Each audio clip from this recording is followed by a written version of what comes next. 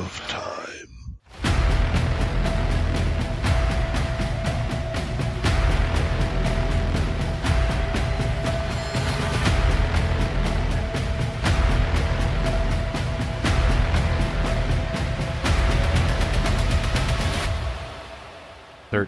O'clock.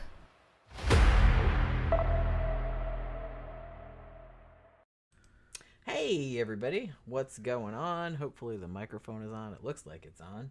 Okay, yeah. How's everybody doing? Yep. Today's going to be a fun show. It's going to be a 4th of July special. Getting y'all ready for 4th of July. If you're in the United States. Yeah, if you're in the United States. But if you're not in the United People in States... other countries be like, what the fuck is the 4th of July? Well... everybody knows what the 4th of July is. We're going to talk about some haunted shit. We're going to talk about some American fucking folklore and tall tales. And drink. Yeah. During this. And, so it's kind of nice. I do like the true crime shows, but I thought, this would be a good time to do some more fun shit. And, we got a lot of listeners that are from the UK area, Australia, and Jen, I'm sure, has dug out some good shit. Probably Paul Bunyan and weird shit like that. Just weird American folklore. Stuff that they don't really talk about too much anymore, but when we were kids, they brought us up on it. Oh, yeah, big time. Yeah. That was I remember we had these little readers with all these different stories and stuff like that when I was in elementary school, and that's when I first heard about Paul Bunyan and it's kind John of Henry and all of that. Kind of the American equivalent of, say, the British hearing about King Arthur, the Knights of the Round Table. None of that's historical, but they believed it. Matter of fact, I think when I was a kid here in the U.S., I think they told us that was actually based in something that really happened. What, Paul Bunyan? No. Or what was I talking about? I don't know. I was talking about King Arthur. Oh, King Arthur. That didn't happen, no. One of these days we should do a show about it. Yeah, I think the older British generations were actually taught that was historical. That was something that actually happened. I mean, like I said, it might have been loosely based on a real person, but it's just kind of one of those things where the details have been so changed that it might as well not be based on a real person. Like Jesus. Yeah, it's kind of it's the same kind of thing. Can I just say, when I was doing when I was looking up materials for the show and everything like that, can I just say that I love that a guy on YouTube made a video, and it was called Paul Bunyan, America's Forgotten Kaiju. Yeah. Yeah, it's like a kaiju. Yeah, big dude. So he was arguing. He's like, I got in an argument with my friends. Is Paul Bunyan a kaiju? Yeah. And not quite the size of Gojira, but Well, that's the thing. When I was looking up some of the stories about Paul Bunyan said that he was only 7 feet tall, which is tall for a person, but it's not really that tall. There have been people that tall before, like basketball players and that Wadlow dude that's in the fucking Ripley's museum. Yeah. And I'm like, that's not that big. That's not as big. All the stories that came about about him. That's not when they show him. You'd have to be like Godzilla size. Yeah, when they show him, he's more like 9 or 10 feet tall. Or no, bigger. 15. Yeah. Because, like I said, I think just like with most tall tales, I think it got added onto more and more, and he just got bigger and bigger. Because some of the shit that they say, it's like he'd have to be fucking gigantic. I remember when I was a little kid out in California. My dad be driving us around, and there used to be these huge, guess it was fiberglass, big fiberglass representations of Paul Bunyan, and they used them as street signs. Yeah. And he's standing there, with an axe in his hand. These are like business signs, actually. Yeah, they had a lot of those. Right, and then they were made by a company. Some of them were Paul Bunyan, or they could switch them around and just make him a workman. And then they'd have it out in front of a hardware store. And they could change that same figure into a bunch of different stuff. Well, because he's just looks like a generic lumberjack. Yeah, they even had one time it's just to do with the golf club. They had that outside, miniature golf places and shit. Yeah. Yeah. There's a lot of statues of Paul Bunyan around, different, because they don't really, because he's a fictional character. Yeah, so they don't really say where he comes from. So in a couple of cities, they have big statues of him. Johnny Appleseed. I'm not sure if that guy actually existed. They said he did. I didn't even look that up. Yeah. To be honest with you, I was kind of sticking more with the so-called big man stories. Yeah. Like Paul Bunyan and Pecos Bill and yeah, all that kind of stuff. The ones that were in the animated shorts in the 70s that I saw when I was a kid. And John Henry, you know what I mean? So yeah, he was That always the original black superhero. that John always Henry. and there is a superhero that's based on him too. Yeah. But that one always made me so sad. Like, cause I first heard about that in He elementary dies school. in the end. Yeah. Well, spoiler alert. Yeah. Spoiler alert. Spoiler alert. He dies. Pecos Bill does too, but Yeah. but in a goofy way. Yeah. And I didn't get as attached to Pecos Bill because he was obviously just like a crazy cowboy kind of character. Zach says, "Is it bad? I'm now tempted to Google if Paul Bunyan has ever been a porn character." Oh, I can guarantee Oh, it. I'm sure there's somebody out there calling himself Paul Bunyan.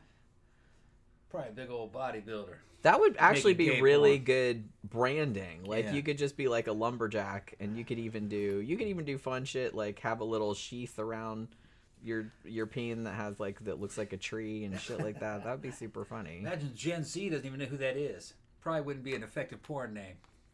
Yeah, I wonder do they still? Because like I Yeah. said, I remember hearing about it in elementary school. Yeah. We just had like a fun little thing about American Yeah. tall tales and He was the original bear. yeah, The original gay bear. Yeah. Lumberjack. Yeah, so he's got like the Yeah. he's like the dude on the Bounty paper towel Yeah. packaging, which I don't think that's supposed to be. Is that supposed to be Paul Bunyan or is it just like a No, generic It's lumberjack? just generic lumberjack. He's a lumberjack and he's okay. Yeah. He works all night and he sleeps all day. Yeah. But it's a little Monty Python there for you. 13Cam Superfan is here. Said Jenny is your dad, Paul Bunyan, because you're giving me wood. Okay. All right. High Desert said, give me some ghost material. Yeah, we're gonna talk We about got some ghosts. Williamsburg stuff because that's been a topic for a while. I know like every city, like particularly old ones in the United States, like have a lot of ghost stories, but I kind of feel like Williamsburg gets brought up a lot because that's like one of the oldest cities in the U.S. and like it has that like downtown market square with all the colonial era buildings and stuff like that. So they have like a lot of hauntings there and stuff, and like all the ghost people, like the paranormal investigators go there and shit like that. But High Desert also says it's crazy hot here. Yeah, here too. I don't even know it's in the 80s now, but It wasn't that bad. It wasn't that bad today. No, it was it was a little bit cloudy, I thought. Yeah. Maybe I that's took the Thunder bike out. the thunder bike. Yeah. It's a lightning. Buell lightning. Oh yeah. Yeah. Was that the one that's not the one that you haven't fixed the other one, right? No, that's the firebolt. Firebolt blew a fuse, dash panel fuse. When I hit the turn signals, that means that there's an exposed wire somewhere. Exposed blinker wire. Yeah. So I got to go through that. It's gonna be on the left side because I hit the left turn signal and the fucking boom blew the fuse. I'll find it. I just don't want to do it. You'll figure it out. Yeah, I'm gonna have to redo all that shit. I just put new blinkers on that shit. It's gonna be the front left blinker probably. Fucking blinkers. But I took the tail off. See, so there's wires underneath that tail because I got a race tail on it. I'm taking up too much time. It could be the rear left blinker too. But it's a metal tail, and if there's an exposed wire, it fucking shorts out. It'll blow because it's a Harley style electrical system. And they just you get a short and a blinker, and you're gonna blow a fuse. Zach says, actually, a history of ghost hunting TV shows might be a pretty good topic for the show. It might be, actually. We started watching one just randomly that was on... It's either on Hulu or Max, I can't remember. But we were just, like, flipping through, and I was like, what the hell? And we just put this one on. And I think it was called Paranormal Caught on Camera. And the first couple were actually kind of amusing. It's not just ghosts. It's ghosts, UFOs, Sasquatches, like, pretty much anything. And even though a lot of them were, very obviously fake, it was still kind of fun. It was still kind of a fun show. So we watched like a few episodes, but then after a while it just started getting too silly. So we had to go watch old unsolved mysteries instead because we were kind of getting too tired of it. The UFO ones aren't as fun, I don't think. They had a lot of UFO stuff on there, and the Sasquatch ones were. That one was just, I'm like, that's obviously a dude. Come on. That program is starting to get real samey. Kind of like the ones off of the History Channel, where it's a bunch of filler and bullshit, and then just show you the same stupid video over and over again that is fake, or it's no, that's just a fucking reindeer on the snow. Like they were saying, this is a fucking, we got a film of a Sasquatch, and this guy's filming down in a valley filled with snow. He's mountain climbing somewhere. But I'm looking at it and go, no, at that angle, it's just walking up. That's just a deer or or a mountain goat or something. a mountain goat or something. Yeah, because it didn't look like... It's not bipedal. It just looked Yeah, they bipedal said from it the looked angle. like a biped, but I was like, I don't know, though. Like, the way it was walking, I said it looked like It was a four-legged animal. like an elk or some shit. Yeah. I don't know. But, yeah. CB said Jenny would make a fantastic female Dracula, and Tom is perfect for her Igor. Right. Dracula didn't have an Igor. Yeah, well. That was Dr. Frankenstein. Yeah. Everyone every monster needs an Igor. Yeah. I feel like.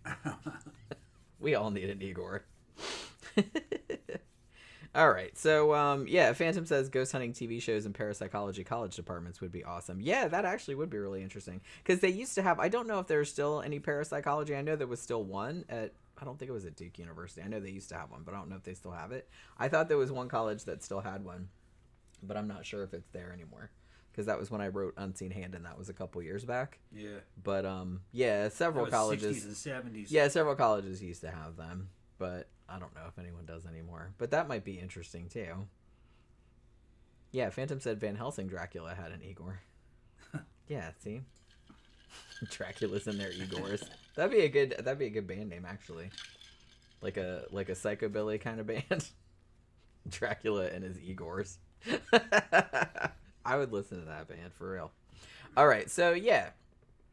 So like I said, these two topics, like Haunted Williamsburg and American Tall Tales, were two separate categories, and they were both in the poll, and they tied. So I figured, I'll just kind of throw it all in there because it's a holiday tomorrow, and in the United States anyway.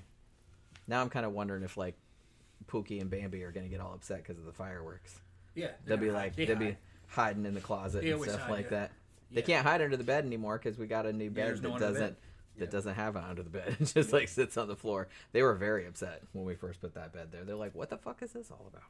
We can't get under here." Can't go in there. But that's what they used to do. Like every 4th of July, they would run underneath the bed. CB said Ghost Adventures was good, but Zach Baggins fucked everyone over. Yeah, I mean, I don't know the guy, but I have heard some stories about fucking Zach Baggins being kind of a douche. So there's that. So you want to get started on Haunted Williamsburg? You can kind of throw in tell them some what of these. 4th of July is. Ghost stories. It's Independence Day. Is Independence Day. Yeah, kind of a made-up day. Well, I mean, we had to put it somewhere. Yeah. Because really, I mean... That was the signing of the Declaration That was the signing of the Declaration of Independence. Yeah. We didn't really actually get independence until, no. like, 1783. No, later. Well, that was when the war was over, right? Yeah, but it wasn't over until, like... Well, no, I know, but... Until we lost the War of 1812, really. It was when the Empire struck back. Britain that was invaded like the the United sequel. States and burned down the fucking White House and fucking destroyed the Capitol. They were like, bitches. And people forget all about that. We lost that one. Yeah. Yeah, the British came in and burned the shit down and then then they left. They said, okay, we're through with y'all. Like, all right, fuck out of here. They didn't even care about fighting. They just came in and said, we just want to fuck you over. We just set everything on fire and then we're going to leave. Dropping the mic. It was a punitive action, is what they called it, that's the way wars really should be. They're not really wars of imperial power and trying to get people to obey you, because it never works. That's why our army always is getting our asses kicked, because politicians ask you to do the impossible, like get some other country to obey and join the empire. Iraq didn't join the empire. Fucking... those fucking inbreds down there in Africa, Afghanistan didn't fucking join the empire. Nobody wants to join the empire. They have to be forced to do it, and it doesn't work for long. Just ask other empires. So it's all falling apart right now, and a good thing. It will be a better world for it. Those are technologically obsolete now, and it all has to do with banking systems. Well, on Independence Day, or what we're calling Independence Day now, these dudes signed the Declaration of Independence and then rapidly became pariahs. They lost all their shit. Most of them ended up in prison. Their fucking kids got killed, and a lot of them fucking ended up in prison. There was no independence really until fucking the War of 1812. Because even though the American Revolution was supposedly over, The British were still around. They still had bases here. They were still impressing people out in the out to sea. They would just grab our sailors and make them serve on their ships. A bunch of shit. The British didn't really recognize that independence. We kept fighting back, and eventually they got pissed and fucking burned our capital down. We won like we always won, just by being a huge pain in the ass. That's how you. That's how you win all wars. All wars. Just being really, really stubborn. Don't give in. You just out-endure the enemy. And you just keep saying no. And then you go, okay, now they're going to, and you will do this. Okay, we'll do this. And then when you're not looking, we're going to burn this shit down. Okay. And then, the next day, well, okay, you're this judge that made this ruling in favor of your empire, and he did it against us. Okay. 3 months from now, we're going to sneak into his house and burn it down and kill him and his wife. It's just constant resistance. And eventually they just go, this shit ain't worth it. They just fucking do something like burn something down and leave. Like how we left Afghanistan. Oh, fuck it. They just ran. You can't control people. You can't control people. Not with guns. You can only control people with mind war and propaganda and raise them to obey you. You can do it that way. But even that has limits. Zach says, did you have to put the bed on the floor because the frame broke from overuse? We broke that bed and replaced it. It kind of did, actually. We did break the other bed, but the other bed we had was old. Like, we got it secondhand, and we did kind of break it. Yeah. So we actually did have to buy another one. Yeah, and it's on the floor.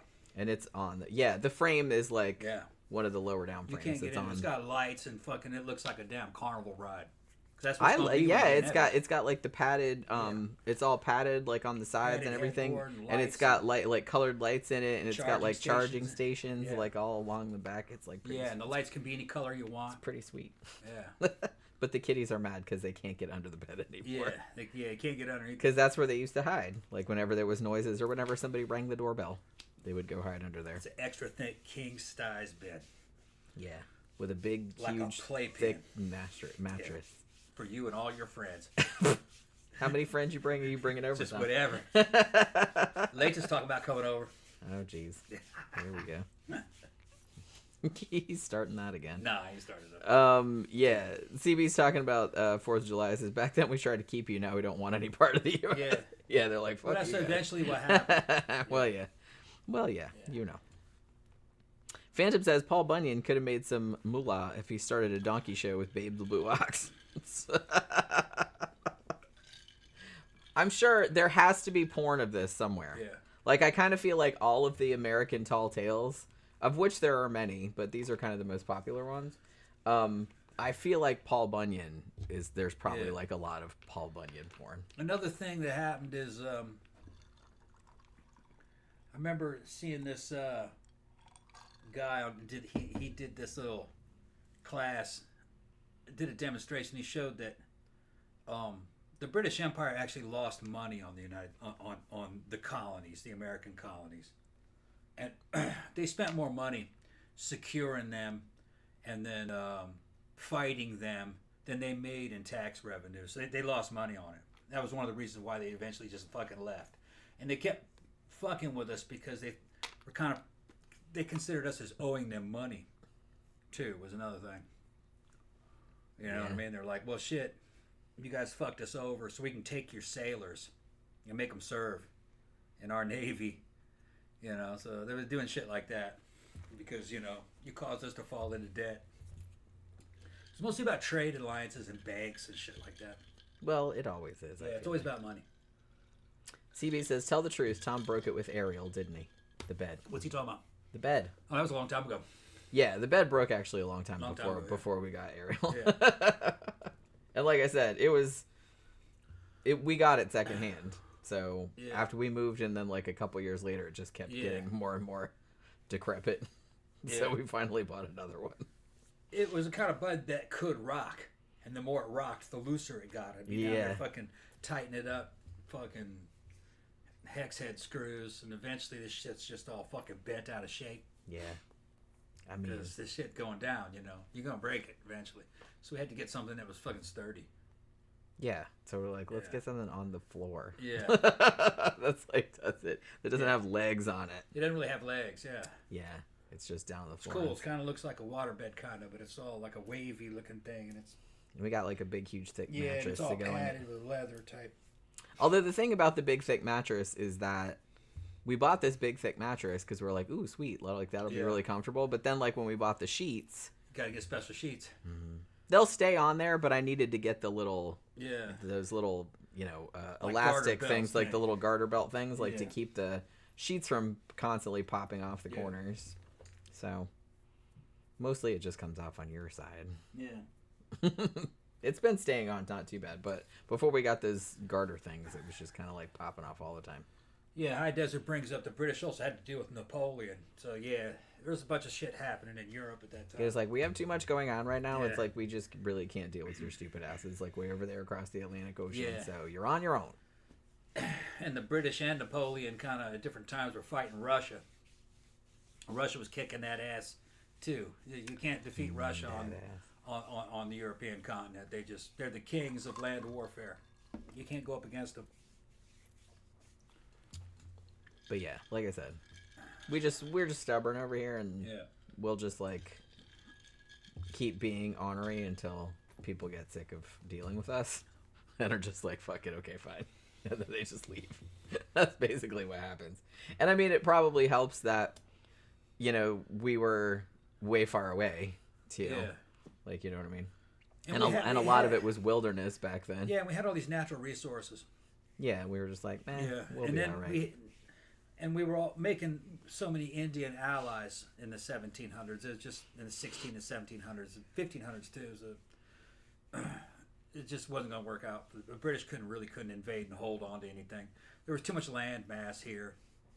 It just all you had to do is run from them. Size has a certain quality all its own, and a low population density. You can just land an army here, and it doesn't even make a difference. You can just kind of avoid it. So And especially like back in those days. Yeah. That's the thing. Yeah, they didn't have anything except guns. It's kind And of it didn't funny. help Like, you out. I feel like when I lived in the UK, like people that I met that had never been to the US, like they heard that I was from Florida, so they would always ask me if I knew somebody from Miami, and I was like, where I grew up is 5 hours away from Miami, They don't have a concept of how big this place is. and I'm like, and that's in the same state.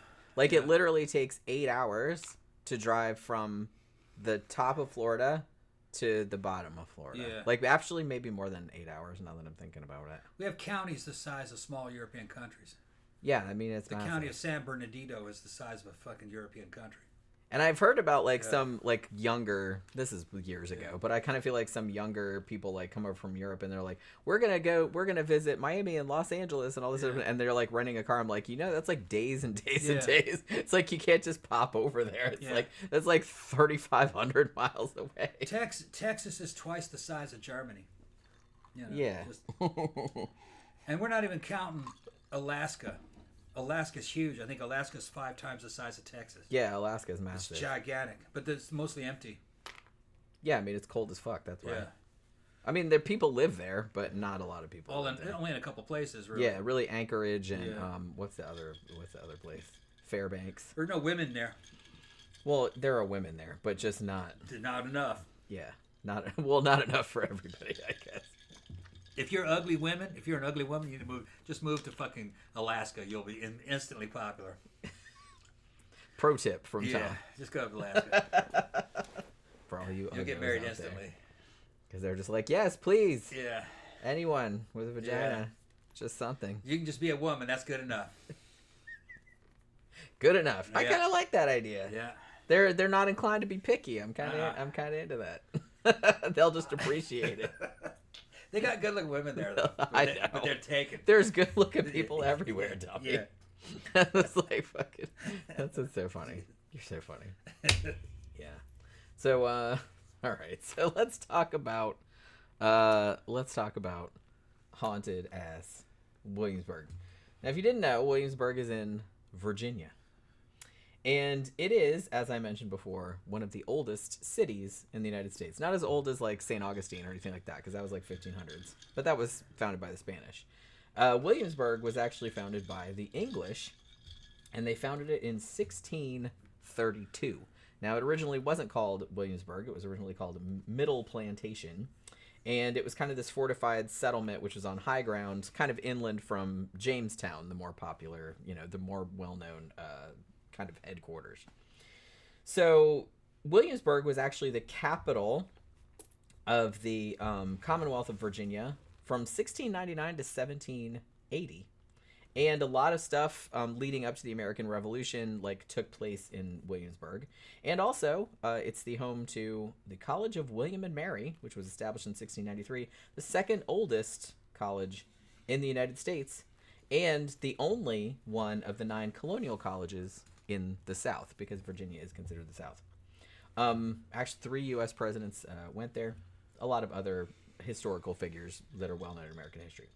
So as I mentioned before too, Williamsburg has a lot of the buildings they preserved from the founding of the city. Obviously they've tried to upkeep them and try to restore them to the way they looked back then. So there's a lot of tourism, and people specifically go there. There's people dressed up in colonial outfits, and there's a bajillion ghost tours and all that kind of stuff. So that's kind of where a lot of their revenue comes from, is from people going and seeing all the colonial stuff that looks just the way it looked back in the old days. So as with any place that's this old, Williamsburg has a fuck ton of haunted places and ghost stories. So we're going to talk about some of the more the better known haunted places in Williamsburg. And these are places that are all on one of the many ghost tours in the city. So if you go, they'll go and tell you some of these stories too. So one of the most haunted places in Williamsburg is what is called the Public Hospital. Now, Public Hospital, despite its name, it actually was kind of, I want to say if it was a euphemism, but I don't really know if it's euphemistic or not. But it's actually, it's a mental asylum is what it is, like a psychiatric hospital. But they call them public hospitals for whatever reason. So, just like a lot of psychiatric hospitals from this era, it was not a fun place to be put. They'd chain you to the walls. They'd put you in little cells that just had a tiny little barred window. They'd stick you in there by yourself, just basically isolation, things like that. It was just filthy and gross and diseased and everything like that. They gave the inmates, lots of drugs, electric shock therapy, and all that kind of shit. So what ended up happening at this place was that the conditions there were terrible, as they were in a lot of psychiatric hospitals in this time period, because they're like, hey, crazy people, we're just going to throw them. In a way, I kind of feel like some psychiatric hospitals from this time period were even worse than prisons, probably. I mean, the prisons were bad too, but I'm just saying that it certainly wasn't any better. They didn't really have any conception of treating mentally ill people as ill people. They basically just treated them like animals or like criminals, pretty much. They kind of made fun of them too. Yeah, and like I said, and sometimes they did this in Victorian London a lot too. And this was, where they would have all the hoity-toity rich people would pay and come and tour through there. Yeah. So they could listen to the gawk. crazy people. Yeah. So they could gawk at the crazy people. Yeah, it's entertainment.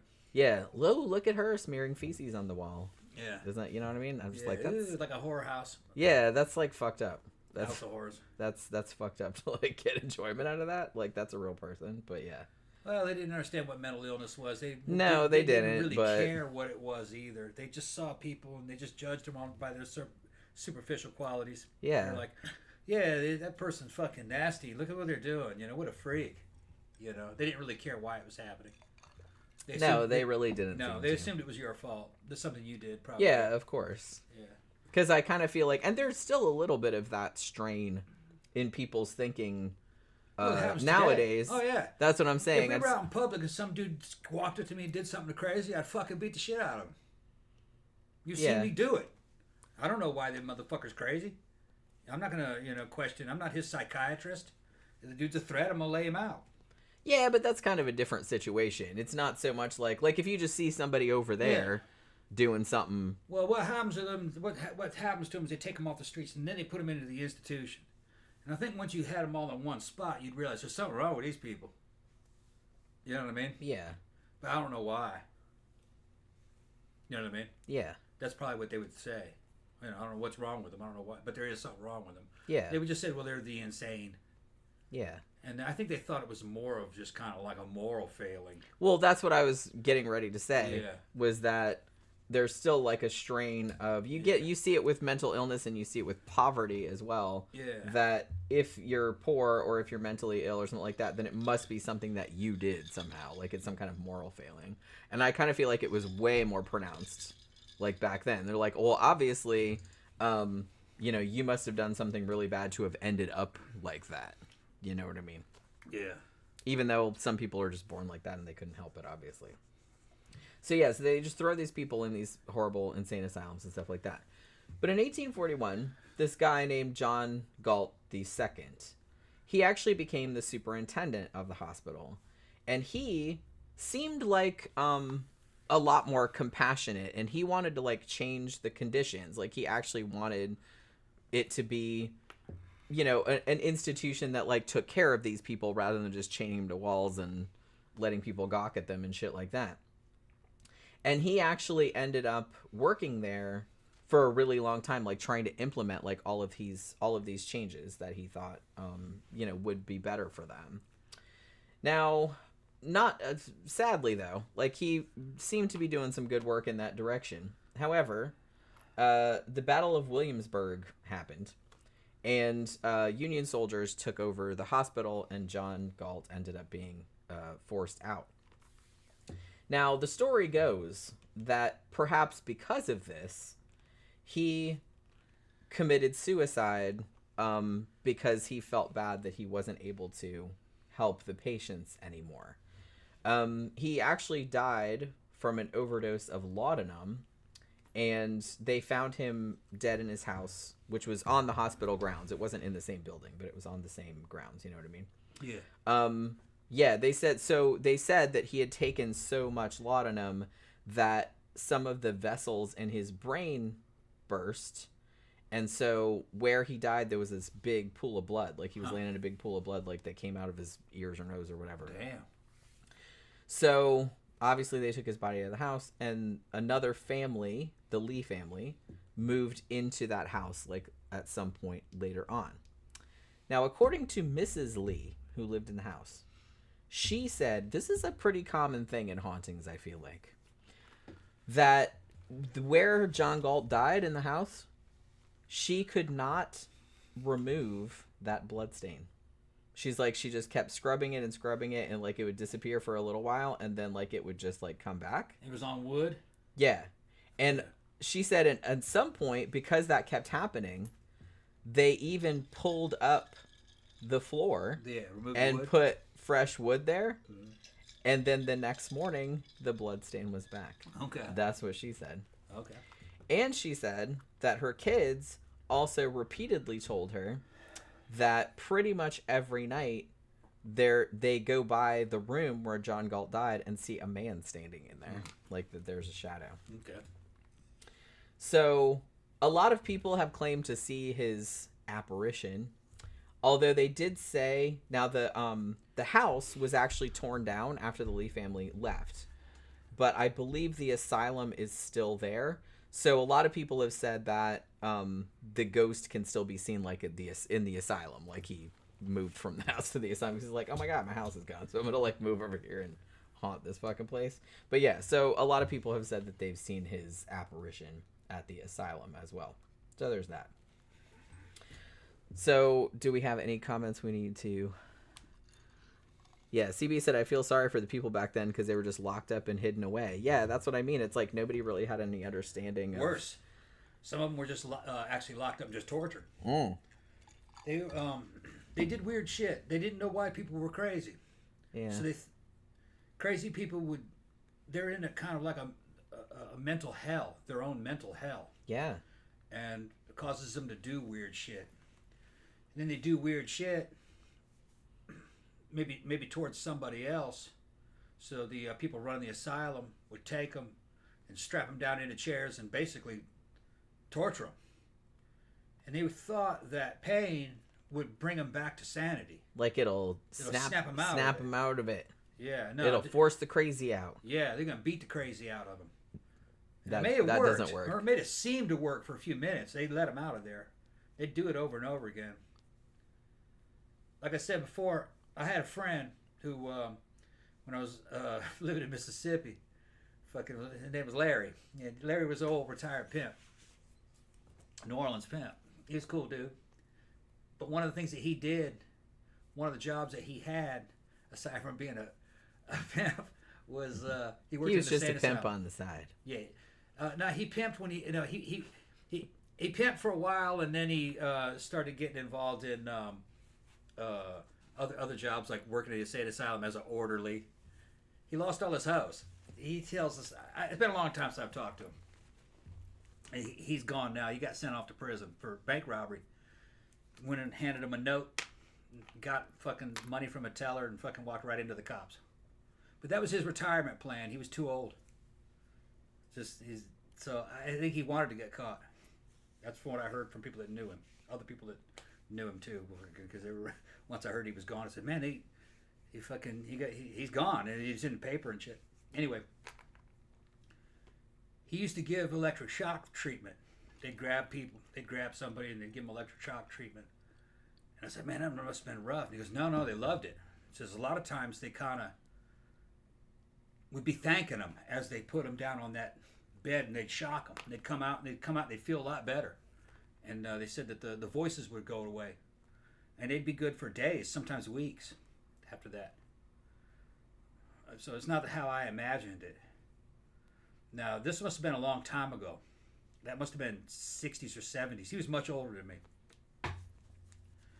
Because I think they replaced all that shit with Thorazine. Yeah.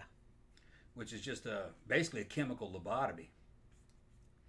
And he said, if I remember correctly, he says that they couldn't give lobotomies anymore, but some of the people that were in there had already been lobotomized. Right. But during the time he worked there, they couldn't lobotomize people.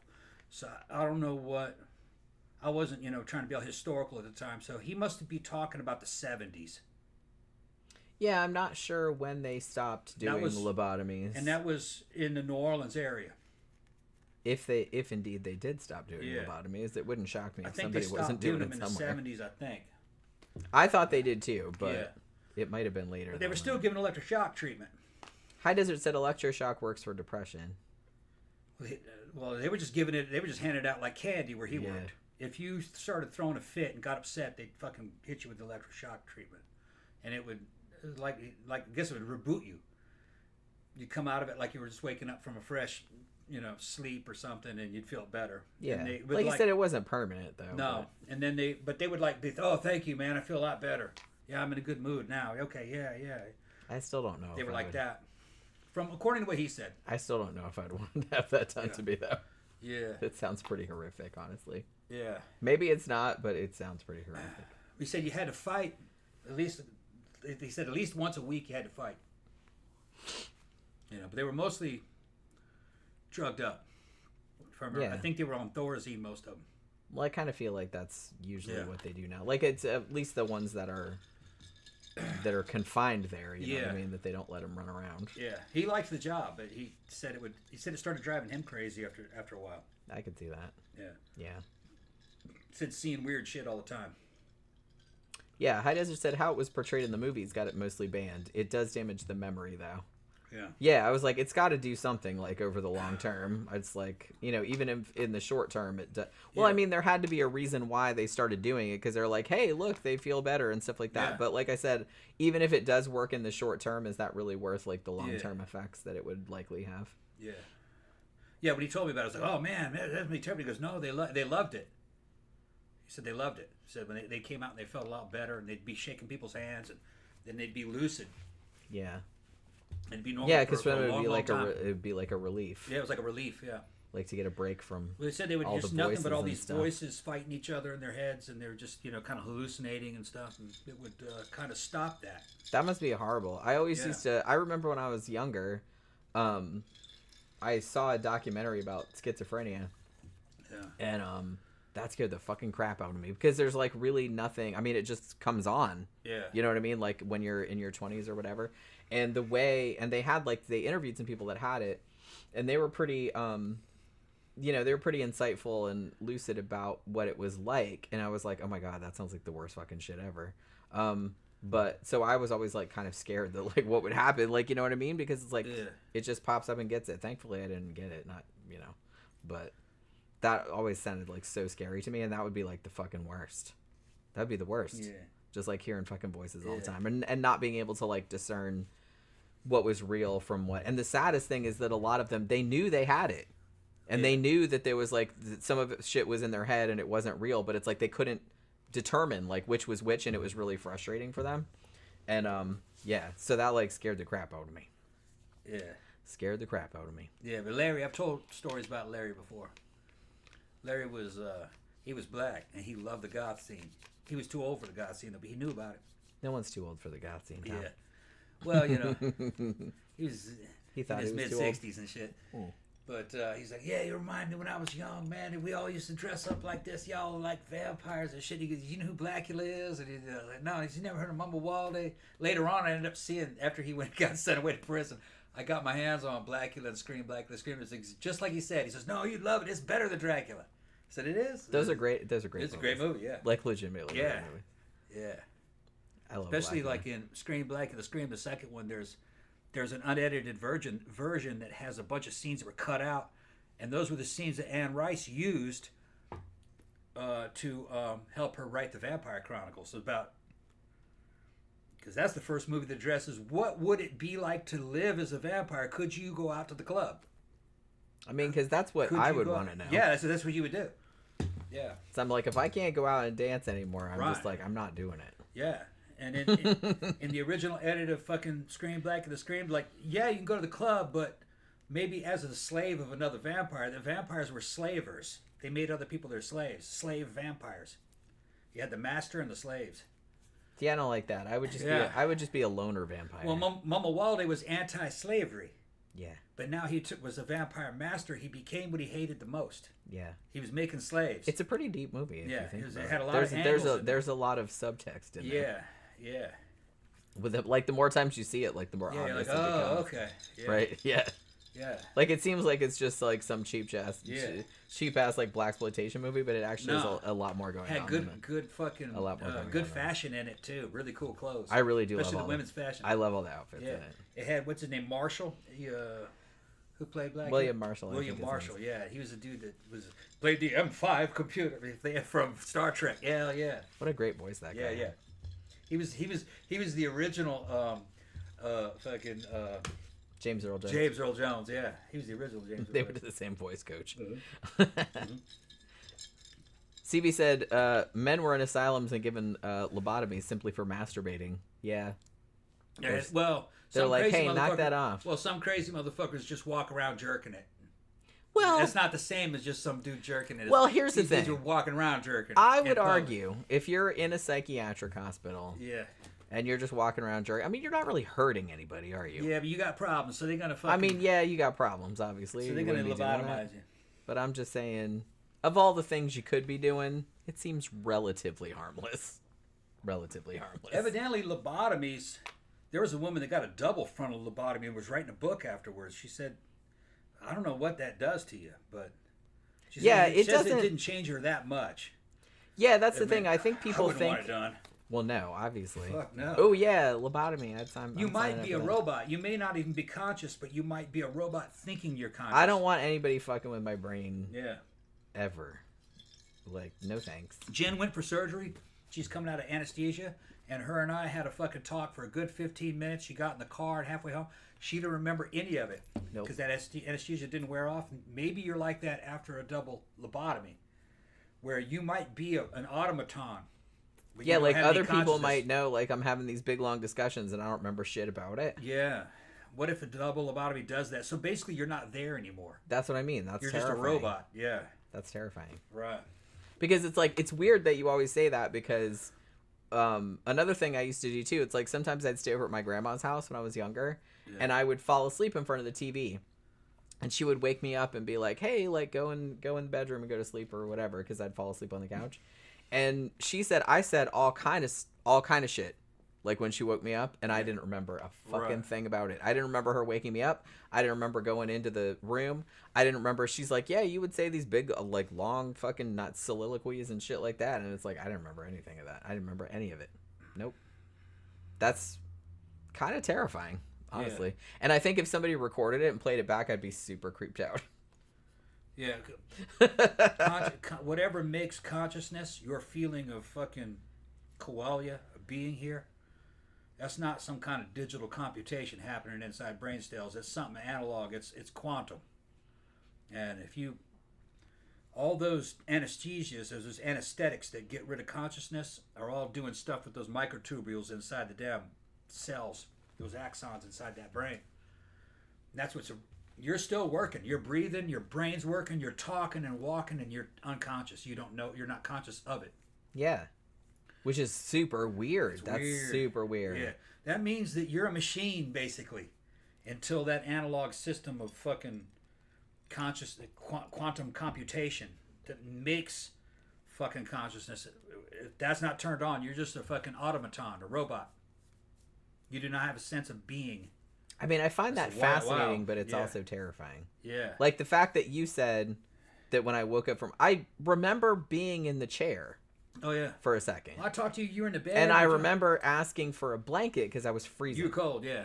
Yeah, I remember. Which they told me. That's why they said, wear warm clothes when you come because you'll be freezing cold when you come out. Wear socks and everything like that. So I did do that. And I remember waking up in the recliner and asking the nurse, like, man, can I have a blanket? I'm like freezing my ass off. I remember that, but you said we had like a big long discussion, and I don't remember that we were at talking all. About all kinds of stuff. And I don't remember that at all. You were you. You just didn't have a sense of... So I don't even need to be here. No. No. I don't even need to be... It'll just go on autopilot. It'll go on autopilot. Me, I'll just go on autopilot. You'll be a simulation of you. Yeah. You won't be carrying your consciousness with it. And Tom won't even notice. I wouldn't. Yeah, no one else would notice. You'd seem to be perfectly normal because you seem to be perfectly normal at the time. We were talking. That's crazy. You're being. And yourself. The only thing I remember asking the nurse for a blanket because I was freezing cold. Yeah. And the next thing I remember, kinda you putting me in the car. Yeah. For a second, and then the next thing I remember was being in bed back at your house. Yeah. And you were bringing me a sandwich. Yeah, and that was a couple hours later. Yeah. Yeah. Those are the only three. Talking. Moments that I remember. We were talking, and we were talking about things that were just totally normal. Yeah, you weren't in there though. Yeah, that's spooky. Spooky. Yeah. Well, like I said, my grandma used to tell me that all the time. Like when she used to wake me up when I fell asleep on the couch, and she's like, "Yeah, you'd say all kind of stuff," and it's like I don't remember any of that. Like I didn't remember like walking through the house. I didn't remember nothing. But she said you were acting regular. Yeah. Spooky.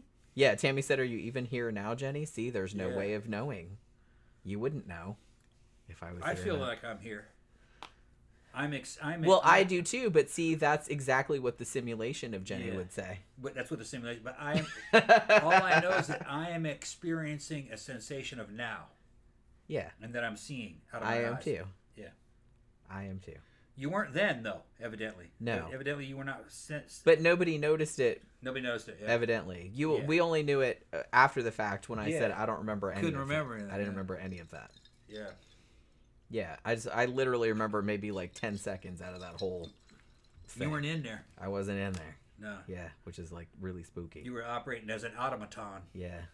And like I said, the fact that you couldn't tell the difference like really freaks me. Freaks me out. That's why roofies work. Yeah. Doing the same thing. That's what I mean. I find that shit fascinating, but it's still like it's fucking terrifying. Turns you into a zombie. Yeah. Well, maybe not really, because that girl may not have a sense of being in there, but she would fight back. It's the ones that render them unconscious and asleep. Yeah. Those are the ones that they use. Yikes. Yeah. If they use something like anesthesia, you would fight back. Just you wouldn't remember that you fought back. Right. Yeah, there's a big difference between... Right. When they wear off, you wouldn't know anything happened. But the whole you went through a fucking combat and went through an entire assault process. And that's not what those creeps are looking for. Those creeps are actually just want to jump on some chick who's asleep. Yeah. Yeah. Because they don't want the trouble. Yeah, they get off on that. The power. Non-resistance. Those dudes are weaklings anyway. They had that one Japanese dude that was doing that to all those damn call girls, hanging them from the ceiling while they were knocked out by their ankles. Yeah. He's doing a long time though. We got to do a show on him. Do you remember what his name is? I'll find it. If you look it up, just remind me and I'll write it down. Because if I don't write it down, I'll forget. He specialized in Western hostesses and other call girls, like white girls. That's what he was. That's what he was. He was real rich Japanese guy. Yeah, I remember you talking about him. Yeah, before. he had like 50 of them on video. Well, remember that show we were watching the other day? I think it was Evil Lives Here, and the guy and the girl that was married to that dude. Yeah. And she didn't even realize, but he had raped her. And he was doing the same thing the first night. Like, she was knocked out. He drugged her, but he recorded it. Yeah. She didn't find out until later, like when the cops caught him for doing it again to someone else. He did it up to a bunch of people. Yeah. And they were like, we hate to tell you this, but we found video in his house and there's a video of you. Yeah, and it was the night that they met. And it was the night that they met, and she watched it and just like, I can't even imagine. I can't imagine watching that. And he was like pretending to cut her up with a sword and all kinds of stuff while she was asleep. Yeah, it wasn't just you pretended to sexual kill her. assault. He was like pretending to kill her and stuff too. It was. I'm like, that is fucked up. The Japanese guy was kind of doing that same thing, but they called them hostesses, which is like it's a call girl, except you go to a club to meet them. You don't have. They just pay to talk to them, but they'll pay to have sex with them too. That's where their money's at. Yeah. All right. So, are we getting back to the ghost stories, or because I got a long way to go? Go ahead, man. We got all night. We got all night. We do actually. It's only 8:21, and like I said, it's a holiday tomorrow. It's a holiday tomorrow. Everybody's just fucking having fun. Yeah. And I'll probably got food already cooked, so when this shit's over, we'll get something to eat. I'll probably check in with work on Slack and see if anybody's working but me. But I don't really know. I did all my shit I had to do today. Okay. Though. Okay. So another place in Williamsburg that is super, super haunted is Bruton Parish Church. Now, as far as I could determine, this church is the oldest building in colonial Williamsburg. It was finished in 1683. During the Civil War, it was a hospital, and so about 100 Confederate soldiers that they know of that were killed during the Battle of Williamsburg are buried there. Because there's like this big cemetery, and people were buried there like up until the 20th century. I don't know if anyone's buried there anymore, but from the 17th to the 20th century, like people were buried there. So one of the most popular, famous ghost stories about this place. So one of the colonial era reverends of the church was named Reverend Jones. I think his first name was Skirvant, which is a name that I've never seen before. But yeah, Reverend Jones. Now, him and his wife, the wife was pregnant. Now, when she was giving birth, though, there were complications. And the doctor said to Reverend Jones, the baby's okay. I think the baby ended up being okay. But she's like, your wife is not going to make it. So, she's dying. And he said... I love this story because this dude's like such a shit. I don't know if any of this happened for real, but this is the story. So his wife is dying in childbirth, having his baby, right?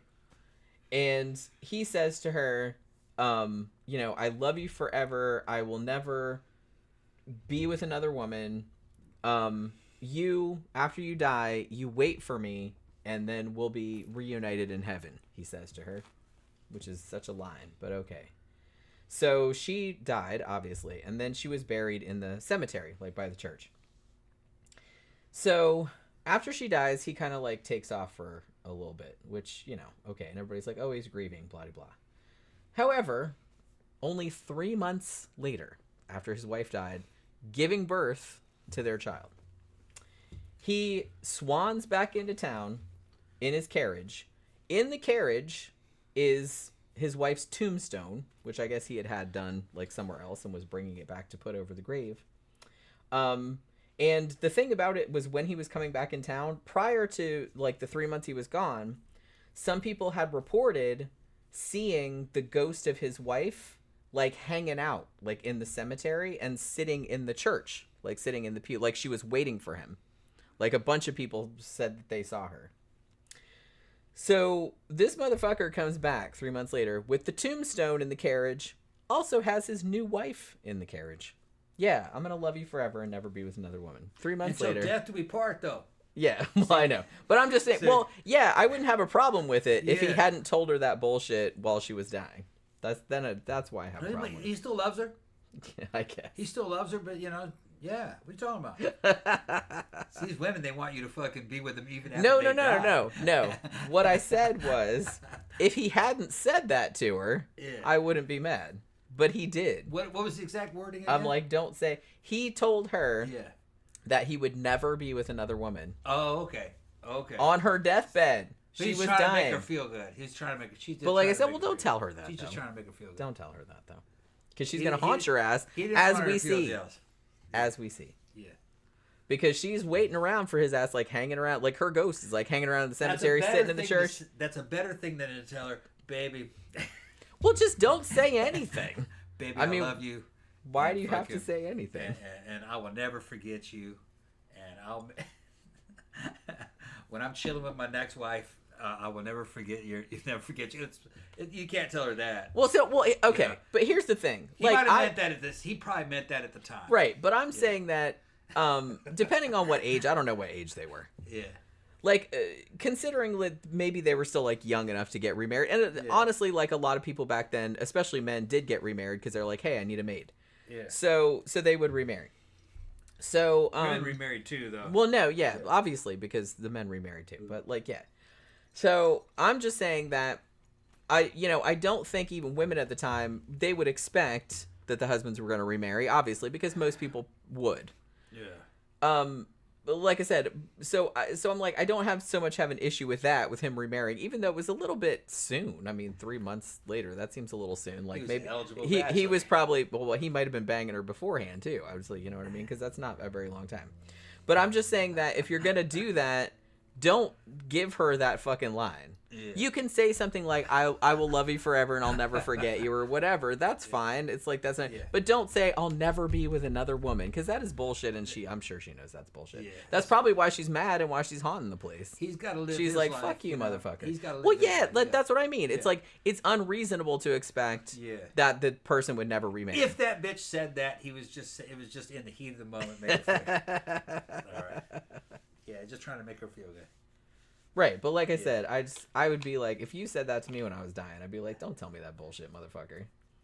That doesn't make me feel any better. Would say, just I would never expect a woman to do that either. Well, no, I said, I wouldn't expect it. I'd be like, baby, you find a good man. Exactly. But I'm just saying, don't say that you'll never be with another woman, because she knows that's bullshit. Right. Come on, everybody. But in the Victorian era, they're gonna they're gonna get some hyperbole.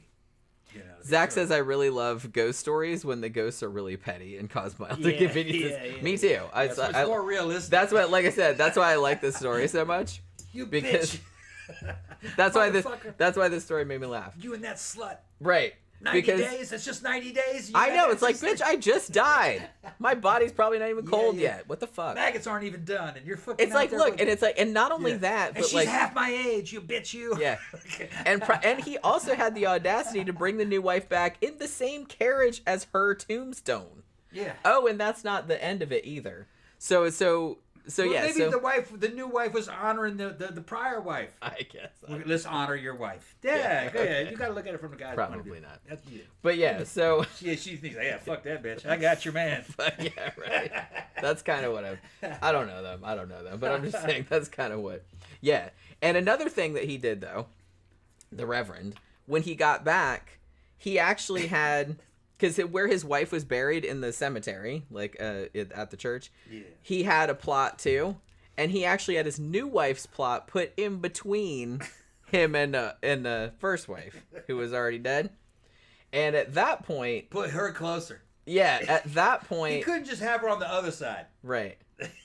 Like, y'all are dead. It doesn't matter.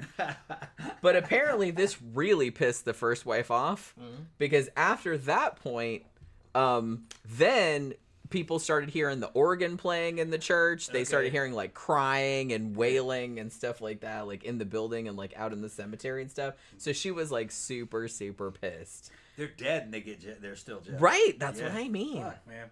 That's what I love this story because I was just kind of like, this is Jen. I know. I'm gonna come back and haunt. Yeah. I'm gonna come back and haunt your ass. I probably won't. I'm sure I'll have better things to do. Shit, you'll outlive me. I probably will. Yeah. I mean, but you never know. You never know what's gonna happen. But you know, I don't like to think about that. I don't really want to hang out without you. You'll probably haunt me though. That's for sure. Do you think? I don't know. It's hard to say. You might be throwing some shit around. I probably would just fucking vaporize. That's the noise I'll make. Yeah. That's what my dad said before he died. Is he had a couple of close calls. I said, "Did you see anything on the other side?" He goes, "Yeah, it's just fucking oblivion." It was oblivion. Oblivion. So you didn't see the light, huh? I saw the light shit when I had that motorcycle wreck. His dad didn't. It was just oblivion. I said, "Okay." I mean, he might have been a little cranky. I don't know. But he was religious and shit until he started having those fucking little. Until he started dying. He's, there's nothing there, just oblivion. That's really interesting. I kind of feel like a lot of people go the other direction. No, he didn't believe in that. No, he started to become a non-believer. Interesting. CB says, Jenny, men will fuck a woman as soon as we're single. We can't help it. We have dicks. We think with it all the time. Someone got to suck the dick. Who said that? CB. Yeah. I mean, no. I guess it depends on how old you are too. I kind of feel like that's more a thing with younger dudes. But well, even when I was younger. Well, I don't know. Like even Jen knows a lot of the details about me. I was pretty strategic with the dick. Yeah, I knew what I was doing. Tom's dick strategy. There was a certain strategy to everything. You should write a book. Yeah, I should. Dick strategy. I should have a dick strategy with I should Tom have a whole Ross. fucking channel, man. I'm listening to these dudes with this fucking the manosphere. I told you, and they're a little too young to be given some of the advice that they're given. I mean, it's good advice for 20s and 30s, but you know they need to hear it from the point of view of somebody who's in their mid 50s. I mean, those motherfuckers think women. Oh, she's 35 now. She's done. You know, she's hit the wall. 30. Yeah. Fun's over for her. God, I'm like a fucking mummy over here, I guess. Yeah, to a fucking eligible guy in his 50s, maybe his second marriage, his kids are grown and gone, or maybe he never had kids, fucking, because he was a fucking playboy. He's 50 and he's fucking got financial security. A 30-year-old woman, man, is like fucking married a kid. He's all about it. And the thing is that a 30-year-old woman is far more reasonable and far more intelligent than a 20-year-old woman. 20-year-old girl is fucking almost worthless. They're just dumb. Well, I mean, I kind of feel like they don't know anything. Unless you're young yourself, like young people, you don't. Yeah, young people don't know. A 20-year-old dude and a 20-year-old girl, really, it's kind of a mismatch. She's light years ahead of him, really. And I don't want to sound like an old fart, like being like, "Oh, those young people don't know anything." But I mean, you do figure shit out. But a 30-year-old guy and a 20-year-old girl, you know what I mean? Yeah, it's probably about right. Psychologically, they're probably about equals. Because for some, I understand how the male brain. I'm going off topic now. What else is new? The way the male brain works, really. A dude really doesn't own his game. Doesn't really understand the game until he's about 30. You're a fool before then.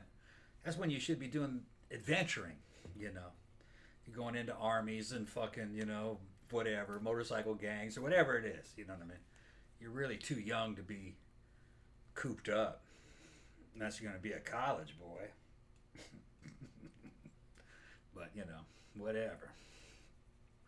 Phantom said, definitely not true at all. When I was 23, I banged a 39-year-old who was tighter than my 19-year-old girlfriend, and she had 2 kids. Yeah. Well, yeah, they got some good older women. But, you know what I mean? You got to look at it this way. When you were 20, you didn't marry her. See? That's true. So, you didn't keep her. So, she had fun, but she probably didn't take you that seriously. It's not a good match. Older woman, younger guy. Especially when the guy's that young. But yeah. you can do it. I mean, yeah. I kind of feel like older women will fuck a younger guy just mostly for fun. Yeah. Like, they don't really take him all that seriously. Yeah, and then the guy's kind of doing the same thing. If she's an attractive older woman, he's into it. But he's not going to keep her. She's like, practice. I'll learn something from her. Practice. Yeah, I'll learn something from her. I'll use that on the younger girls. Yeah, get a taste of what it's gonna be like in the future. That kind of shit. When I'm her age. Yeah. I got a couple of older ones when I was young. They were fun, but I wasn't planning on marrying them. But I wasn't planning on marrying the younger ones. Yeah. Tom didn't want to marry nobody. Hell no. That would have stopped the conveyor belt. The conveyor belt. Yeah, your thinking of the time is not. Well, you married your first wife when you were what? 30. You were 30. Yeah. 30, yeah. Mistake. Yeah. Still too young. But, that was just me. Yeah. I mean, I got married at 22, which I kind of feel like was too... Well, I want to say it was too young, but it didn't. It worked out okay, like, for a long... I mean, we got divorced, but we were married a long time, so I don't regret it or anything. It wasn't terrible. There's a big difference between 30 and 38 when you met me. Yeah. Big difference. That's true. Yeah. Guy doesn't become a man is not really a gentleman of reason until you're about 40. Maybe not even then. Not even that, and half of them aren't even that. I know them. Yeah, that's like I said. I've met dudes of all ages, and I'm just kind of like, have we never progressed beyond this point? Yeah. Okay. And they got fools out there in their 60s. They got fools in their 60s too. Yeah. Talking to this dude, he's 60 something. He's just an idiot. I mean, there's a reason why a lot of women, especially like, women that are married to these dudes that are like old and stuff like that, think they have like multiple, like one more child than they actually have. Yeah. Because it's like he's kind of like Some dealing dudes him are like as that, yeah. dealing with a child kind of. Yeah. Yeah, I get that. So so there's that. Where were we? Okay, so you should always remain youthful. Though. Yeah. And I'm not saying there's a difference between childish and childlike. Yeah. Childlike is good. Yeah, some dudes never mature. Retain your sense of wonder, retain your imagination, like that's all good, like all of those childlike things. But being childish, as in not taking responsibility for your actions or having tantrums when you don't get your way or shit like that. Like, obviously, nobody wants to deal with your stupid ass. Yeah, tantrums. That's what I just said. Yeah. Which I've seen a lot of old people do that, too. Yeah.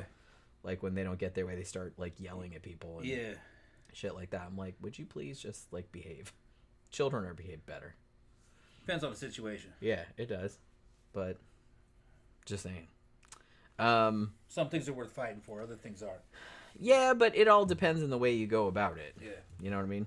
Zach says, hell, I'm 3 years away from 30 and I still feel like I'm 14. Definitely makes tolerating most jobs a bitch. Zach, you're not even on the game yet until about 30. It gets better. 20s were terrible. I didn't like 20s. I mean, I had fun during the 20s, but I didn't know what the fuck I was doing, man. I didn't either. I looked back at some of the shit, and I just missed all these opportunities, or said the wrong thing at the wrong time, or didn't see something that was laid out right in front of me. It's just, you're just fucking dumb. Yeah, it takes a long time. Yeah. And, I mean, it took me a really long time, too, to, like, kind of grow into a person, like my own person. Yeah. I kind of feel like it took me a really long time. And women are a little bit ahead. Because we're in a civilization, and civilizations require interplay between people, like relationships, and dudes are not very good at relationships. They are not. Dudes are more about distance, space, and things, and machines, and systems, and numbers, and it's not quite the same kind of intellect. And more primal, more testosterone. So it's a different situation. So... young dudes don't know how to fucking be. That's part of the problem. And the younger ones right now, Gen Z,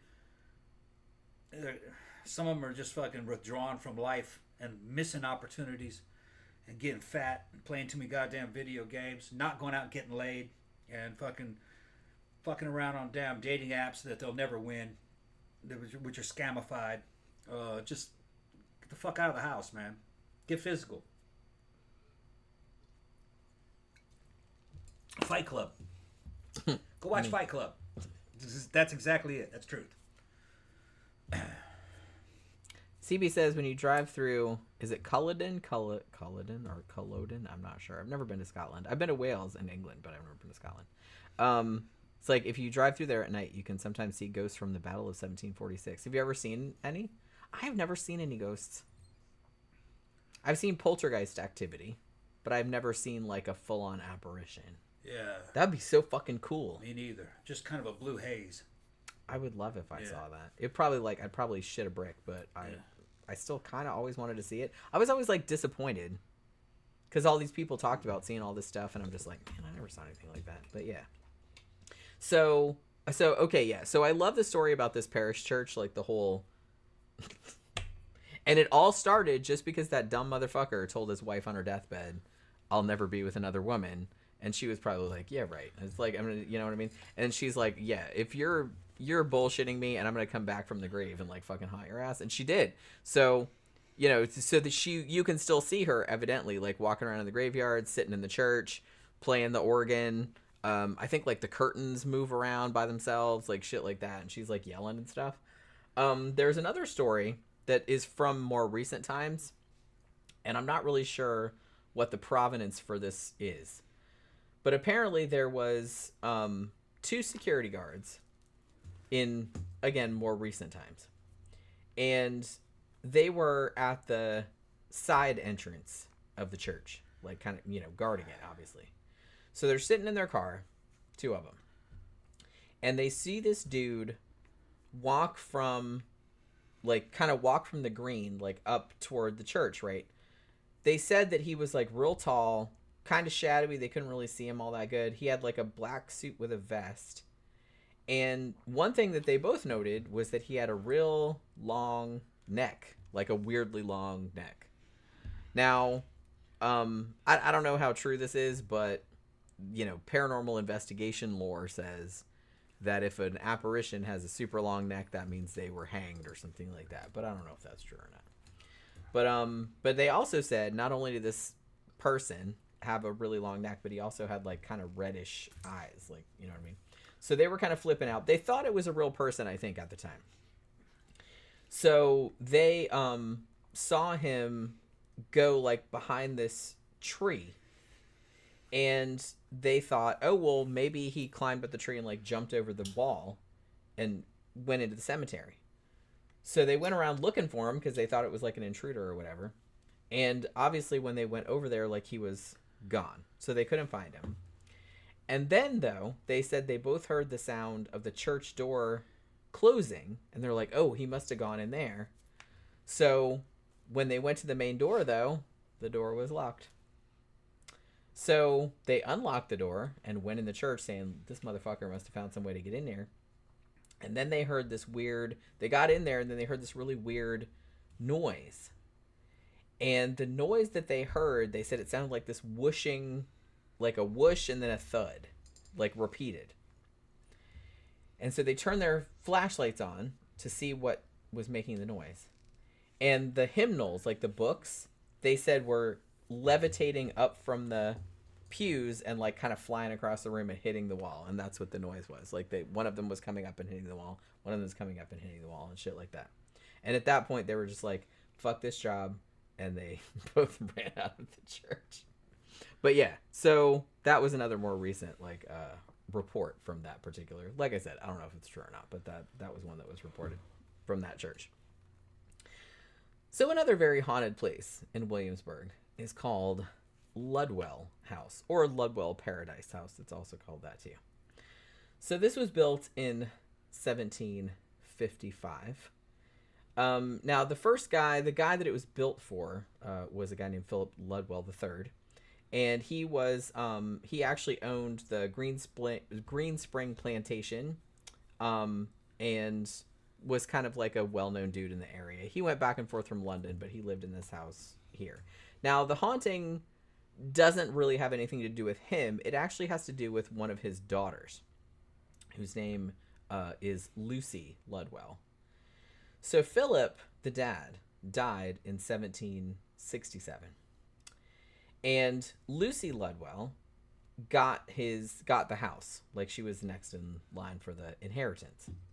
Now, she was, at the time, she lived with her husband, whose name was John Paradise, in London. She was kind of big society chick there.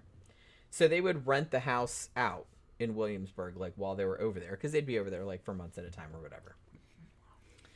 Now, so the husband, John Paradise, he was like real up on, like he knew Thomas Jefferson, and like so he knew like a lot of people. He was like a scholar and everything.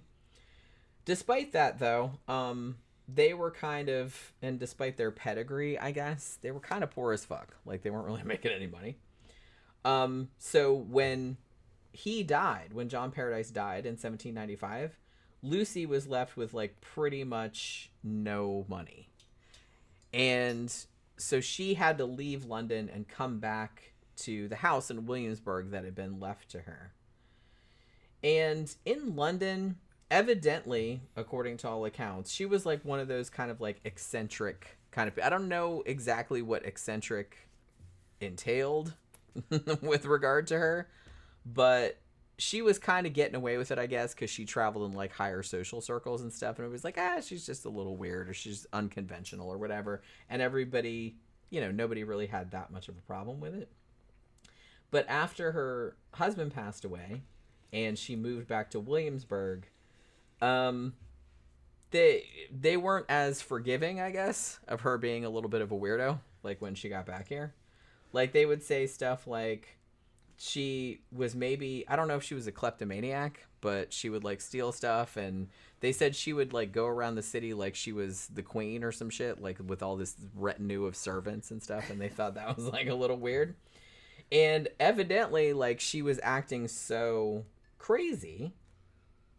Probably not crazy, but you know what I mean? Like, she's like, well, she's not doing what she's supposed to do. So everyone said, well, we need to, like, do something about this.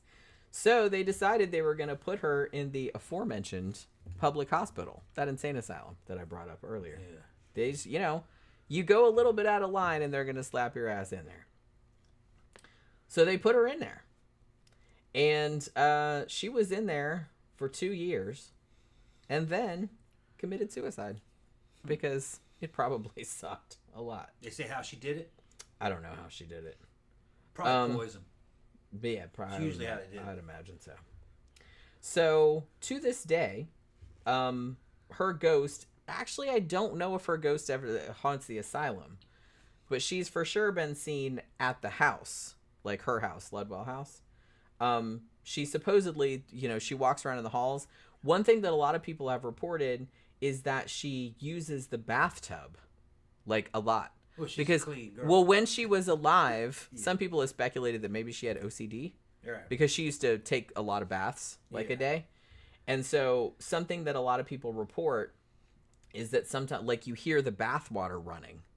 You know what I mean? And, like, you hear somebody in the tub, and then you go up there, and there's nobody there. What year was this again? This was, like, late 1700s. Mid to late 1700s. They didn't have indoor plumbing then in the 1700s. No, you would probably just like bring buckets of water. Running, they would just hear the but nowadays, like, that's what you hear. So, you know what I mean. Where was this again? Williamsburg, Virginia. The same place we're talking about before. So that's the South. This whole time. Yeah. I'm just trying to think. A woman might keep a bath going, but cold. Remember? Know what it's like here without fucking AC? Yeah, I know. I have a cold tub of water.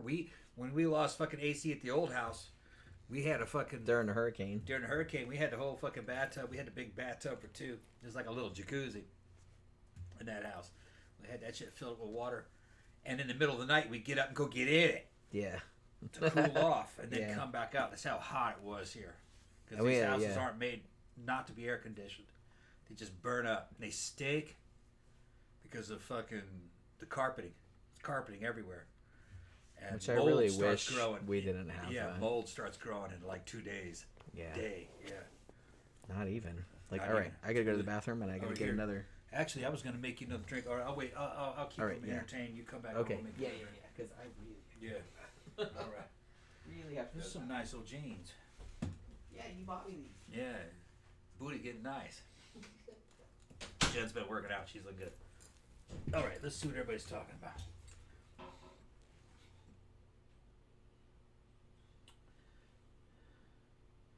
You go talk about Fight Club. Yeah, Fight Club is an amazing flick. And there's a lot of little tidbits of truth in there in terms of philosophy warrior cults. Like joining the army and then warrior cults inside the army, like fucking army rangers. Kind of like that. And the infantry is a cult. It's definitely a cult. So are a lot of corporations. They're like cults too. See what everybody's talking about.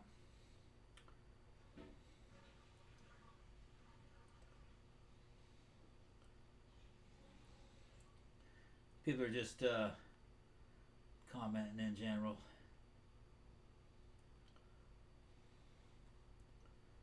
Zach says, I really love ghost stories when the ghosts are petty. Oh yeah, Jen already talked that one. They already shouted that one out.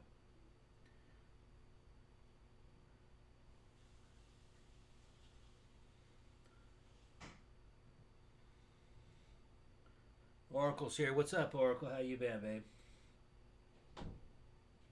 Here comes Jen. All right, Jen, I'll go make you another drink. Okay. You want to down that first? No, you can just put. Okay. It'll be all right. It'll be all right. All right, that's much better. But yeah, so I kind of feel like, other than people seeing her walking around in the halls, I kind of feel like the most commonly reported thing is bath related. Like hearing bathtub water and stuff like that, because that was a thing that she did all the time. And like I said, later people thought that maybe she had OCD or something, and that's why she took so many baths a day. Maybe she just liked bats, you know what I mean? I'm not judging. So another very haunted place in Williamsburg is the public jail. Now this is a 2-story building near the east end of Williamsburg, and they've when Williamsburg first became the capital in 1699, they built a jail, but I think initially they were just kind of like, oh, it'll just be like a little bullshit jail, like it'll be really small. Like they just, I kind of feel like they didn't anticipate the need. You know what I mean? They thought it would just be like little petty criminals and stuff. They didn't think there was going to be like murderers or anything. But obviously that wasn't how that worked out. Because there were, initially when they first built it, there was only like 3 rooms. Like 2 of the rooms were for the inmates, and then the other one was for the jailer, like the guy that worked there. But it didn't take too long to realize, thank you, that obviously they were going to need a lot more room. Because, there's all kind of fucking thieves, runaway slaves, pirates, murderers, all kind of stuff, spies. So they're like, okay, well, we're going to need more room to put all this kind of stuff. So they actually ended up adding a kind of a prison yard in 1703. Then they added a debtor's prison. Thank God those don't exist anymore. In 1711, yeah. I can't believe debtor's prison was ever a thing, but yeah. So they added one of those. And then the jailer got like his own little house in 1722. So they expanded it because they were like, holy crap, so many criminals. Now, just like we were talking about with the insane asylum, the conditions at the jail were obviously horrible. There's no heat or nothing like that. So there was disease, the food was shitty, all kind of crap, you know what I mean? Now, one of the most famous inmates of this jail was good old Blackbeard, otherwise known as Edward Teach, the famous pirate. So him and his crew got captured, and they were actually taken to Williamsburg for trial, and they were actually in this jail, like in 1704. Now, this place is haunted. I don't think Blackbeard haunts it, although that would be fucking rad if that happened. But people have seen apparitions of various inmates. Although I think the most commonly reported apparitions that people see are actually 2 women kind of hanging around near the jailer's quarters upstairs. I'm not really sure if anybody knows who they are, but that's the one that's most reported. Like, I don't know if they were servants or mistresses or whatever the hell, but that's kind of one. But like, people see inmates and stuff too. But like I said, I don't know if anyone's ever seen the ghost of Blackbeard. It would shock me if somebody at least hadn't thought that they had, because it's fucking Blackbeard. But I don't know. So nobody said anything about that. So now let's talk about the Peyton Randolph house. Now, this place is considered... I've seen it come up on a lot of lists, like most haunted house in America, most haunted house in Williamsburg for sure, but I've seen it like it's on like a lot of lists of most haunted places in the United States, or at least on the East Coast. Now, the guy was built for, Peyton Randolph. He was actually the president of the First and Second Continental Congress. Now, he actually died a little bit before the Declaration of Independence was signed, so he's not probably as well known as, you know, obviously all of the other quote-unquote founding fathers and whatnot, but he was, you know, in that company, you know what I'm saying? So the Peyton Randolph house, his house was built in 1715. It was actually a Georgian style. So this house, as I said, very, very famous haunted place. Probably, I don't know if I want to say this, but probably the most famous haunted place in Williamsburg, at least. And it's on every single ghost tour. Now, according to most accounts, at least 30 people have died in this house or on the grounds since it was built in 1715 from various causes: murders, natural causes, you know, battles, whatever. But yeah, so about 30 people. Now, in this particular house, people have reported all kinds of things. A lot of people have heard voices in there, objects moving around by themselves. And actually, one of the more famous people to report some activity was good old Marquis de Lafayette. Now, he stayed there at one point, and he said in 1824 he stayed there, and he said that he felt somebody touch his shoulder, like he was walking through the front room, and he said he felt a hand on his shoulder, and like it nudged him, like it was trying to keep him from going any further. And he said he turned around real quick, but nobody was there. And then he said that when he slept in there at night, that he kept hearing voices and that would like keep him awake, but there was nobody there. So that was Marquis de Lafayette. I don't know if you want to call him a liar, but that's what he said. That's what he said when he stayed there. There is another very famous story of two little kids who supposedly died in the house. And a lot of people have reported, including tour guides and like other people that have gone through there on the ghost tour and stuff, said that they hear little kids laughing and, you know, the sound of like little kids running through the halls and stuff. And a couple people have also reported seeing a child's apparition like in one of the upstairs windows. There's also a story about a security guard who at one point got locked in the basement and said that he felt something grab both of his legs. And like then later on he was let out, but like, yeah, he said something grabbed his legs. So that's, you know, kind of interesting that Marquis de Lafayette said that he had somebody like grab him as well too. So yeah, so that's a very, very haunted house in Williamsburg. So here's another place called the Kimball Theater. Now, during the Civil War, the Kimball Theater was actually known as the Ware House because it was owned by a woman who was a widow, and her name was Mrs. Ware. Now, this was, you know, like I said, during the Civil War. So she had actually taken in like a wounded Confederate soldier that she found, because there was battles going on and there was wounded dudes in the street and everything like that. So she had actually taken in a wounded Confederate soldier at one point and was trying to take care of him in the house. Well, he ended up dying. So she covered the body up and, you know, called for help. So when the Union guys showed up, they actually kind of commandeered the house and used it as a field hospital, and it was one of several houses in the area that had been used for that purpose. So when the men came in, she told the guys like, oh, you know, I brought in a Confederate soldier earlier and I was trying to take care of him, but he died. And the commanding officer came to look at the body and he pulled back the blanket, and the dead guy was his brother. Huh. Apparently, because they were on opposite sides, like in the Civil War. And he was like really, really upset that like obviously, I mean, of all people, to like pull it back and see that it was his brother dead there. So yeah. Now, interestingly, that the officer who found his brother dead, he was later killed, like in a later battle. And so to this day, that house, the warehouse, which is now Kimball Theater, people have seen 2 apparitions of 2 men who are apparently the brothers in Civil War uniforms, and they're wandering around the grounds, like where it used to be, like where the Civil War hospital used to be. So a lot of people have seen like both of them there as well. Can you imagine, like, fucking, hey, I just found this dead guy. Oh, I know you. Yeah, that's pretty freaky. That's pretty freaky. But yeah.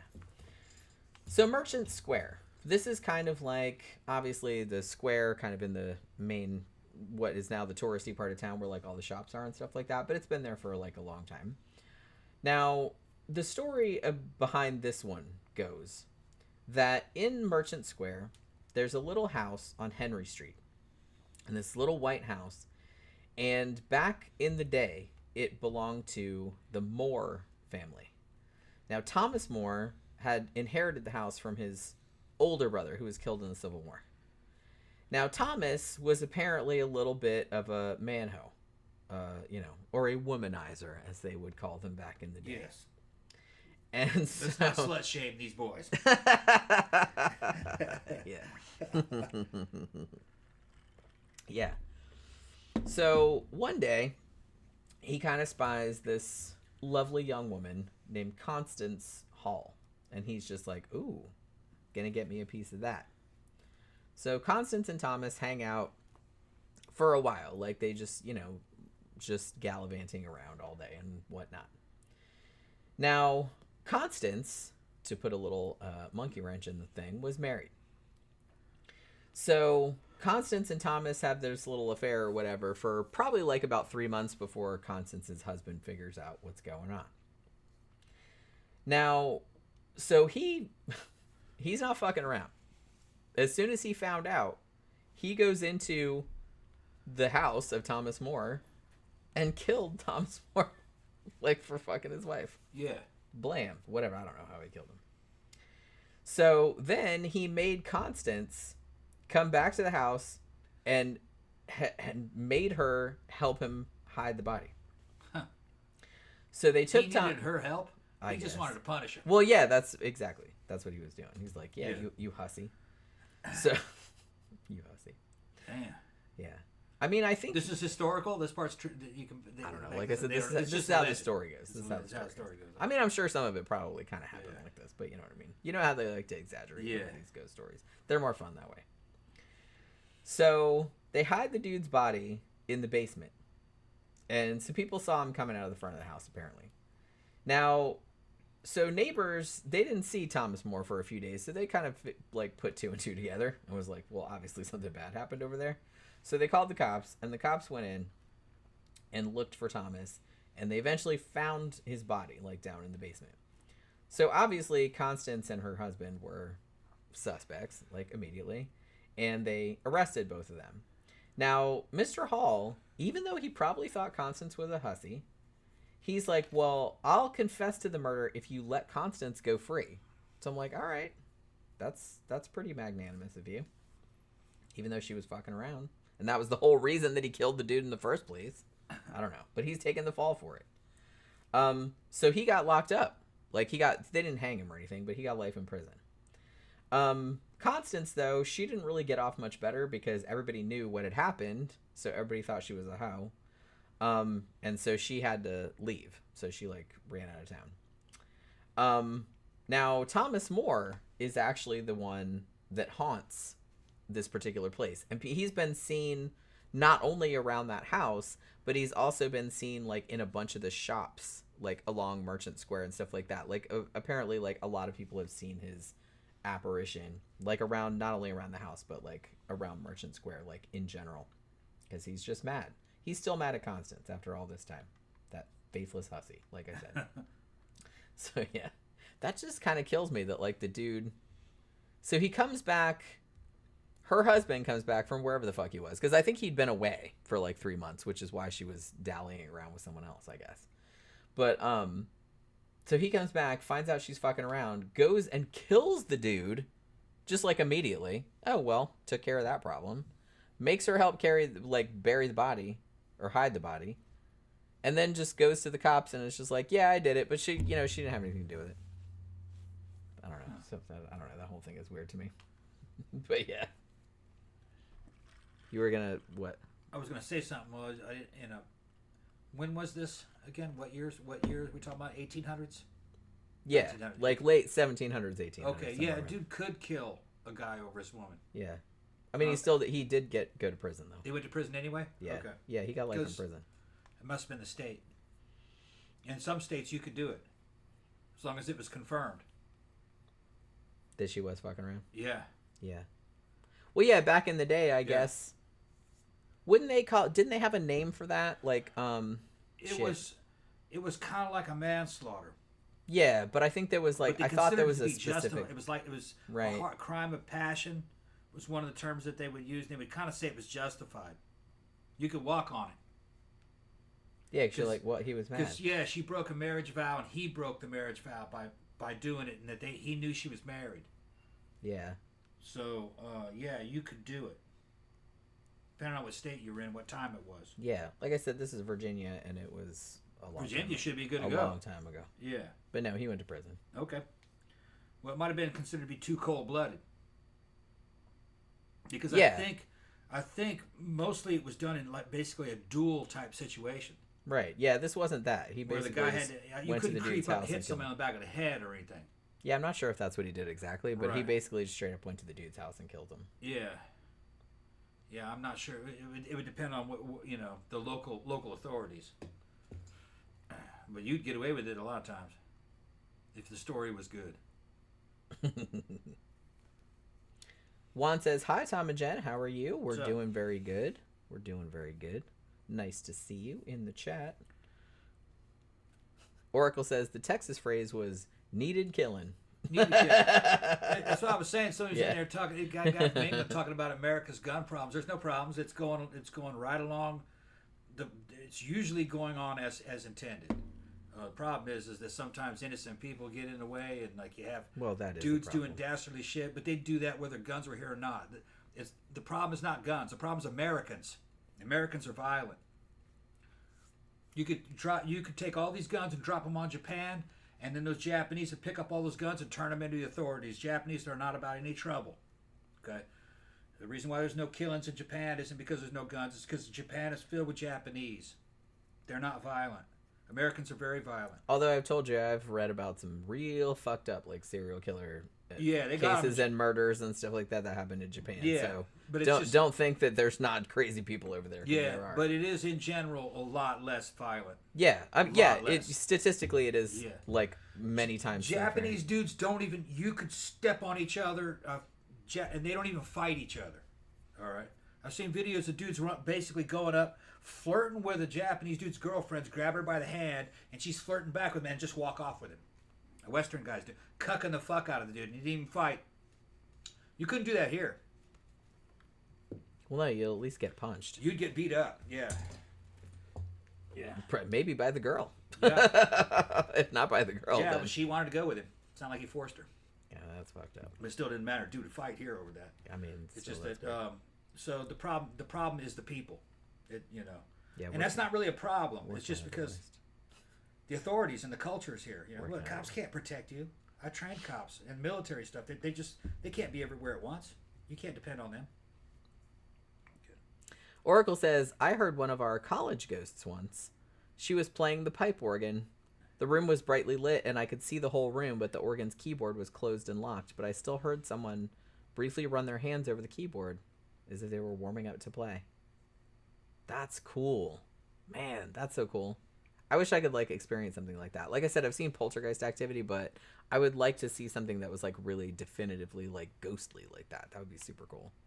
Oracle says, according to college lore, she was Dean Louise Wright, who'd had a heart attack in that very recital hall years ago. That's fucking awesome. I love that. I've never, like I said, other than the poltergeist activity, I don't think I've ever seen anything like ghostly that I thought was like ghostly. Never seen anything that looked like ghosts. Never heard any weird noises, nothing like that. Like the house that I grew up in, which is, well, I didn't grow up in it, but I lived in it off and on when I was a kid, was my maternal grandfather's house. And my mom and all her brothers and sisters had grown up there.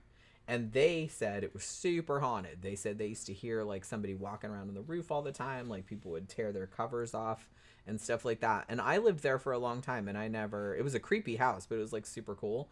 But it's like, I never saw anything. I never heard anything weird or nothing. And I always kind of wanted to, because I was into all that shit when I was a kid. And I was just like, where are the ghosts at? You know what I mean? I was. Well, because I used to hear stories like my mom and her sisters and stuff like that would tell me, just like, man, we were all in bed and like all the covers came off, and they would tell me all this stuff. I'm like, why didn't any of that happen to me? It's like none of it happened. I was just like bummed out. I did love that house though. It's gone now. It's got torn down like many years ago, sadly, because you know my grandpa was a hoarder, and he kind of fucked it up. So they tore it down and they built a frat house there of all things, because that's Embry-Riddle, which is an aeronautical university in Daytona Beach. They have campuses other places too, but that's kind of a big college there.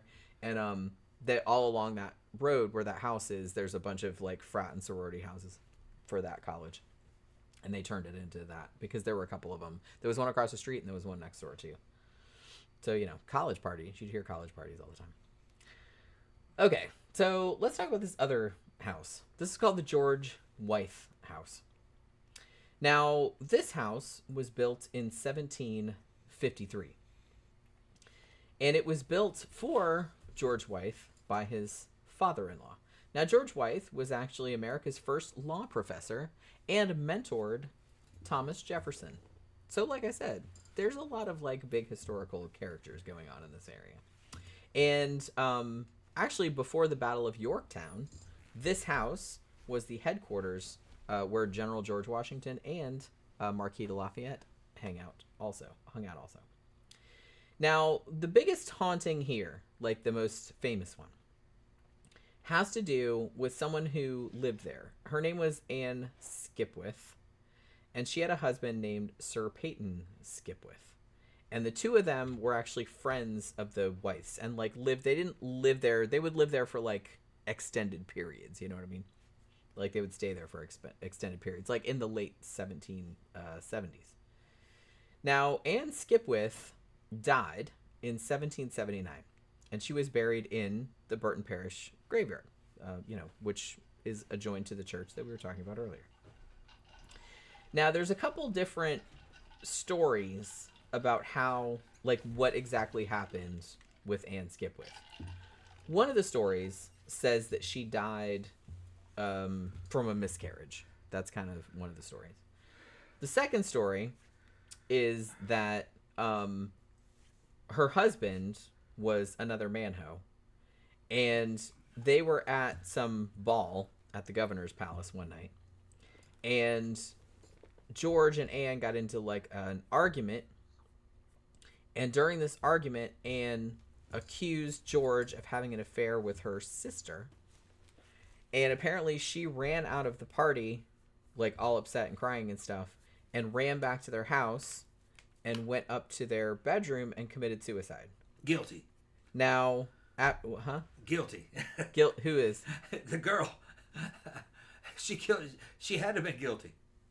Wait a minute. Guilty of what? Of messing around with the sister. Oh, when it was the wife that did that? The wife did that. Oh, so the wife. Yeah, that's why I was like. No, I thought the girl was getting accused. I'm like, what are you talking about?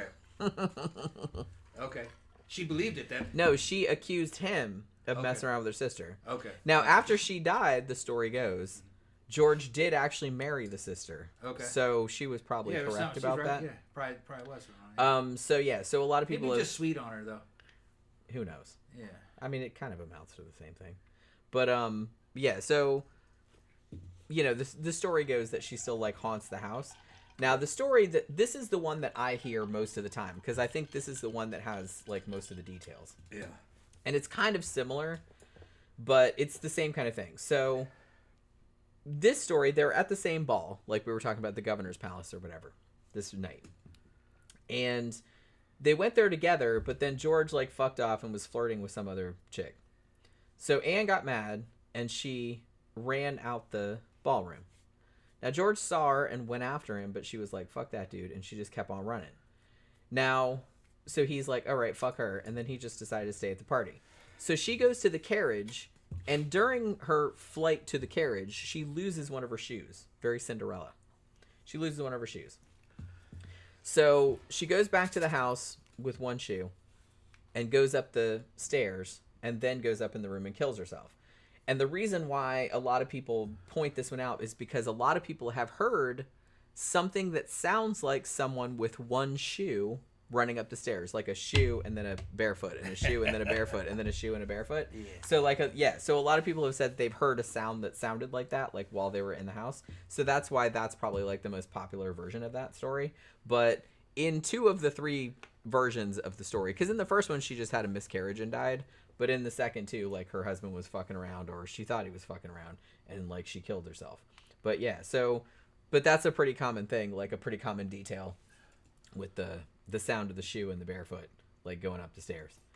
So yeah, and so I kind of feel like there's a lot of stories around her, and some people have seen an apparition of her as well, in the house and in the gardens also.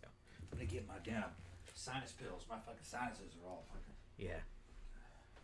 Oh, and at least one person has said that they were in the room, like in the room that used to be their bedroom, and saw, and they saw the wardrobe door open by itself. So there was that too. All right, so now let's get into talking about some American folklore. Now, I don't know if it's still like this, because I don't, have any kids, and I haven't been to school, obviously, in a very long time. But when I was in elementary school back in the 70s, they would have these little books that had all these different stories in them. And we did like a whole unit on American folklore and tall tales. And so I heard a lot of these stories. Are people really doing fireworks tonight? Fireworks tonight. Instead of, I just heard them like out the window. Fireworks. They're just going to use them all up. It's like tomorrow is the 4th, right? Like you guys know that. But yeah, if you hear noise in the background, it's I'm going to fire off a bunch of blanks out of one of my M16s. I mean, yeah, whatever. But yeah. So I guess they're just testing them out. I just heard somebody doing them like out there. I'm just like, what the fuck are you doing? I took my antihistamines. Wait, yeah, you having some problems? Yeah, my shit was fucked up. Your shit was fucked up. Yeah, take my allergy pills. Yeah. Downed them with alcohol. Think it'll do anything bad to me? I don't think it matters. I down all kind of things with alcohol, and I'm still alive, so I'm sure. You know what I mean? Yeah. Hasn't killed me yet, so I guess it's okay. You know what I mean? Yeah. There's water in there too. It's mostly water. That's how I justify it. But it's mostly Coca-Cola. Yeah. Which is mostly water, Yeah. like I said. So if there's water in there somewhere, it's fine. It's good for you. it's really not. But yeah. So I don't really know how much younger people would know about like the tall tales. Do they still do that kind of stuff? I kind of feel like they do, because they made cartoons of it in like the 70s and stuff. But I kind of feel like stuff like John Henry and Paul Bunyan and stuff, I kind of feel like they're even making like little series and little kids shows about it, like even now, like in the modern era. Okay. And even like adult shows and stuff. So maybe it's continued. Maybe still around? I don't know. It's really interesting though, because I kind of feel like the United States, I'm always kind of interested in folklore and tall tales from like every country, because you can really tell a lot about how a country sees itself, I guess. Yeah. Like in their tall tales. Yeah. And the interesting thing about these that we're talking about, Paul Bunyan, John Henry, stuff like that, they call these the big men. Yeah. And there's kind of like 4 of them for each region of the United States. We're going to talk about 3 of them. I'm not talking about Stormalong, because that was like the Northeast one. I think we talked about him on like our sea shanties or sea tales kind of show. So I think we talked about it. But he's kind of the same thing, where he's like a giant sailor. So it's kind of the same thing. You have like 3. Well, Pecos Bill wasn't a giant, I don't think. Okay, so but we're in the kaiju phase now. Kind of, yeah. Man, we got a couple hours out of Ghost. This is a pretty good Ghost show too. Well, yeah, that's what I'm saying. Yeah. So it's like, but I thought like it would be good to add all this stuff too, because I've been wanting to do shit about like Paul Bunyan and American stuff like Kaiju. If you don't know what Kaiju is, then you haven't watched enough Japanese monsters. I kind of feel like Paul Bunyan is the only one that could be considered a kaiju. And people argued with him. Because I said there's another video on YouTube where he's arguing that Paul Bunyan is absolutely an American kaiju. Yeah. And he's like, well, the only thing that people argue with him about is that kaiju tend to be not human. Yeah. And he's like, Paul Bunyan is kind of a human, but then he's like, well, some of the stories like have him coming from like Europe or somewhere where like he's like a giant. You know what I mean? So it's like that's technically not a person. Like technically not a human. With a single blow. Yeah, shit like that. So it's like, so technically he could still be a kaiju. Yeah. But I kind of feel like, well, John Henry, and Pecos Bill. Yeah. Now, John Henry, I kind of feel like was loosely based on a real person. Yeah. Which we'll talk about in a bit. I don't know all the facts, but I was always heard that he was based on a real dude. I mean, there was a dude named John Henry. Yeah. Who worked at that tunnel. Okay. Yeah. You know, I don't think he was, obviously it's exaggerated. Yeah. And I think a lot of the shit didn't happen. And he was black. Yeah, but I think he was kind of loosely based on a real guy. Yeah. But the other two, Paul Bunyan, some people have said that he's kind of, sort of, I mean, obviously he's not based on a real person because he's he's a giant. I saw one program that said that John Henry may have been the original American superhero. That might have been the oldest one. Yeah, which had made him kind of like the proto Luke Cage. Even though Luke Cage was a Superman ripoff. Well, no, like the DC Comics has Steel. Yeah. Which was first introduced in the 90s in one of the Superman comics. And he's like his regular person name is John Henry Irons. Okay. And he has a sledgehammer. So he is absolutely based on John Henry. Okay. All right. So Steel based it on there. Okay. is Steel like a DC comic. Henry. Yeah, he's absolutely based on John Henry. Yeah. So what I heard wasn't wrong, is that some people considered John Henry to be the original American superhero predating Superman. Yeah. Because 1800s. He was black. He was a black miner. Well, he was a steel driving man, which I'll explain what that is. Yeah, it was the railroads. Yeah. But he was his big feat. He did a bunch of shit in the legends, but his biggest one is that he was breaking rock and mining faster than a mining machine could do. Yeah. He beat the machine, but dies after completing so he dies a tragic hero's death. It's like a man versus machine. Man versus machine kind of story. Did it happen? No, it didn't happen. But it's a fucking badass tale. But it's an awesome story. It's a badass tale. And honestly, it's very American. The song, it's like an old blues song. Yeah. It's super, super old. And I didn't realize until I looked on Wikipedia how many people have covered that song, like the Ballad of John Henry. Yeah. Because I learned it in elementary school. We learned that song. And I always thought it was like so sad because he dies at the end, and it's and it's really sad. I remember as a kid it had a cartoon that had the song in it. I think that was 1974. I think that cartoon was. He used to play it all the time, man, and it was all sad. He dies at the end. Yeah, it's sad. Yeah, That bummed me out. That's probably on YouTube. Yeah, it is. I saw one that was, I don't think it was the same. It might not have been the same one. It's narrated. But I saw one that was American Tall Tales, and it looked like it was from the 70s. Yeah. And it had like this old like prospector dude with a wig and stuff that was like hosting it. And then there were little animated segments. There was one about Paul Bunyan, there was one about John Henry, and then there was one about Pecos Bill. Oh, so it's part of that. And it was that. But I think the one that I saw was different to that. I'm not sure if it was the same one. It was animated, and it was... This one was animated, too. And it had the song. Yeah. It was animated it was almost kind of like a slideshow in a way. I don't remember it being fully animated. And it was... and it was narrated. And it was actually kind of modern art looking from the way I remember it. I haven't seen it since I was a kid. I think I know what you're talking about. But the one that I saw on YouTube, I just watched it like yesterday, was, I think I saw it when I was a kid, but I think it's a different one than the one I was thinking of. All right. But it's similar. There's been like a ton. I think Disney did one too. Okay.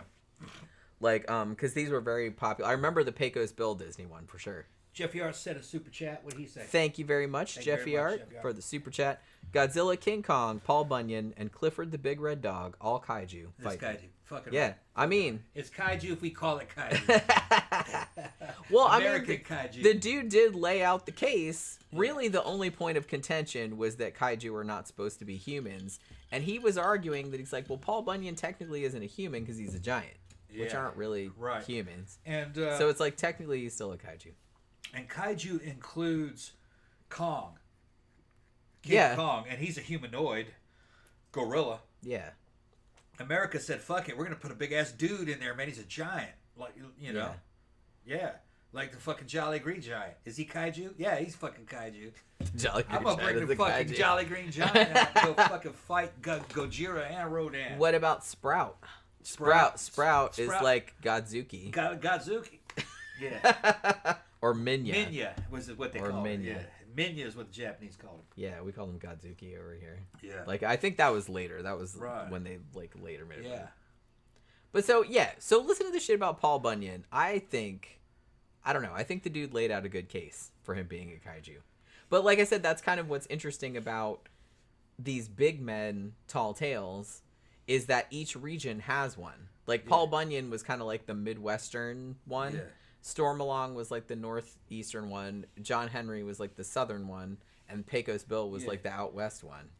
And they were all kind of like working class, but like American archetypes. But they were like way, way, way bigger than life. Yeah.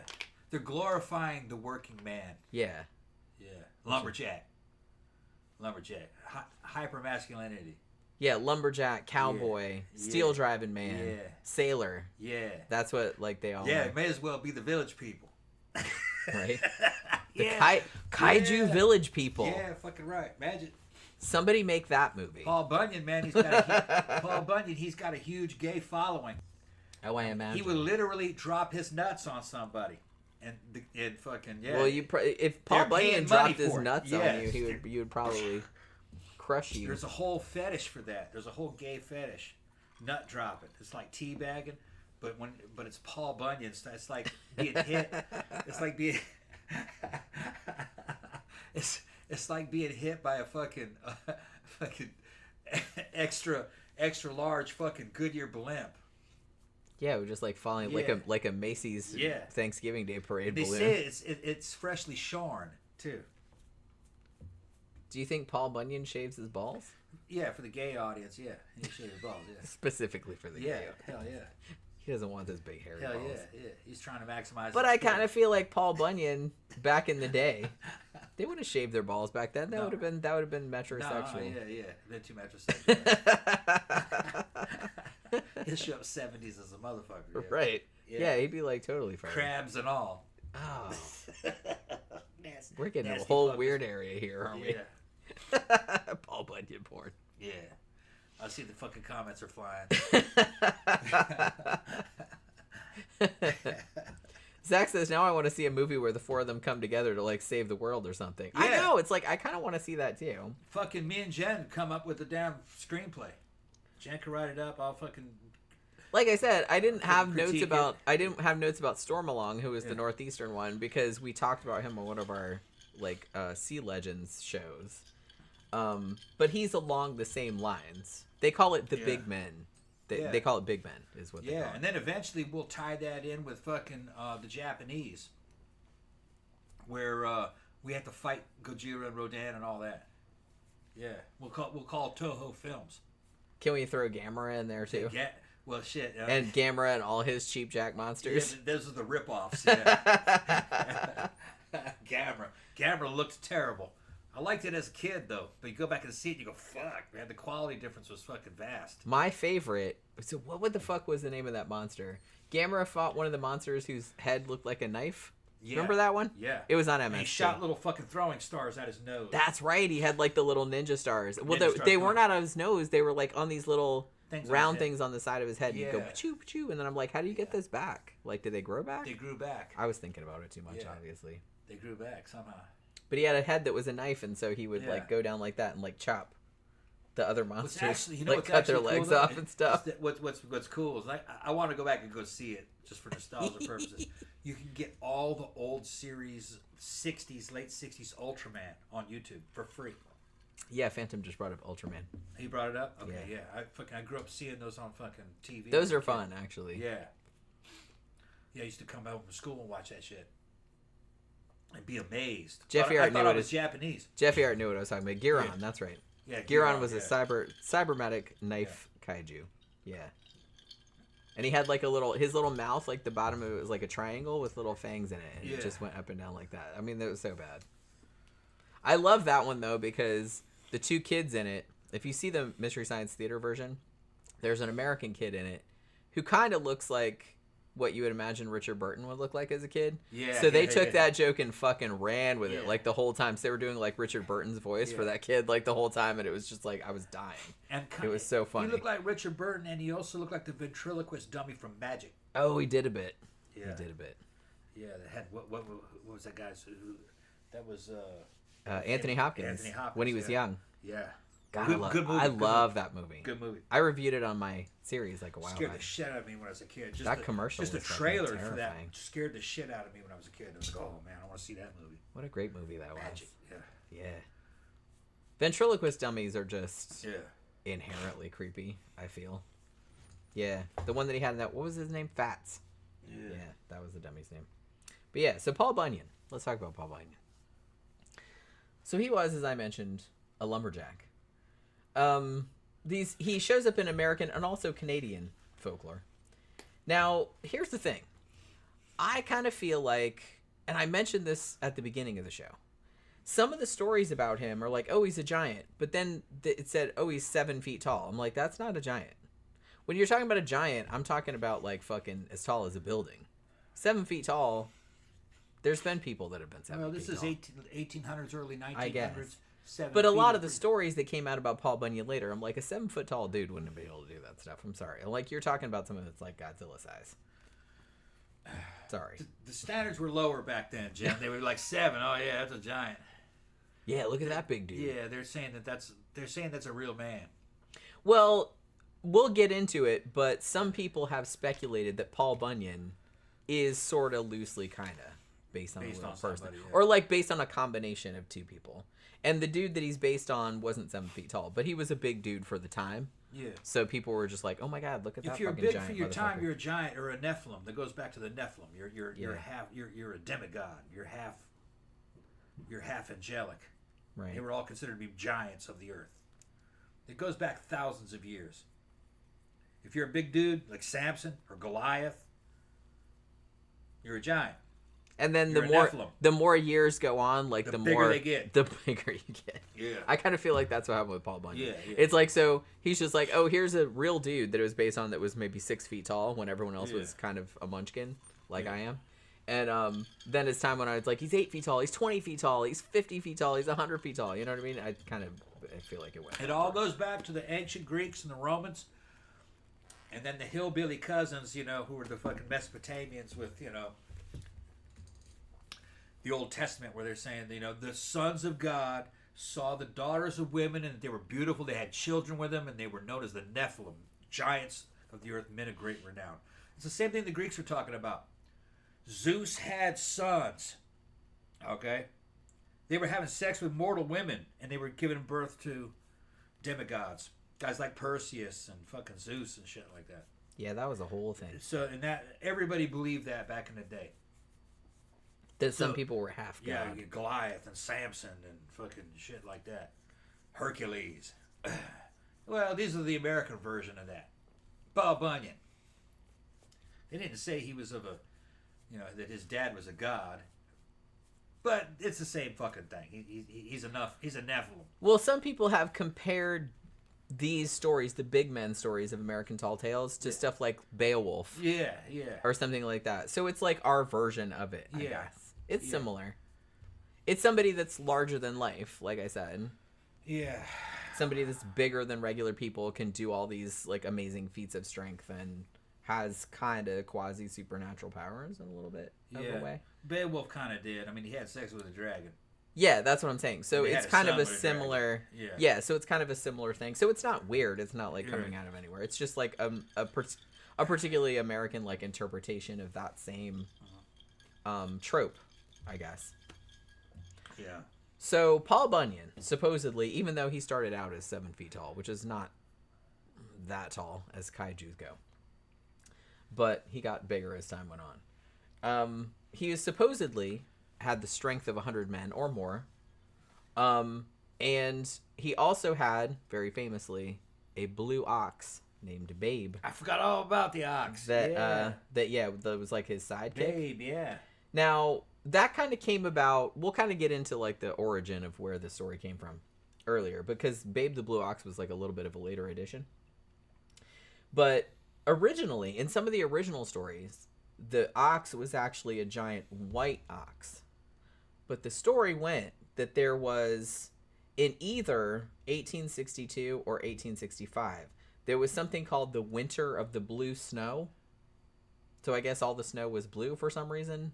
I don't know why. I don't know. And the story went that the white ox laid down in the snowbank, and then the snow turned it blue. So that's how that happened. He absorbed the blue. He absorbed the blue out of the snow. Yeah. So there's that. So like I said, there's a lot of stories about Paul Bunyan, and a lot of them have to do, like, they're not sure entirely where he supposedly originated. Most of the stories are based around Minnesota, but there are some stories from Wisconsin, and there are some from Maine as well. And there are statues of Paul Bunyan in a lot of the cities. Phantom brings up 7 foot. That's the size of a Bigfoot. A Bigfoot is almost kind of like a Nephilim too, isn't he? It's almost kind of like a kaiju. See, if I think of a kaiju, I think of something like huge, like a building size. Yeah. I don't just think of like a 7 foot, because that's. This is older than kaiju, though. They're not. I know, thinking but that I'm big. just saying. They're not thinking. But that see, big. I think they were, because some of the stories that got added onto the Paul Bunyan legend later on he was even bigger. Yeah. was that he was like fucking gigantic. Yeah. Like, okay, the thing about it was We that had to compete with the Japanese. that's what I mean. So it's like, well, no, this was before It was Godzilla still came before out. that, yeah. Godzilla didn't come out until 1954. Okay. This was way before that. Way before that. All right. I'm just saying that I kind of feel like as stories got told, many It's the same phenomenon. Yeah, it's exactly that. Yeah. Because look, they're saying that when he was born, 7 storks had to carry him. Yeah. Like normally you just get the one stork with the baby, because that's how babies are made, right? When I was a kid, I remember cartoons, and him and Babe are doing things, and they're doing this. They're moving mountains, literally. Right, exactly. And that's what I'm fucking- saying. And you and have to be trees way come up to bigger his ankles. than That's 7 right. feet Yeah, to do that's that. That's right. way bigger than 7 Yeah. feet, is what I'm saying. Yeah, size of a kaiju monster. It's kaiju. Yeah, see, that's what I'm saying. It was. It got that big. Because one of the things that he supposedly did was he supposedly made Lake Superior. Yeah. Because he needed it as a reservoir to ice his logging roads Yeah. in the winter. Like, so he made this, which Lake Superior is massive, in case you didn't know. Yeah. So the fact that he made that, so there's a lot of stories like that about him. And there's another story that he made Mount Hood in Oregon he was putting out one of his campfires by piling stones on it and made a mountain. Yeah. You know what I mean? That's how So big he his had to be fire fucking was. huge. Yeah. He also supposedly made the Grand Canyon by dragging his axe behind him. Okay. Yeah. So he's fucking. So huge. he's, yeah. Yeah. So like I said, a 7 foot tall dude. They also made something. Could not him do and that. Babe in a wrestling match made something in one of the stories. I Oh yeah, remember. maybe. I just don't remember which one it was. I haven't seen it. It was in that cartoon. Oh yeah, it He might. had- Yeah, it might. He have had he had that ox by the fucking. I think it was when they first met. been. He had that ox by the horns, and they were wrestling each other, and it made something, but I don't remember what it was. It was some kind of terrain feature in the United States. For all I know, it might have been that big old fucking meteor crater. Oh yeah, maybe. It's something like that, you know. And they didn't know what it was. Back Yeah. then. Jeff Yard said, "I've been to a small town in Germany. The buildings built during the 1100s had doors 4 feet in height. That could indicate the typical stature back then." Yeah, I mean, if they were making doors that tall, that's probably everyone was short ass motherfuckers. 4 feet. They weren't that small. Unless they had to they're like, no, we want you to suffer, so you just crawl through them. It's like, don't walk through it like a regular person. Yeah. I don't know. I know people were smaller back then just Yeah. because of bad nutrition and various other things. Some of those diseases knights were and like whatnot. 5'1", 5'2", if you looked at the armor. Which is like I said, that's like my height. I'm 5'2", 5'2". Yeah. And for a guy, that's pretty small. The very Yeah. it is, though, that's pretty small. That's rare to find a guy that small in the United States. Unless they're coming from Mesoamerica. Some of these new guys from Guatemala and shit are tiny. 5'1", 5'2". Yeah, like my height, like Yeah. I said. But it's like I said, I don't really notice it because I've been short my whole entire life, obviously. Yeah. So it's just kind of like, as long as the dude's about my height, I'm just kind of like, okay, they're the same height as me. I don't really notice, The average height here is going down because of immigration. Funny. Well, I mean, yeah, some people Yeah. are smaller too, but Yeah. because it just depends on Central the America. circumstances where Yeah. they came from. Central America. Well, they're mostly Indians. Central American Indians. They're small. And Americans are not the tallest in the world either. I think Not that's anymore, isn't no. that like the fucking Norwegians or Like something? Norway, yeah. Yeah, they're supposedly big fuckers up there. Like average, obviously. They're all across the board, but average they're taller. So yeah, so that's the thing. The fact that they made mountains, he made the Grand Canyon just from dragging his axe. I mean, you would have to be really, really big to do that. That's like Godzilla size. Yeah. Or bigger Bigger. than Godzilla. It's legendary size. Yeah, that's what I'm saying. So, That's shit talking size. kaiju. Talking shit, bro. And apparently, where Paul Bunyan and Babe walked around, Yeah. like all of their footprints made all the lakes in Minnesota. Maybe that's what I'm talking. Maybe that's what I'm Yeah, thinking of. I don't know. that was another I remember thing. there was a scene where they were wrestling each other and it made something. It's been a long time. And it made something. Yeah, it made some. I was a little kid, last time I saw it. Yeah. I mean, like real little. 6, 7. I I got a just- good memory, though. These are like fun ass stories. Yeah. Though. I just remember all these Paul Bunyan stories. I remember the stuff about the ox and like them stepping around and like them Yeah. filling with water and like making all these lakes and stuff.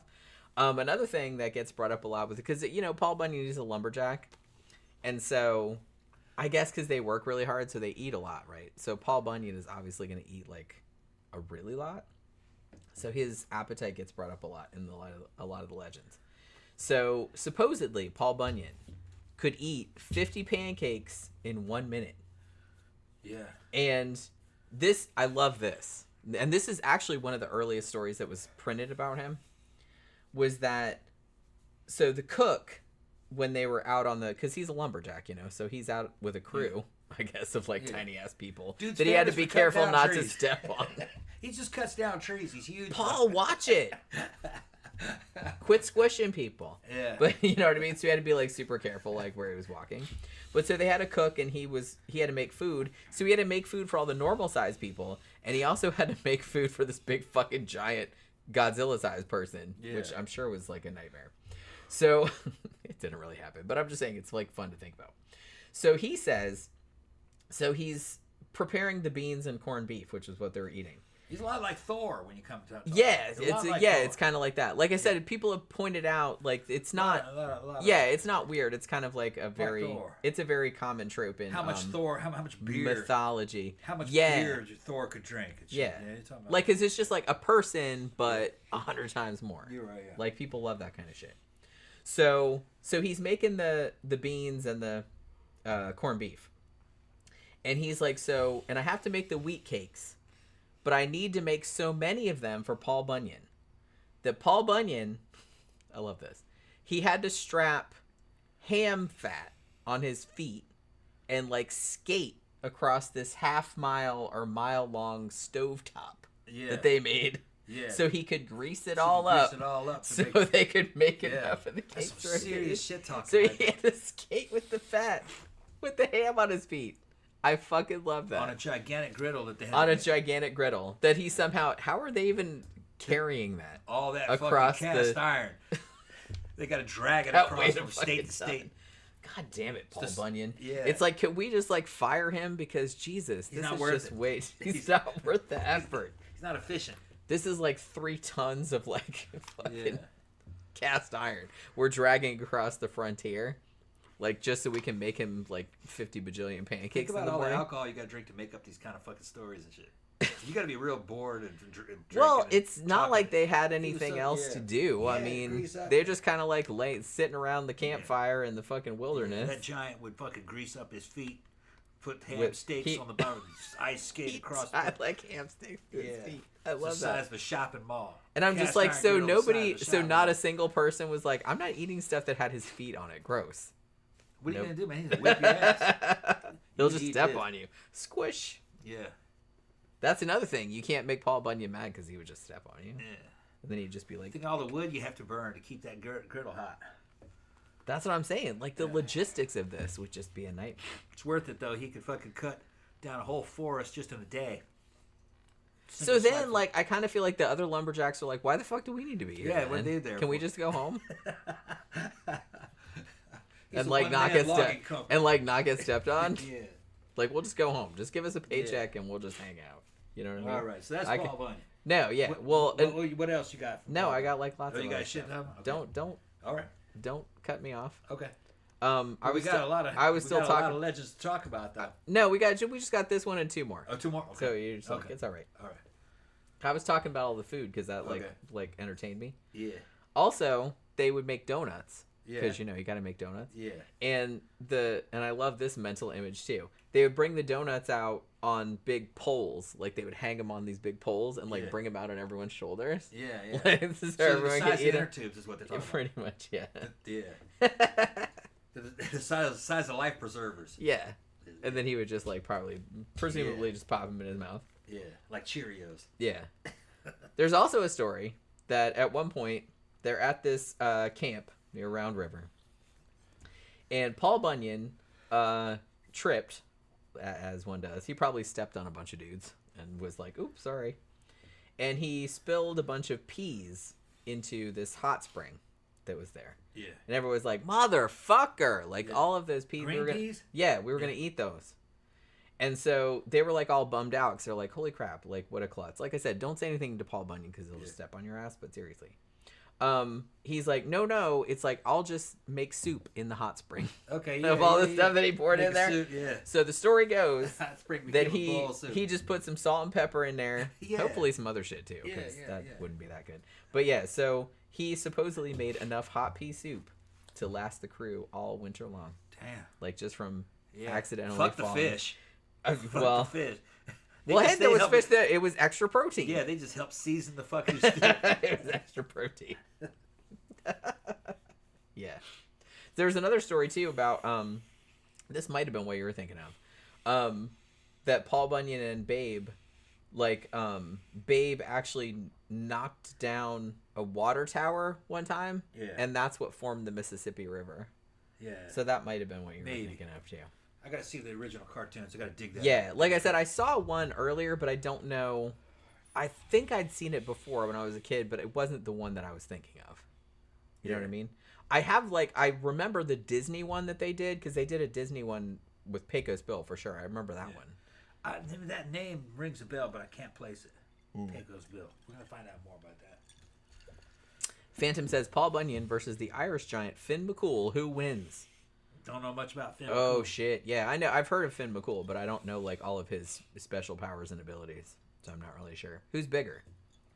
He's Irish, so he probably drink Paul underneath the fucking table. Well, yeah, that's a given. So he might just win on that. On that account. But like I said, I don't know if he's Finn any McCool bigger. probably put fucking Thor to shame when it came to drinking. He's just like and Thor could drink mead from the cup of the earth, which that's the entire oceans. Can you imagine like waking up the next day? Or it was like, endless. Where'd the ocean go? Yeah, I think it was endless. It was Fucking either endless. Thor. I think it might have been endless. An endless. He just cup. got like super drunk one night and just drank the whole ocean, and everybody's like, "What? Yeah. We needed that. Yeah. Put it back." Well, don't put it back, cause he'll just like barf it up, and that'd be gross.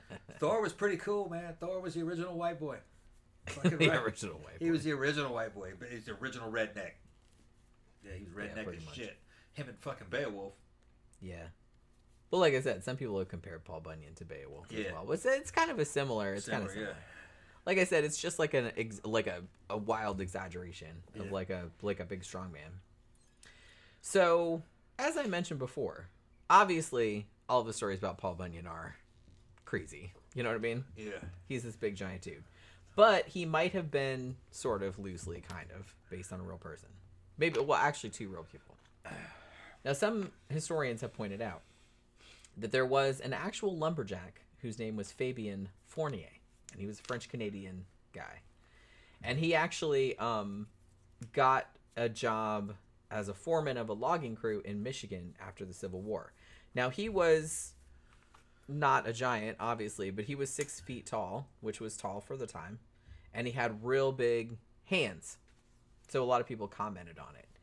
Now, he was known as, he had a nickname, Saginaw Joe. That's what they called him. Now, I'm sure this is probably not true, but for whatever reason, there was a rumor that he had 2 full sets of teeth, and that he would bite like through wood, like bite tree trunks this through. again? A guy that was like a French Canadian lumberjack who supposedly Paul Bunyan. He said he had was two based on. sets of teeth. Well, that was the rumor. That's a weird thing because there's all these rumors about finding fucking giants in old America. Now That might have been where that story and came that they from. had then. two sets of teeth. Yeah, that was kind of a thing, It wasn't was a it? thing. They would say that all throughout the 1800s. We found this giant had two sets of teeth, and then they said we gave the skeleton to the fucking University of blah blah blah, and then they go to try to go to that university and they don't have it. Oh, we probably got rid of that 100 years ago.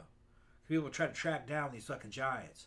I think it was part of that Freudian archaeology. Fortean archaeology.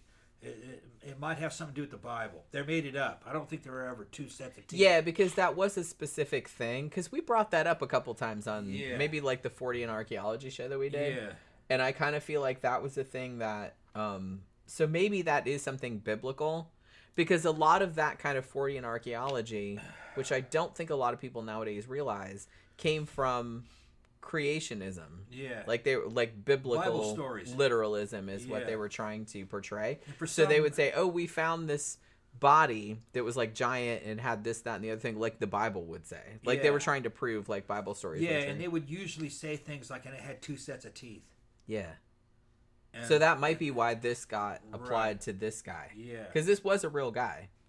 But Now, I don't I know- imagine he did not have two sets of I teeth. don't know then. why these Fortean I don't know why Fortean fucking archaeology mentioned two rows of teeth, but just knowing the thinking of the day, it may have been based in either some kind of popular Christian book of the time, or maybe some kind of mistranslation or misinterpretation of some Bible text, Yeah.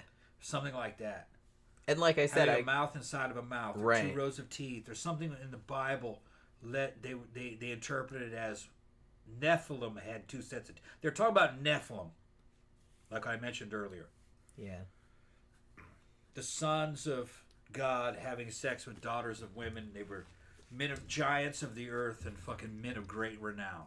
And they're talking about Samson and Goliath and Hercules and fucking any of those big dudes from the fucking past that are famous and could just whip your ass. That's what they're talking about. And the Forteans, they were Americans, 1800s. They're trying to make those Bible stories archaeologically true. Yeah, they're we trying to found prove their... It's Yeah, true. it's like Bible's true. creationism. Yeah. It's just like creationists nowadays that are saying, "We found Noah's Ark Yeah, exactly. on Mount Ararat Exactly. But I remember getting into that, with ground penetrating and we radar." did a show on this too. They tried to track down where these skeletons were that they claimed to have found. They'd be in newspaper articles and all kinds of shit. And they'd go to the universities where they said that they were sent, and they had no record, or they thought they were thrown away hundreds of years ago. You know why? Because the newspaper writers just Made it up. that story up. Yeah, there was always been fake news. That's why. There's always been fake news. You can just write anything, and it was even worse back then. Well, like I said, back then there was really no way to check. Yeah. Like nobody really checked. You could write whatever the fuck you wanted to, Yeah, and people did. there was airship stories that didn't happen, but it's claimed that had thousands of witnesses over fucking San Francisco, but that's just what the newspaper said. There's no evidence of that. They So it's like lied constantly. So if you look it up now, it kind of seems like, oh my god, the newspaper said this, but like you don't Yeah. know the context of the time. Yeah. And a lot of times too, we ran into this a couple times too, is that sometimes newspapers will print stuff that they meant to be taken as jokes or Yeah. hoaxes or whatever, but they, with the understanding that like everybody kind of knew that just because Yeah. of the context of the time, but we don't have that context anymore, so Yeah. we don't know that. Yeah. You know what I mean? So there's that too. It'd be like fucking just out of the blue, back in the 90s, a newspaper said, yeah, fucking we got a sighting of fucking J-Lo's booty. It caused a fucking eclipse. That's how big it was. Thousands of people saw it. 100 years later, you might think, what the fuck are they talking about? Did somebody's ass cause an eclipse? They're fucking, what are they smoking? Is this guy? And it was a joke, That's an extreme fucking. Well, yeah, version. because I'm I talking would shit, but I would hope that most yeah, people you would know that was but a they joke, would do because no one's asked. and a lot of times they were competing against another newspaper. Another newspaper that was a competitor in that city came out with a wild ass fucking story. Yeah, they just wanted somebody And to buy then their they paper. would come out with a wild ass story to play off the other one. Yeah. To go, oh yeah. It has to be more extreme and like more salacious. The purpose of a than that newspaper, one. the purpose of an American newspaper or American news has nothing to do with informing you. It's about selling newspapers. That's what it's for. Well, and it's always been like that. It's always been that. It has nothing to do with fucking information. Well, and like I said, people bitch about it now, but it was like way worse back then because a lot of your major cities, because newspapers were the main source of information, so a lot of major cities had several competing newspapers. Yeah. So they would like they wanted everybody to buy their paper instead of the other guy's paper. So it's like, well, what the fuck can we put in? Can we put more fucked up photos in there? Can we make up some more salacious shit? Can we... You know, and they couldn't print photography because they didn't really have. So they'd have to do like drawings. They had to do drawings, so there was no way to put titties in there. If they could fucking print photographs of some topless chick, they'd put that in there. Well, they put once they could put photographs in there, they would put like murder scenes and stuff. Yeah, for sure. Murder scenes, right? Because that sells. You could get away with that. Yeah. Yeah. Because they're like, look, we're informing the public. England just put fucking the cover girls and shit in there.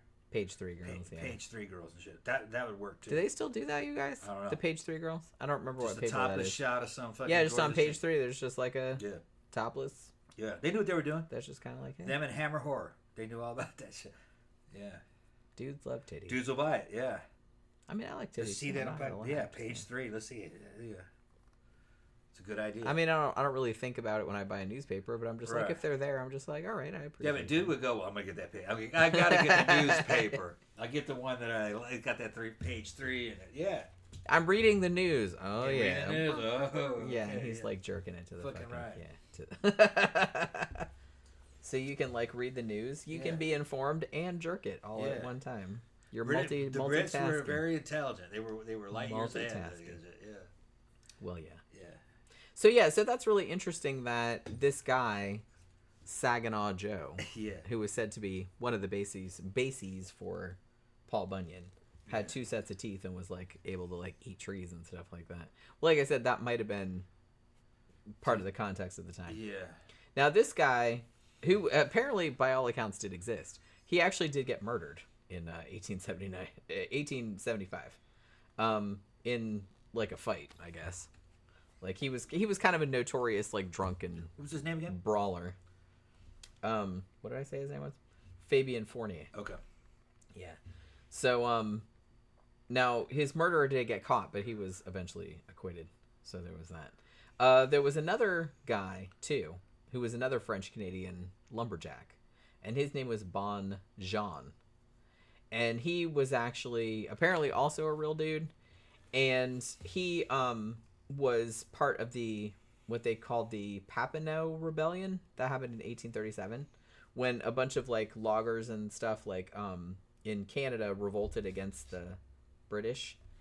And so some people think that even though he didn't have quite the reputation for fighting and stuff as the earlier guy did, the fact that his name was Bon Jean, like maybe that morphed into Bunyan somehow, like they kind of conflated those two dudes together. So they're just saying they're wondering if there's like a real person this is based around. But it like obviously the stories about him are wildly exaggerated. So the thing about it, so the Paul Bunyan stories evidently started as oral tales, you know what I mean? Like told like lumberjacks telling other people stories. Like you would like you'd get a greenhorn lumberjack, and it's like, let me tell you a story about this guy that used to work here, and he was a fucking giant, and he could do this, that, and the other, and he had this big ox and all this other. So they were just like kind of fun stories to tell like the new recruits or whatever. And so it was kind of like oral tales to start with. Probably everybody had heard of that dude anyway. They were just laughing. Right. Yeah, that's what I mean. It was just, it was just kind of like oral folklore. Yeah. But then in 1916, surprisingly late, Paul Bunyan kind of got popularized across the country by a writer named William, I think is Lofhead, I want to say I'm not sure how to pronounce his last name.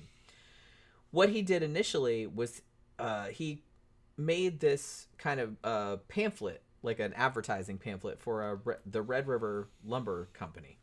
And it was a whole promotion. And it was featuring that character who was kind of well known in the area, but not like countrywide or whatever. Now, I don't think the promotion was all that successful, but for whatever reason, the Paul Bunyan character just kind of like took off like around the country and kind of became like a much bigger like folktale than it had been before. And then that same guy later on published like a book of like little short stories about him. You know what I mean? So, and that was really popular as well. And he's actually the one that added the whole thing about Babe the Blue Ox. And, you know, so I kind of feel like the 1916 story and the later book about him was what kind of catapulted him into the national consciousness. You know what I mean? Like, he had been a story before that, but it was kind of regional. But the fact that this dude wrote about it and then there was a book and he added all these details about the ox and everything. And there was also like, you know, and then later authors, which usually happens when you have this kind of legendary character, they started adding their own shit to it. Because it became a thing. So. Right. So it became a thing. So people started writing their own stories about him. Yeah. Like, so there'd be stories where he had a wife. Like the first iteration, like he had a wife and she didn't have a name. Like her name was Mrs. Paul, which I'm just like, okay. And they supposedly had a daughter. His name was Tiny. And there was another story where he had a wife whose name was Sylvia. And she was also a giant and she had red hair.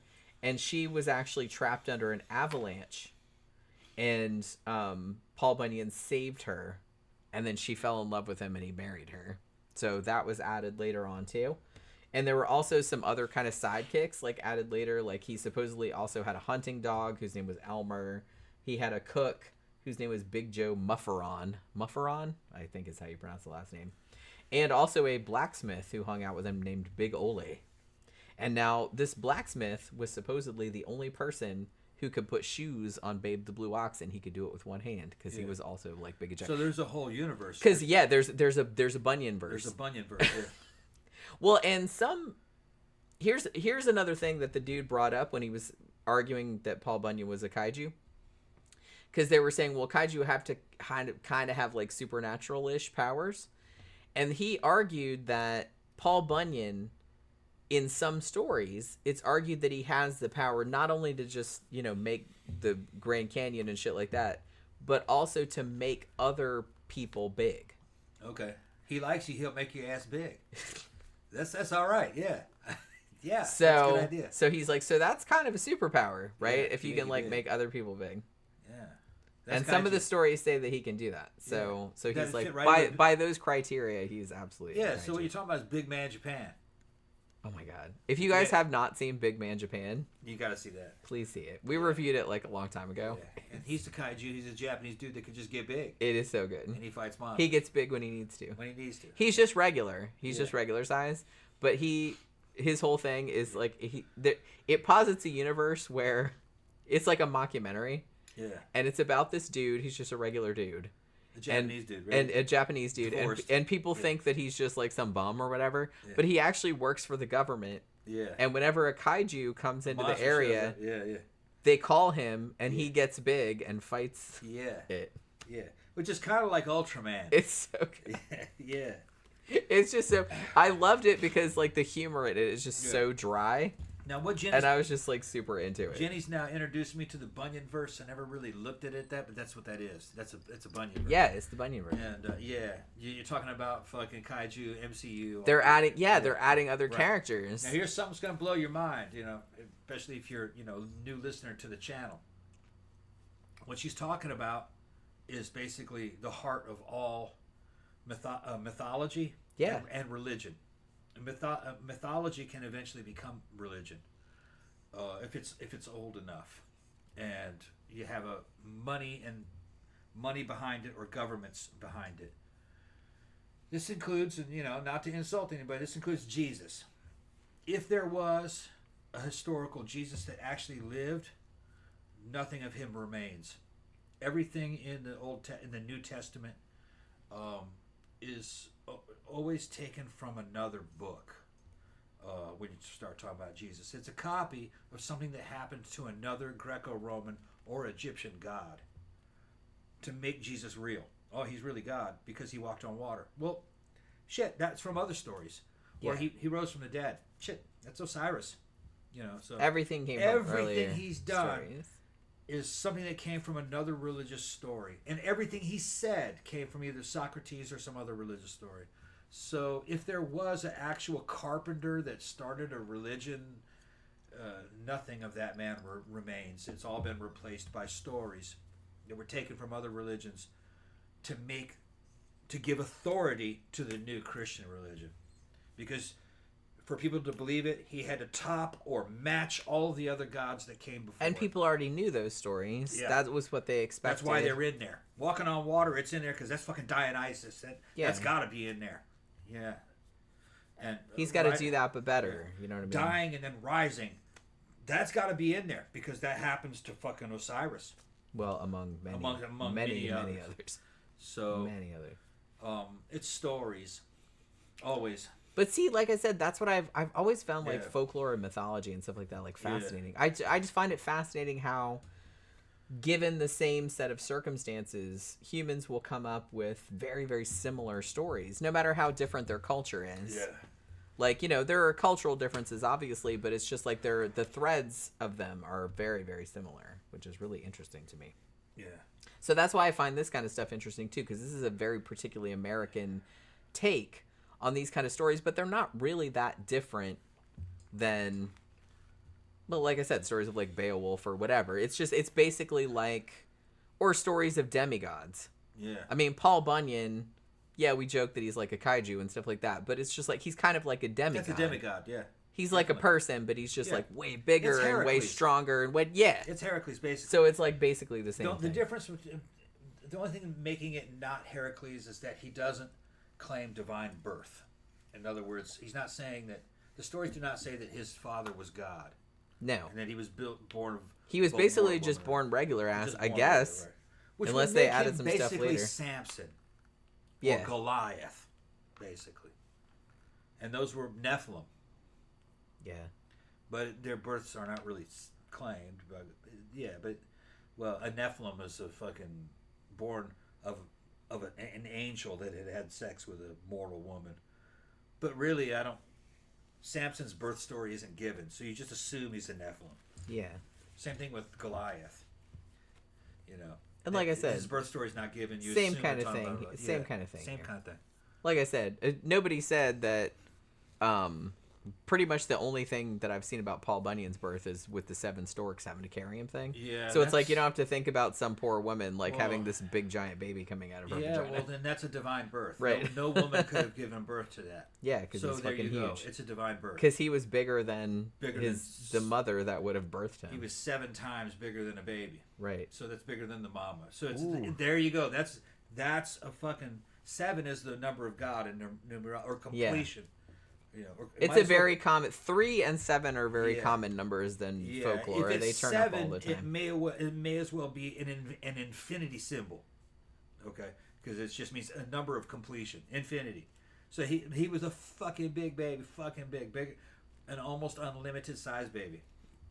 It took 7 fucking stories. Yeah, so they're saying bigger than a human. Definitely. Yeah, much bigger than a human. Yeah. Like I said, I don't envy the woman that had to give birth to that. So they're not saying he was born of a god and divine birth, but they are kind of. But the storks brought him. 7 storks.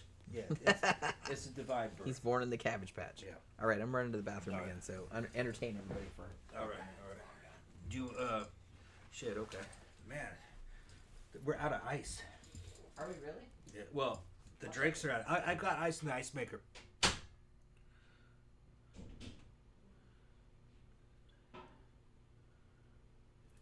Yeah, Hugo says that the Greek pantheon of the Greek gods is basically what our Marvel universe is. The Greek pantheon, exactly.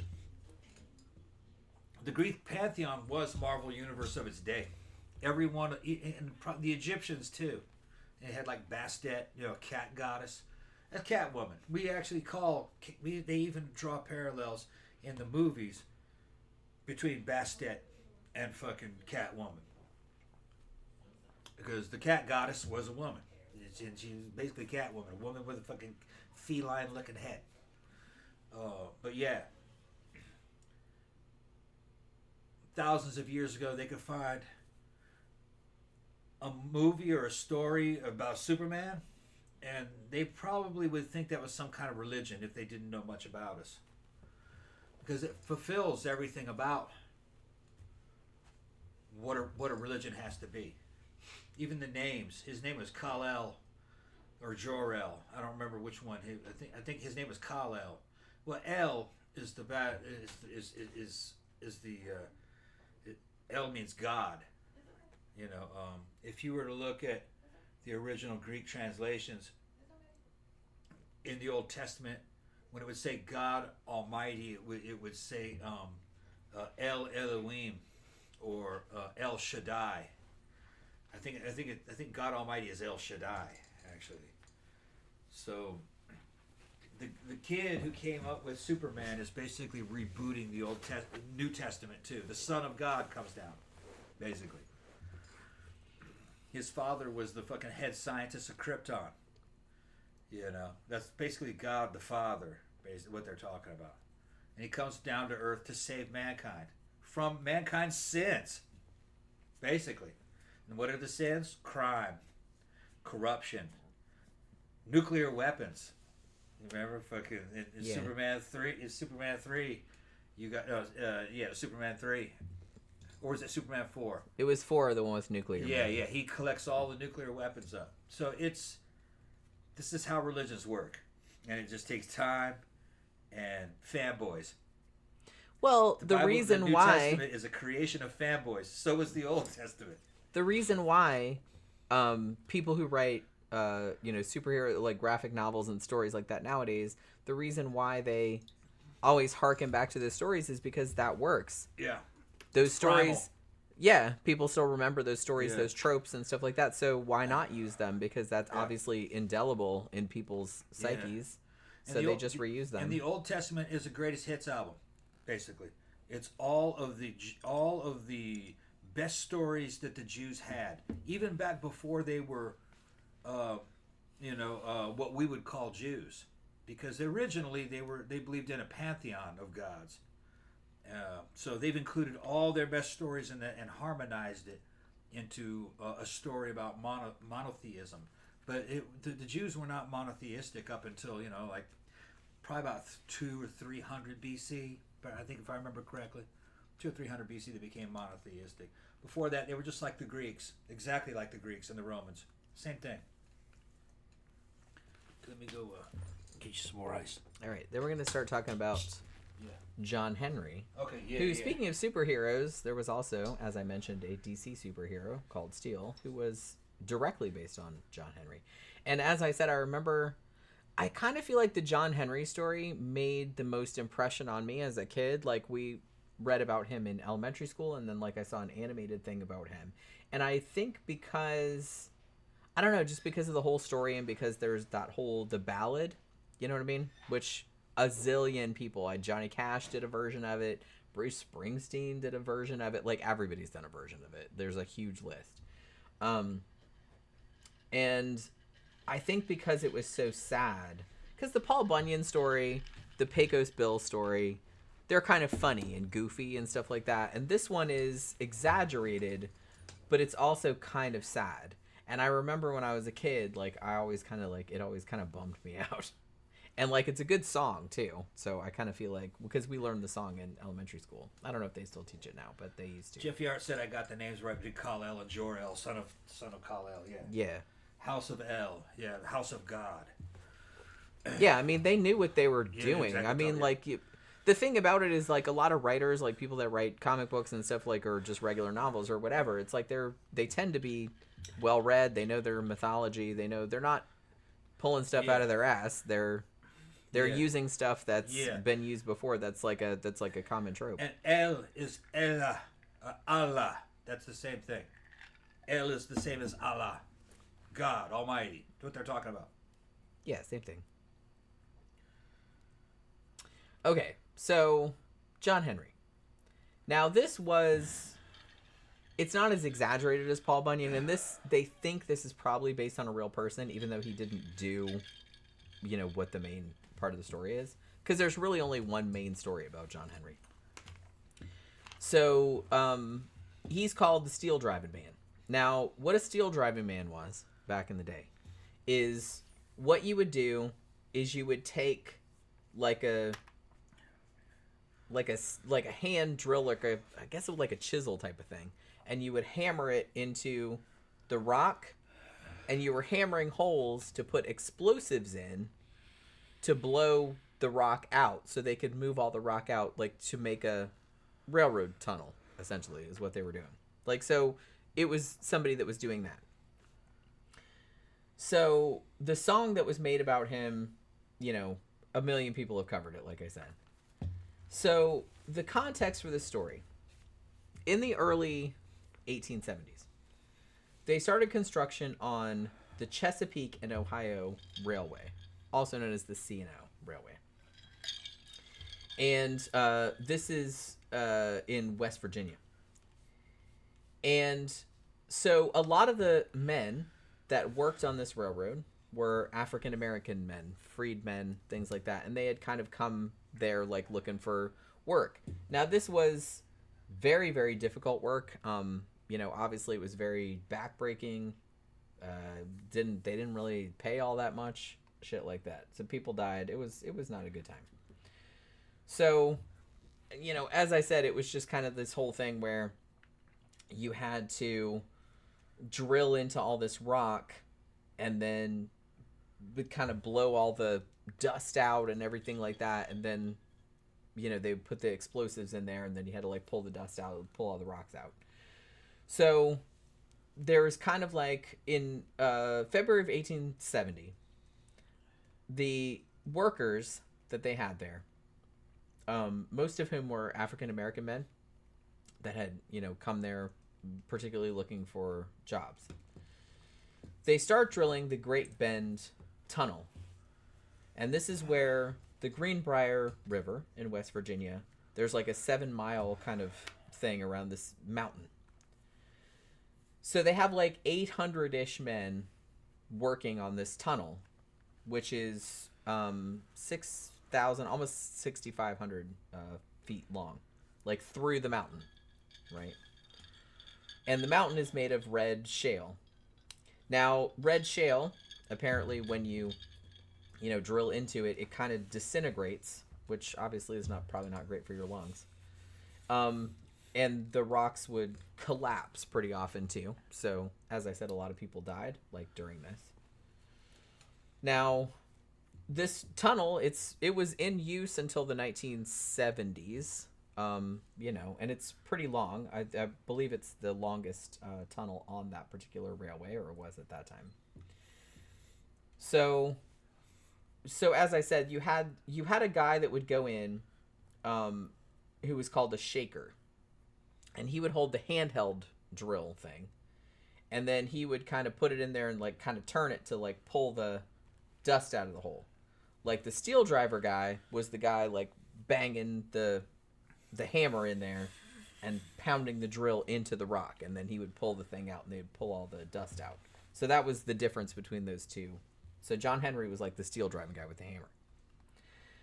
Now the story goes that John Henry was hired as a steel driver on the railroad. Now there's slightly different variations of the story. Some say that just like the company said, oh, we're going to bring in steam drills. Some of them said that like just one salesman came there with a steam drill and was like, hey, we're going to speed up all your shit. It's like faster than all these people and stuff like that. And at that point, John Henry, who was known as like the fastest and the strongest and everything like that, was like, oh no, not on my watch. So he's like, I can beat that machine, the steam drill. So the whole contest becomes man versus machine. So everybody's like set up. It's like, we're going to see who can go farther and faster into the mountain, a man or the steam drill. So that was kind of the whole basis of the contest. Now, so they do the steam drill. Like I said, I think the cartoon version of it kind of showed the salesman that showed up, and he had the steam drill, like, going into the mountain. And then John Henry picks up his 2 hammers, like he had one 10-pound hammer in each hand, and is, like, pounding the, the drills into the mountain, into the rocks. And he was, like, super, super fast. Like I said, he was, like, the fastest one and the strongest one and everything like that. So they have this whole contest, and they did a couple cartoon versions of it, and it's just like this big, like, tense contest where, like, the steam drill is going and he's going with the hammers and everything like that. I remember it as a kid. Yeah, I do too. I remember it being on par with, like, Watership Down. Yeah, I mean, it's probably, like, not that great nowadays to see, but, like, it did make a big impact on me when I was a kid. Yeah, when he's falling and dying at the very end, you go, and he made it, but he died. Yeah. It was when you were a kid. It was pretty cool. Like I said, it's a sad story. It's a sad story, but so they have this big long contest, and everybody's cheering and everything like that because they're cheering John Henry on, right? Like nobody's cheering the steam drill on, obviously. But then when they get to the end, and the guys go in there and like measure, apparently John Henry had drilled in 14 feet, and the steam drill only did 9 or 10 feet. Yeah. So John Henry won. Yeah. So everybody was like, "Woo, yeah, go, man," and shit like that. But then they all turn around and they see him just like slowly falling to the ground, and like the hammer is like falling out of his hand. Like he won, but he like his heart gave out. Yeah, like he died of exhaustion. Yeah. And like at the end of the cartoon, I think at least they bury him and like they put the hammer against the grave and stuff, which always like, oh my god, that really got me. Like the fucking cartoon. And I think that's in the song too. From a mythological standpoint, what the story is saying is saying that a man's spirit, his soul, can beat any machine, even if it costs him his life. So that's basically what they're talking about. Humanity. Like the human spirit. The human spirit is what that story is about. The machine can never actually beat the human spirit, even though the machine lived, because it's immortal. It could continue drilling. Willpower and spirit actually is the way to go. That's unstoppable. So it was a spiritual message, and I think that's why that story resonated so much with. And I mean, it's been the John Henry story has been used for like a lot of different things, like the labor movement and civil rights movement and stuff like that, because it's a very resonant story of, like you said, like the human spirit, like triumphing over adversity. Even if he died, even if it kills he still won. Yeah, he still won. Yeah, it's about the story's about willpower. Yeah, willpower and the greatness of man or humans. I would say man in the 20th century way. The greatness of humanity. Technology cannot replace you. It's anti-technology, the story, and very pro-human. Yeah. A machine might be able to dig for longer, faster, but he's no man. Yeah. All right. He doesn't have a heart or a soul. It's just a machine. Okay. Like I said, I think that's why that story like really resonates. And I think out of all of the tall tales, this one resonated with me the most.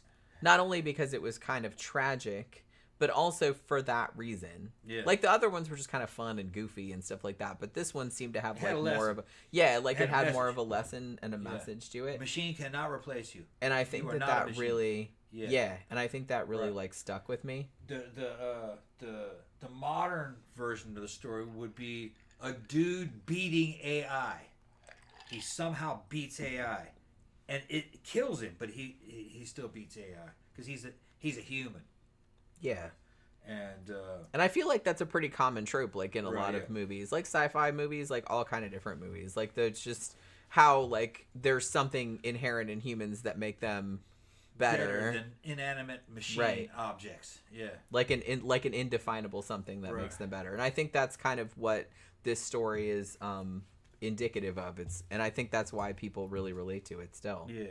Why there's still adaptations of it made. Well, a human is an individual and he is a being. Yeah. All right. AI will never be a being. It will always be a simulation of a being. Yeah, exactly. Even if it might end up being more intelligent than you, it's not conscious. And like I said, and I'm not a Luddite. I'm not like anti-technology. I kind of I think some of the shit that like we can do with AI is like really cool. Yeah. But You don't replace your wife with an AI sex bot. That's not a person. You don't? Some dudes would. I know they would. Some dudes would go. I know they would. Why a real woman? All right, fucking. They're too much trouble. I'm gonna get this fucking. She's not even a 10. She's supernaturally beautiful. She's an 11, and she can do everything a woman can do. That is still not a woman. It's a simulation of a woman. Yeah. So you know that robot does not experience the way a woman experiences things. So it's only a one-way trick. It's just you getting off by an illusion. Yeah. That's But all some it is. dudes, that's all they want, though. Yeah. They don't really... And I kind of feel like that'd be popular with dudes that never really gave a shit about... That always thought of women like that anyway. Like it's not really entirely human. I'd probably be more... There's some guys that are like that, but... Yeah, I've met the some. main market would be dudes that have no chance with women. Yeah. The women would never select them anyway. And Which, there's like, a lot of them. I mean, that's fine. Yeah, that's a lot of them. Better than that dude being alone. Honestly, I don't have a problem with like dudes that probably couldn't get a woman anyway and probably should stay like far, far away from real women. Yeah. Because they're creepy. Well, that's not usually what it is. They're too short. They're ugly. They don't have money. Or for whatever reason. Yeah. Women aren't. They're invisible to women. That's usually what it is. I'm just saying it's better than them like deciding everything is somebody else's fault and like shooting up a place or something like that, like some of them do. So you know. Yeah, well, I don't condemn dudes that are fucking, fucking. I don't either. Hopeless. That's not what I said. That's not what I said. All right. I'm just saying it's not a moral failing. It's just that no, it's not. He doesn't have what women are after. All right. Well, and the thing about it is what a lot of dudes forget is like a lot of women are not. Not what don't attract are not what dudes want either. Yeah. So it's like I think they kind of forget because they think that like any woman, no matter what she looks like or whatever, can get a dude at any time, and that is absolutely not true. Now we're getting back to the manosphere. It's off topic, but the dudes that are like that, they don't realize that all those women in the fucking over 60 crowd are invisible to them. That's what I mean. They're mad because the women they notice and they think are hot don't like them. Right. But it's like there's a whole vast sea of women out there who they probably don't even notice or don't consider. Yep. That might also have problems getting men or something like that. But of course that doesn't occur to them because they're self-absorbed. It's called solipsism. Yeah, exactly. Yeah. So it's like, you only see things from their point of view. Exactly. But most people do though. I know. Let's be honest, most people do. Most of these hot women running around 20s, most dudes, 90% are invisible to those. They don't even see them. Those girls don't even see those dudes. They're not there. Well, I mean, to me, most people are invisible just because I'm off in my own little world most of the time. Yeah, most people are like that, yeah. Because, like I said, I'm just walking around, I'm at the gas station or whatever, and I'm just, like, wondering about, like, Paul Bunyan skating across the griddle with the ham on his feet. I'm just thinking about that kind of shit. I'm not thinking about your ass walking around. Yeah. Not you specifically, but I'm saying, like, random-ass people. Yeah. I'm not, like, even thinking about random-ass people. It's just part of human nature. Me and Jen were leaving a steakhouse for my fucking birthday. I ate a big-ass steak, and fucking we passed a bunch of women in their 70s, 75 plus, and I just felt like fucking I got molested walking out of that damn restaurant. You got eye fucked. I was just damn, and they were what I would consider totally invisible women. I mean, I didn't notice them, but I don't notice people. I don't notice people generally. Yeah. Unless they're doing something real egregious. I think they were a bunch of New York chicks that retired here, but they were just because most people are just kind of like. Yeah.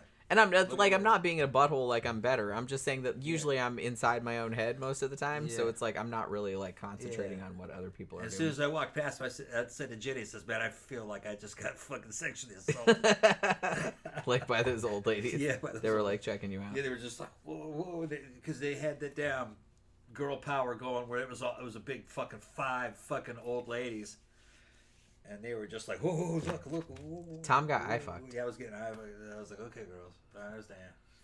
But I didn't fucking make eye contact. You should have just wiggled your butt out. That'd have been super funny if you like fucking, got out the door and then twerked. Yeah. Who's gonna buy her a lap dance? I start taking my fucking stupid pants off and shit.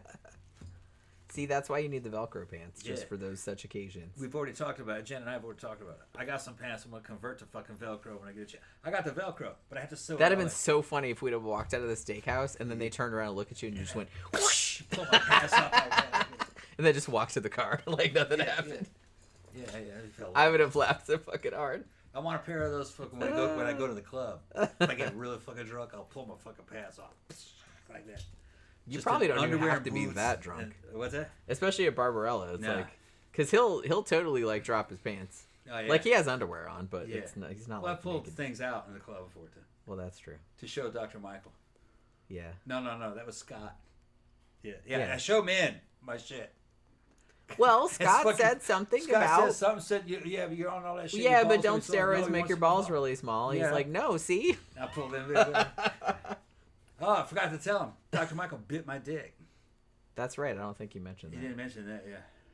Oh, we Through haven't the- done a sidetrack show I'll since. talk about that on sidetrack. Yeah, talk about this. Yeah. That'll he be did it through my underwear. that'll be a little teaser. I fucking dropped, he talking shit and dropped For trout. the He fri- bit for me. the I was like, Friday what the fuck, man? You gotta watch him, man. There's no chicken in that dude.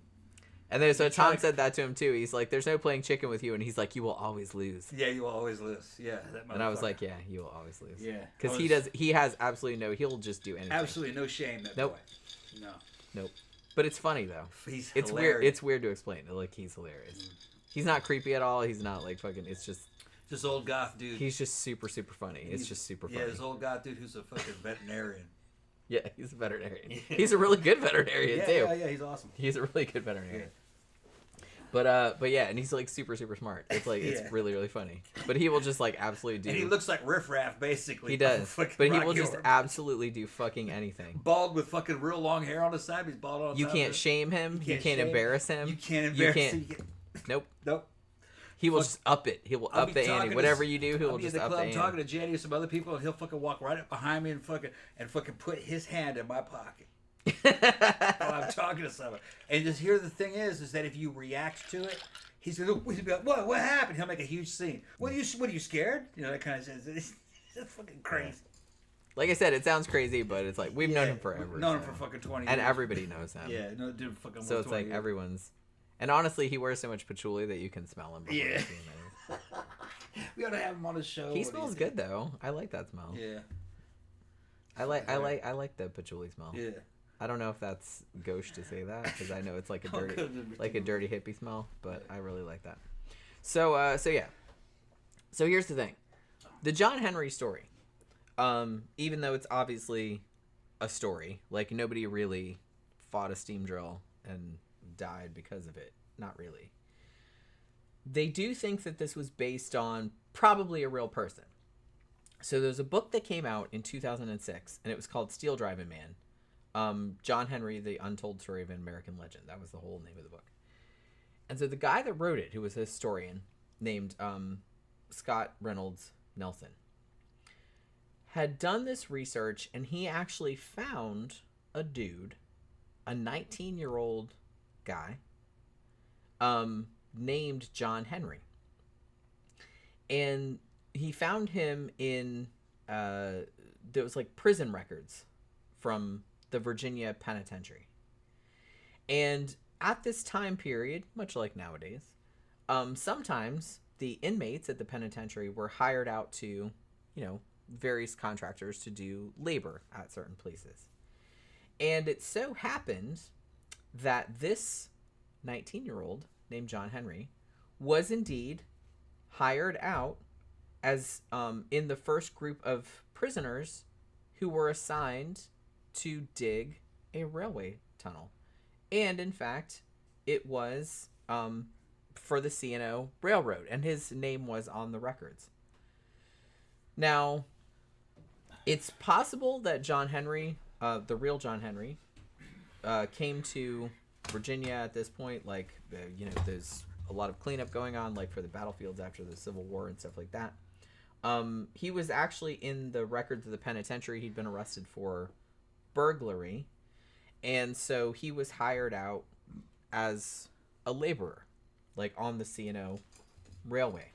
So there was a dude named John Henry. He did work on this railroad digging a tunnel. Like they did. Okay. They found his records like in the prison records.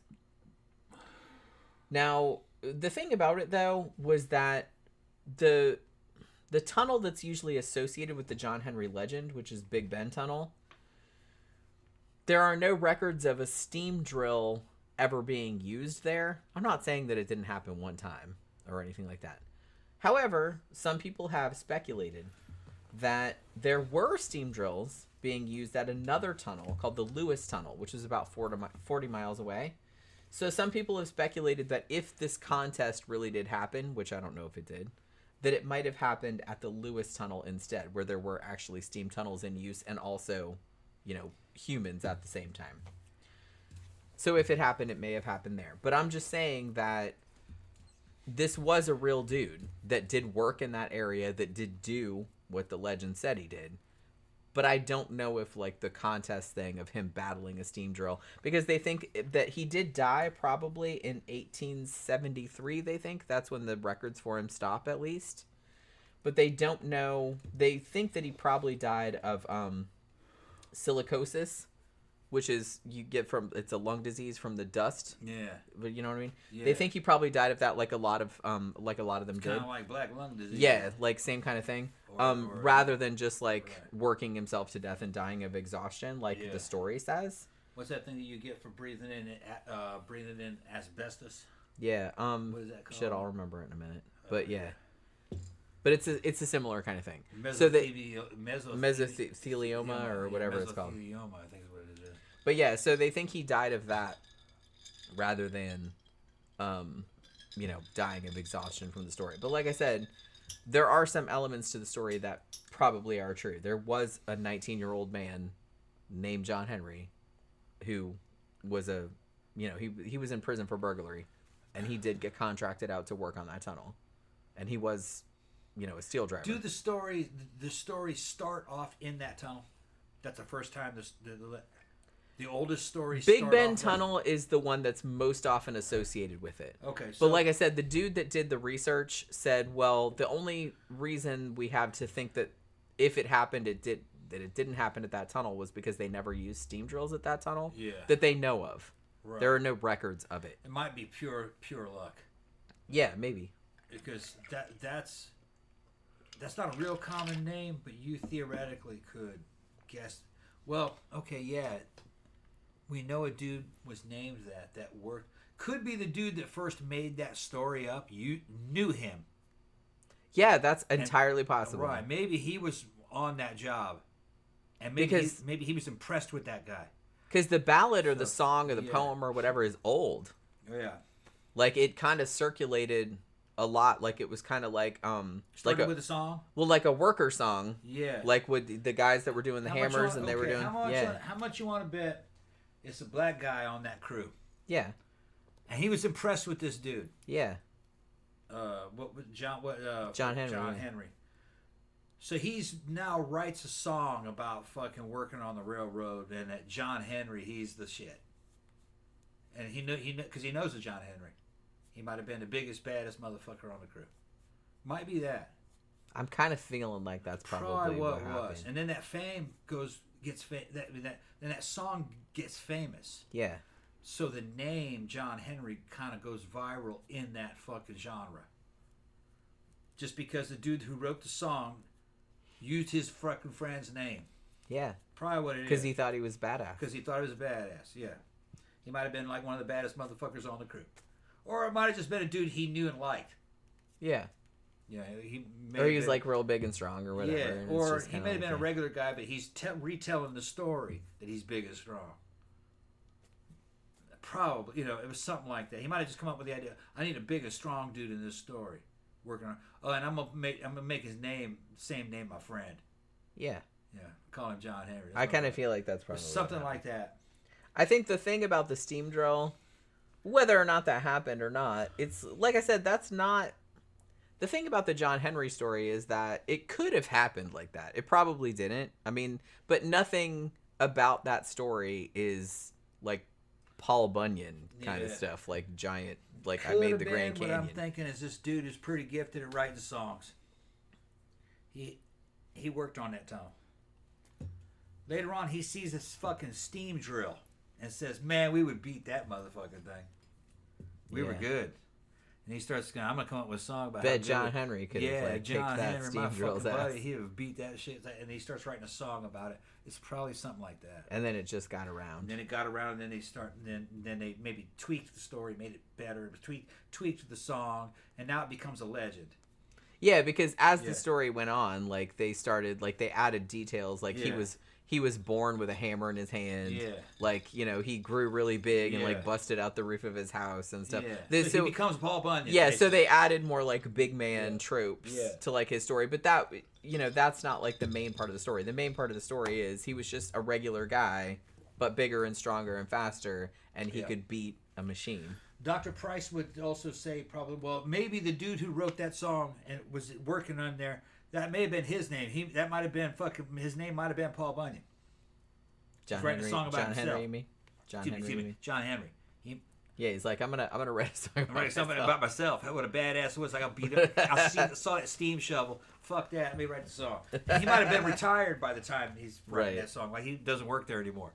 He just sees a steam shovel and goes, fuck I wouldn't have the balls to do something like that. But Yeah, it's still. fine. But some dudes would. Probably mostly he's probably talking about his friend. Yeah. He sees a steam shovel and he's like, man, fuck that. We would dig faster than that piece of shit. Fuck it. I don't even care if it's faster. It probably was. You know? So he puts his buddy in the song. My buddy fucking can whip that fucking machine. Yeah, it killed him, but he's a better man than that machine. He has soul. That's what he's talking about. Well, yeah, exactly. Yeah. Like I said, so I kind of feel like the reason the story resonated was because of the symbolic nature of it. And so the first cartoon that was made about this, or I don't even know if it was a cartoon, I think it was just like a short film, was made back in 1946. And it was made by, I think it was a cartoon, now that I'm thinking about it. It was made by George Pal, who was a very famous animator. And this film, which was called John Henry and the Inky Poo, it was like stop motion.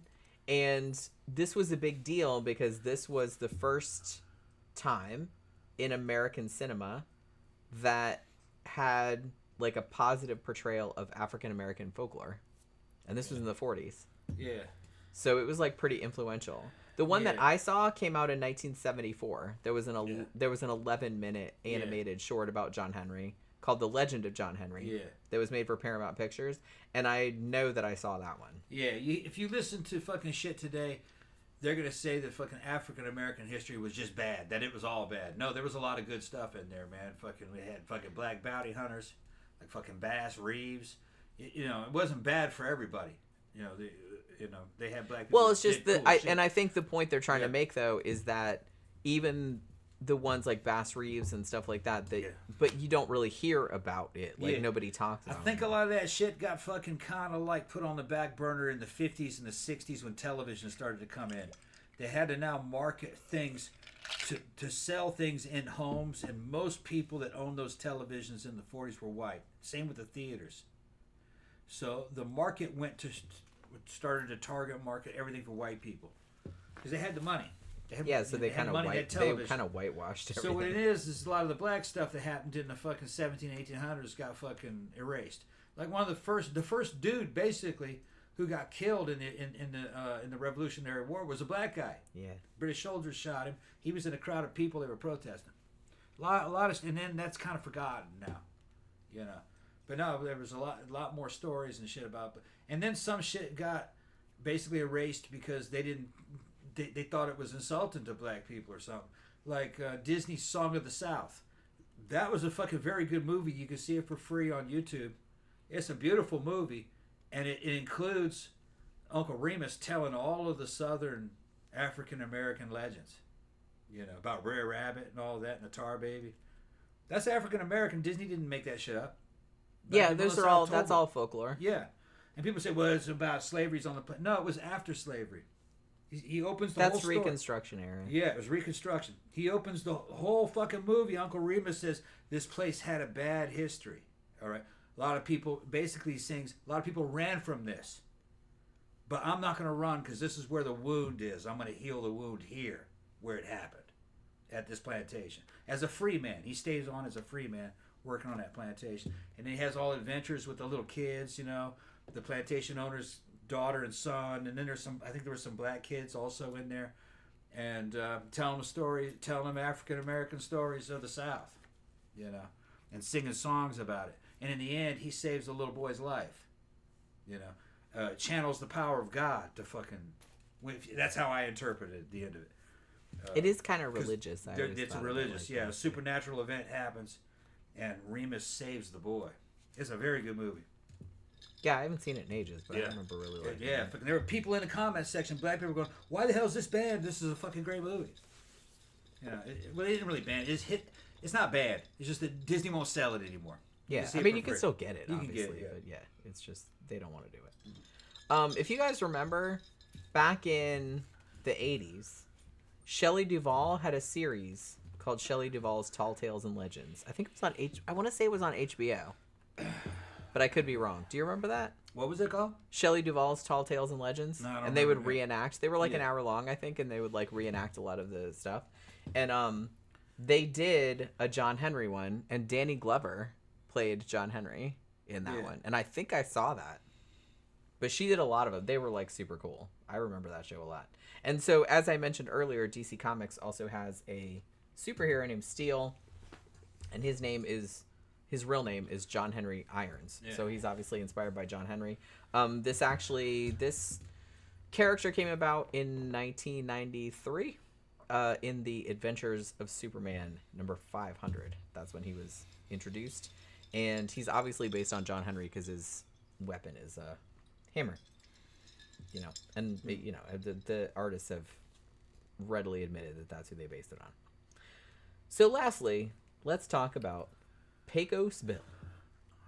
Now, Pecos Bill is kind of interesting because he's kind of a later addition to the big man American tall tale folklore kind of thing. And some people accuse Pecos Bill of being quote-unquote fake lore in that somebody just wrote them as fictional stories claiming that they were older stories, but then they kind of became folklore later on, which kind of happens more often than you might think. So I'm not really sure.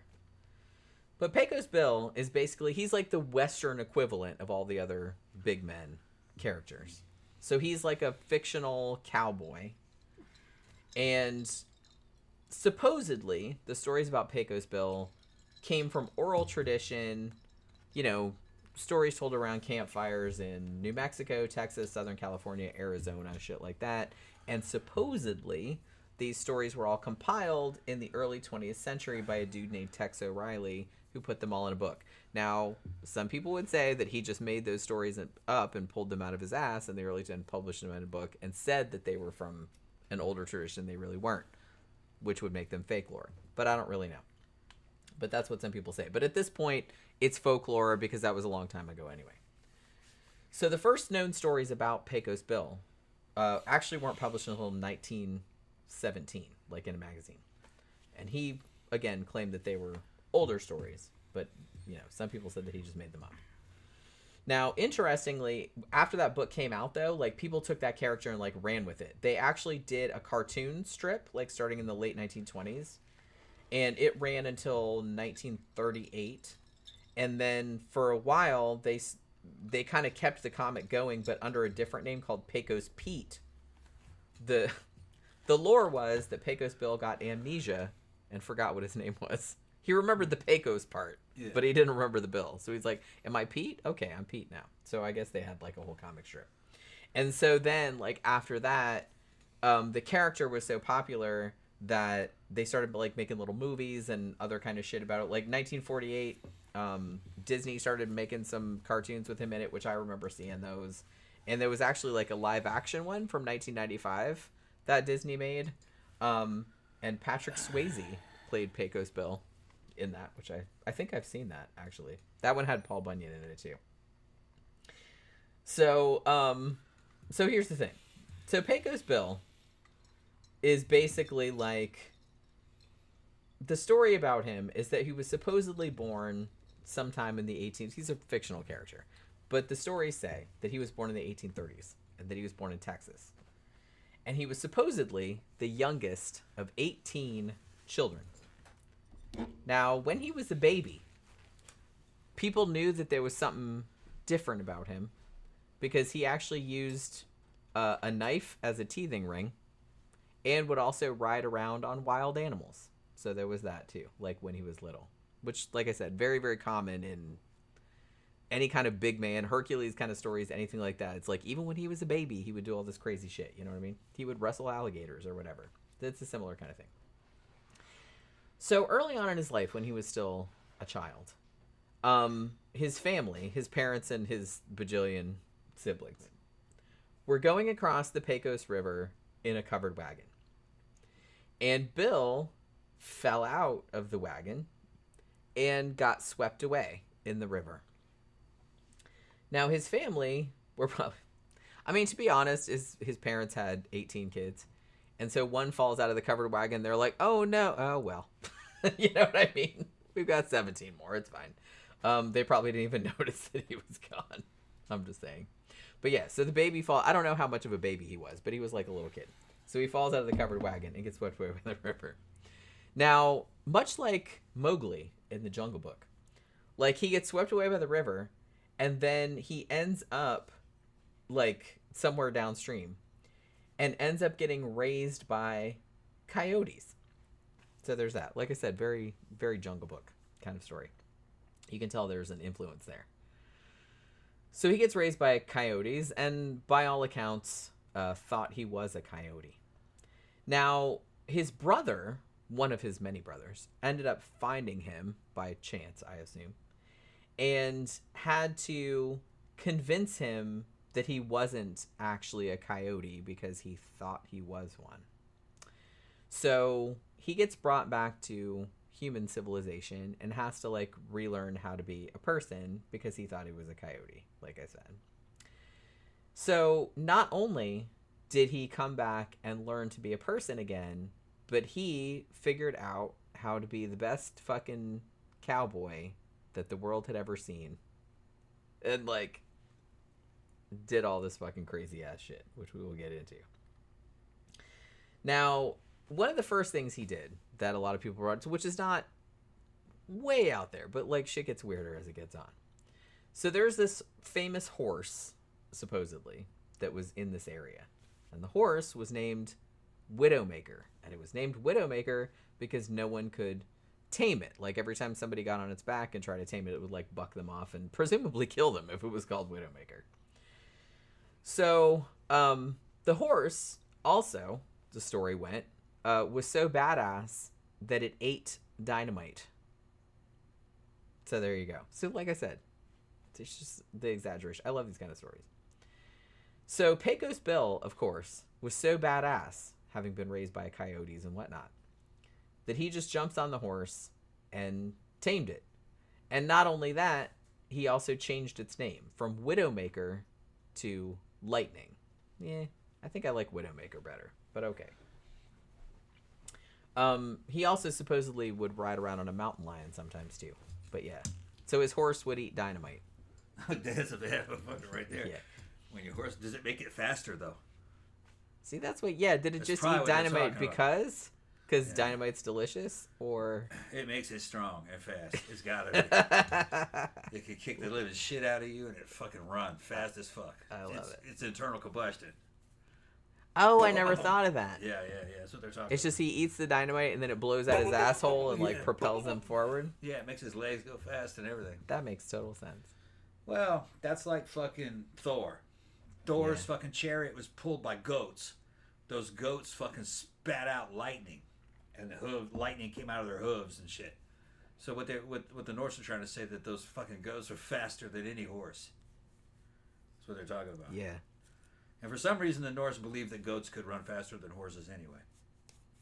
I wonder why they thought that. There's just something about them. Not that goats aren't awesome, because they are. They're adorable and they're very right. intelligent. Well, when that fucking goat can fucking spit lightning out of its feet and shit, you know it's fast. Yeah. Yeah, I've seen some goats. It's that can just do the that. kind of magical thinking that... Have you seen people that viral video with all the baby goats in little pajamas No. jumping around? Oh my god, it's like the cutest thing that has ever that's ever existed. I don't know who filmed it. It was like on some farm somewhere. I don't know who put jammies on all of those baby goats. Yeah. But it was pretty awesome. So yeah, so like I said, I don't know why he changed, because the horse's name was Widowmaker, which is fucking amazing, and he was called that because he would buck off everybody and kill them, presumably. Yeah. But Pecos Bill jumped on there and tamed it, so you know what I mean. But he changed the name to Lightning, and I'm like, that's lame. Widowmaker is much better. But whatever, Pecos Bill. Now, much like Paul Bunyan, Pecos Bill was also said to have caused some natural phenomenon. For example, He supposedly dug the Rio Grande. Yeah. So there's that. I don't know with what. Like, he wasn't giant. He was just regular size, as far as I know. But they call him a big man, but I think that's more like the exaggerated nature of, like, his feats rather than his size. Yeah. Because Paul Bunyan was obviously giant, but I don't think Pecos Bill was giant. He was just a great man. Yeah. Big isn't great. Right. Yeah. Because John Henry wasn't giant either. Yeah. And he's also called the big man. Also, he's supposed to... Pecos Bill is also supposedly responsible for painting the painted desert. Like, making it look the way it looks. Like, he supposedly did that too. Also, and this is probably the most common legend about him, is that he could ride a tornado like a horse. Like, a tornado would come by and he would throw his lasso around it and he could ride it like a fucking bucking bronco or whatever. Also, he used rattlesnakes for a lasso. He supposedly invented the lasso, but he used a rattlesnake for his because, of course he did, because he's a badass. So Pecos Bill also had a girlfriend, much like Paul Bunyan had the giant Sylvia that he found under an avalanche. His girlfriend's name was Slewfoot Sue. Now, she was kind of a big man herself, I guess, because he saw her the first time when she was riding a big giant catfish down the Rio Grande. And I guess Pecos Bill saw that shit happening. He's like, that's the girl for me right there, riding the giant catfish. And supposedly, the story goes, that he proposed to her after he shot all the stars out of the sky. Yeah. Except for one, which became the Lone Star of Texas, because that's where he was from. Now, did the stars fall to the ground? See, I don't know, because I kind of feel like that was a big aspect of a lot of mythology back then. Yeah. Because shooting all the stars out of or the like stars, onto the ground. Yeah, or in Revelations where the stars fall from the sky. Because there were old fucking religious, old Christian tales about how much would they be worth. You could go up if and you get could find one. it. Yeah, you could go up and get. You can go to the pawn shop and cash that how shit much in. Is that bitch worth? Yeah. Could you use it to light $5? Could you use it to light your home? And when you're done, like forever. Yeah. Could you save electric or whale oil or whatever the fuck they used back then? They didn't know shit back then. I mean, they really They only knew how big those were. It's like you can't touch those. You can't pick them up. They can't like fall to the earth. No, I mean, yeah. I mean, even if you conceded that point, yeah, it's just kind of like I always remember reading when I was a kid that it's just like a matchbox full of that would like weigh so much that it was like how many fucking million tons was it? Most of the bitches like you see are much bigger than the sun. Yeah, yeah, that's what I mean. Like the sun only looks big to us because of its relative like position. Yeah, right. Like a lot of stars are way bigger than that. Yeah, they're just farther away. The ones you're seeing, they're just farther away. But it's like, like I said, they didn't really know that back then. So he shot all the stars out of the sky, of course. Now here's the weird thing. You're gonna love this.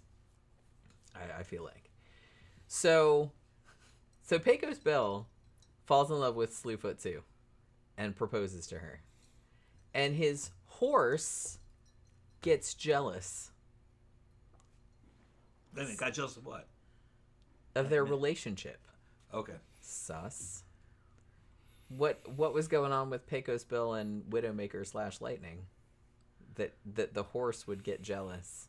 Was it a mare of him marrying a woman? Was it a mare? Or was See, it a stallion? I had always thought that the horse was a stallion, but I Yeah. don't know if that was ever specified.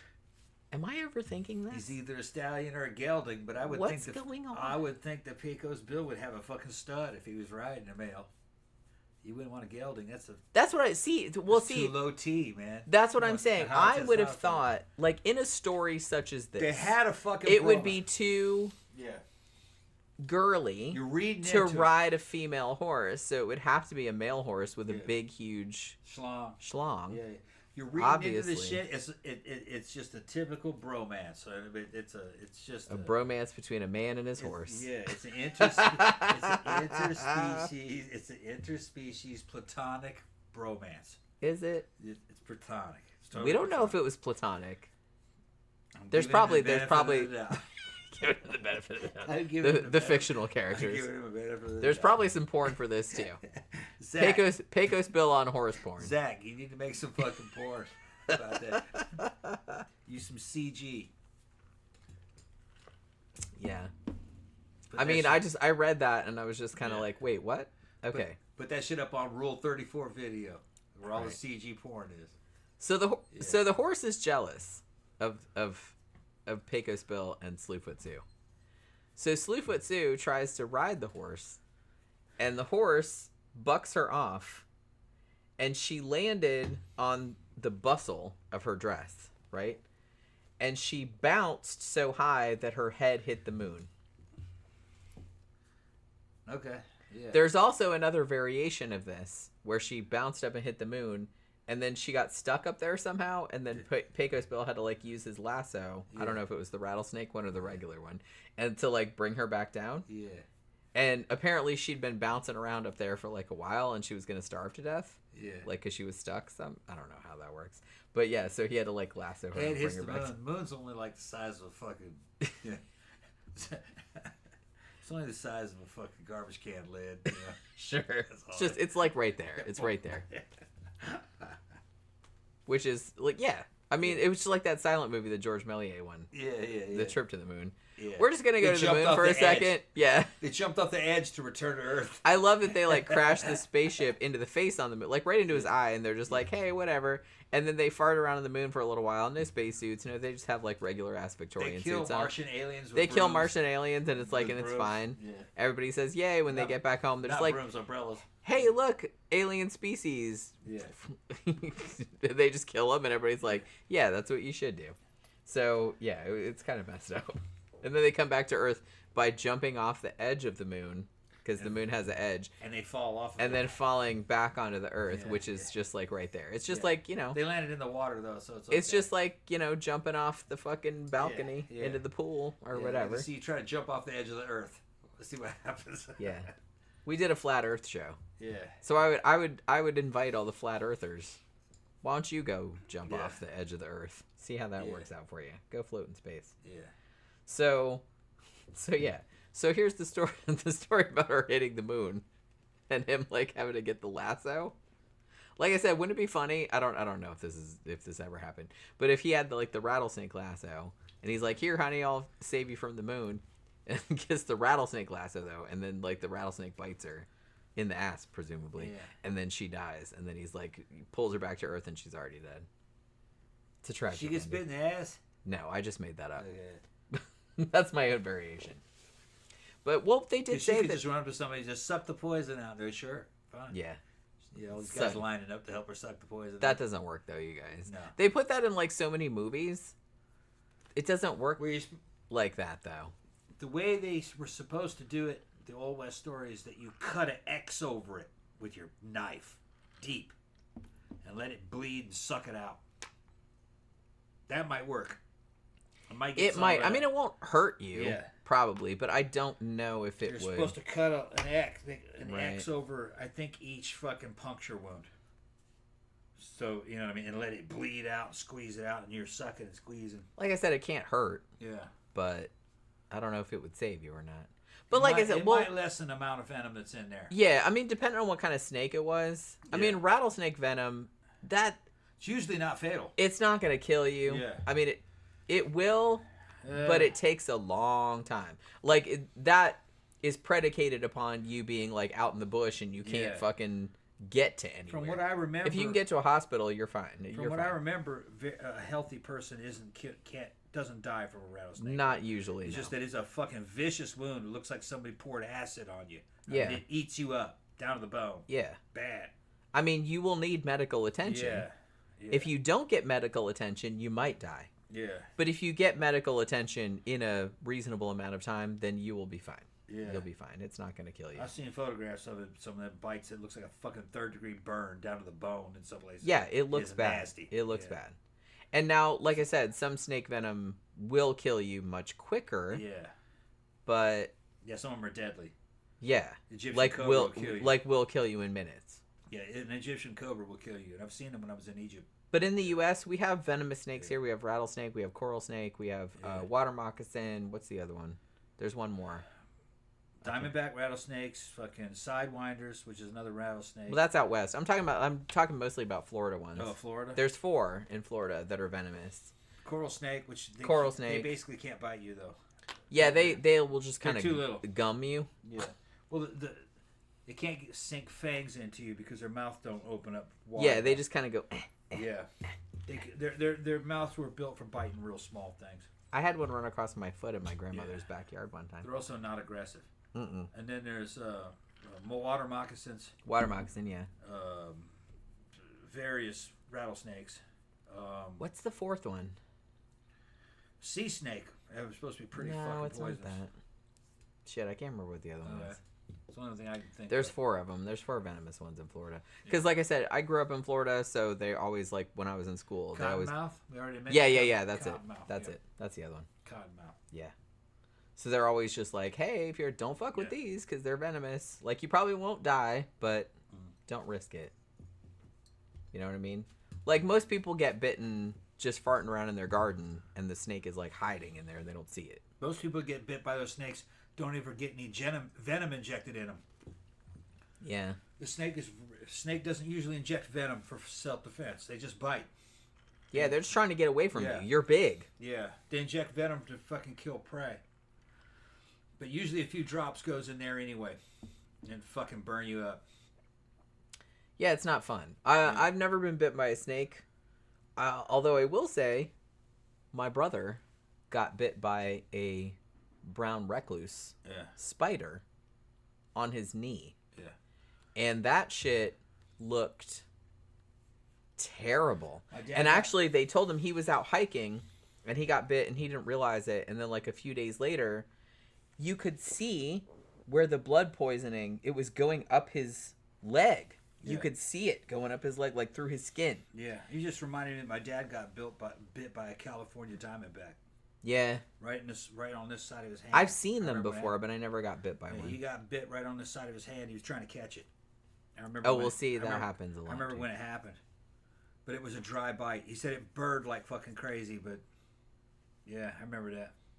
My brother actually caught a pygmy rattler in our backyard one time and put it in a bucket, but it didn't bite him. I'm not sure it fully got him though.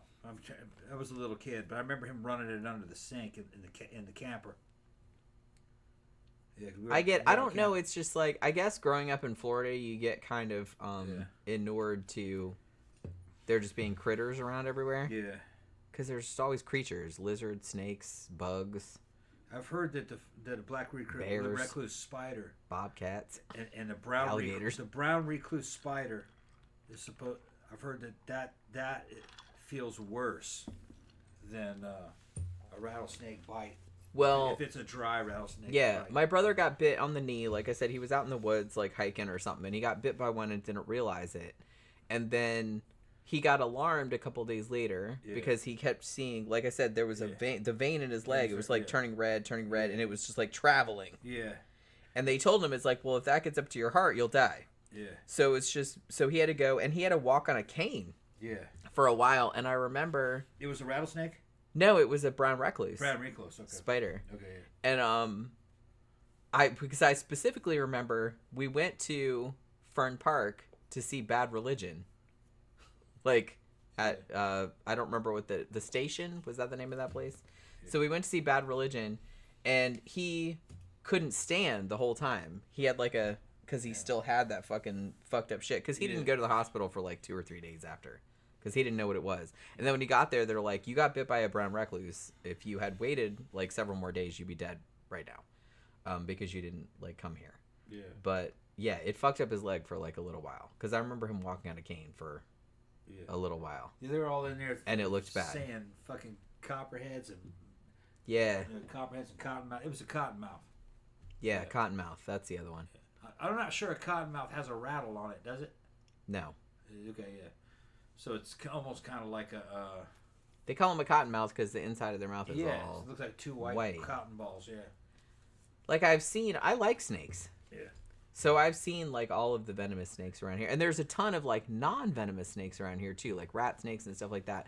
And like people move here and they freak out like every time they see a snake in their yard and like chop their head off and stuff like that. It's like 90% of the time, that it's fine. It's not venomous. Like, calm down. In Mississippi, the most common venomous snake was that damn water moccasin.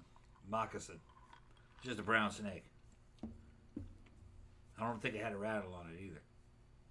I mean, honestly, like, most of the snakes, I've seen a rattler. I've seen a coral snake. I had a coral snake run across my foot one time. Yeah. I saw a rattlesnake when I was just walking on the side of the road one time. I've seen a cottonmouth. I've seen, like, all the venomous ones. But honestly, most of the snakes that you see are not venomous. Are not venomous. DVD Dragon says cottonmouth sounds like a gay slang term. It does. Yeah. Or fucking weed smokers. Okay, Don't they have like a white band around their neck too? Which one? The cottonmouth, or is know. that might be another one? I've seen it. It's just a brown snake. Yeah. But it didn't hiss up on me. We had those in Mississippi also. Yeah. You see them fishing a lot. They come going through the water. Yeah. Try to get in a boat. That's the most common thing. I mean, if you got fish in the boat and they smell fish, even though they're in the cooler or something, and fucking water moccasins will fucking and cottonmouth will swim out to the boat, and if you're in a little pond, and try to get in your fucking bait box, or they'll try to get into the box that has the fish in it. Like I said, they just looking for food, man. Yeah. It's just, well, that's the thing. It's just kind of like, I don't know if it's still like this, but because I grew up in Florida and we have like a lot of critters here, when I was in elementary school, they made very clear, they're like, these are all the different kind of snakes that are indigenous to Florida, and these are the kind that, you know, don't fuck with these because these are venomous, but these other ones are fine, like, leave them alone, shit like that. So we got the speech about like all the creatures. Jeffy Art says, I've heard stories of people getting bitten by brown recluses who have died months later because they never got treated. It affects their nervous system. Spider venom is a neurotoxin. Yeah, that's what they told my brother, because he didn't really realize. He was just like, oh, what is this shit on my knee or whatever, and he didn't really worry about it. And then we started to see like this red line going up his thigh, and we're like, that looks bad. Like, you should probably get that seen too, because he didn't see the spider bite him. Yeah. And so he's like, okay, well, yeah, you're probably right. So he goes to the hospital, and they're like, yeah, that's a brown recluse bite. Yeah. If you had left it until that got all the way up, you'd be dead. Yeah. So, and like I said, he had to walk with a cane for a while. We're stuck. We're off topic, but. Well, I only had like a paragraph left. It's okay. I don't know what's. I don't know. From what I've heard, a brown recluse is worse than a black widow. Yeah, it is. Yeah. I'm not sure Black Widow. I've seen Black Widows also. I'm honestly, they're everywhere. They are everywhere. They're everywhere. But honestly, as far as spiders go, most of the spiders I see are non-venomous. Yeah. But I've seen more brown recluses than I have Black Widows. I'm not sure a Black Widow can kill a healthy person. I don't think so. Yeah, but a brown recluse absolutely can. Black Widow, fucking, if you don't get treated. Yeah. If you don't get treated. But Black Widows they have a bad bite, from what I understand. They do. And I've seen those. Yeah. But I feel like, at least in Florida, I've seen more brown recluses than I have. Yeah. Jeff Ciarra says a snake venom is a necrotic venom. Yeah. It just eats it up like acid. Yeah. Terrible. Well, like I said, I used to go to this place. There's a place in DeLand. Horribly scarred afterwards. It's still there. Yeah. It's kind of, you can go there like as a tourist. It's like a snake, nature park or whatever. And the guy that works there, or at least the guy that worked there like years ago when I went there, they have like a whole bunch of snakes, and you can see them, and he's been bit by every single venomous snake that they have. And I was looking at his hands while he was giving the talk, and his hands are just like scar tissue, or just like all scar tissue. Yeah. Because I asked him, I'm like, have you been bitten by every single? Yeah. And he was like, yeah. And he pointed out like his every single. They were just like all scar tissue. I've seen that before on other snake handlers. Yeah. They evidently. He's probably immune to everything now, I would imagine. There was one guy who was a snake handler, and he was injecting venom into himself and into the joints of his fingers. He thought it. He said it made his arthritis feel better. I've heard that. They said it was a cure for arthritis. But I think it's more likely that it was destroying nerve endings in there, so you couldn't feel the arthritis. It might have been that. Probably, I think it was more what it was doing. which it's kind of like a painkiller. Yeah. If you don't mind, it don't matter, I guess. I don't know. Well, that's what I'm thinking. Yeah. It's just kind of like, it's probably not great in the long run, but Yeah. if it spares you pain in the short run, might be better. Might be better. I don't know. Zach says, aren't tarantulas non-venomous to people or something? Yeah, they ain't shit. It's like a bee sting. Yeah, I kind of feel like people are just bothered by tarantulas just Yeah. because they're big and fuzzy. Yeah. I'm not bothered by tarantulas, actually. I think they're kind of cute, but Not me. I don't like any kind of spider. Tom doesn't like spiders. No. I like spiders. They're fascinating to me. So we're about done because I don't know about you, but I'm hungry. I got food downstairs. Okay, I got one more paragraph. Okay. All right. Because I have to say this. Because Pecos Bill, the way he died Yeah. is, like, funny to me. He dies at the end, but it's not sad.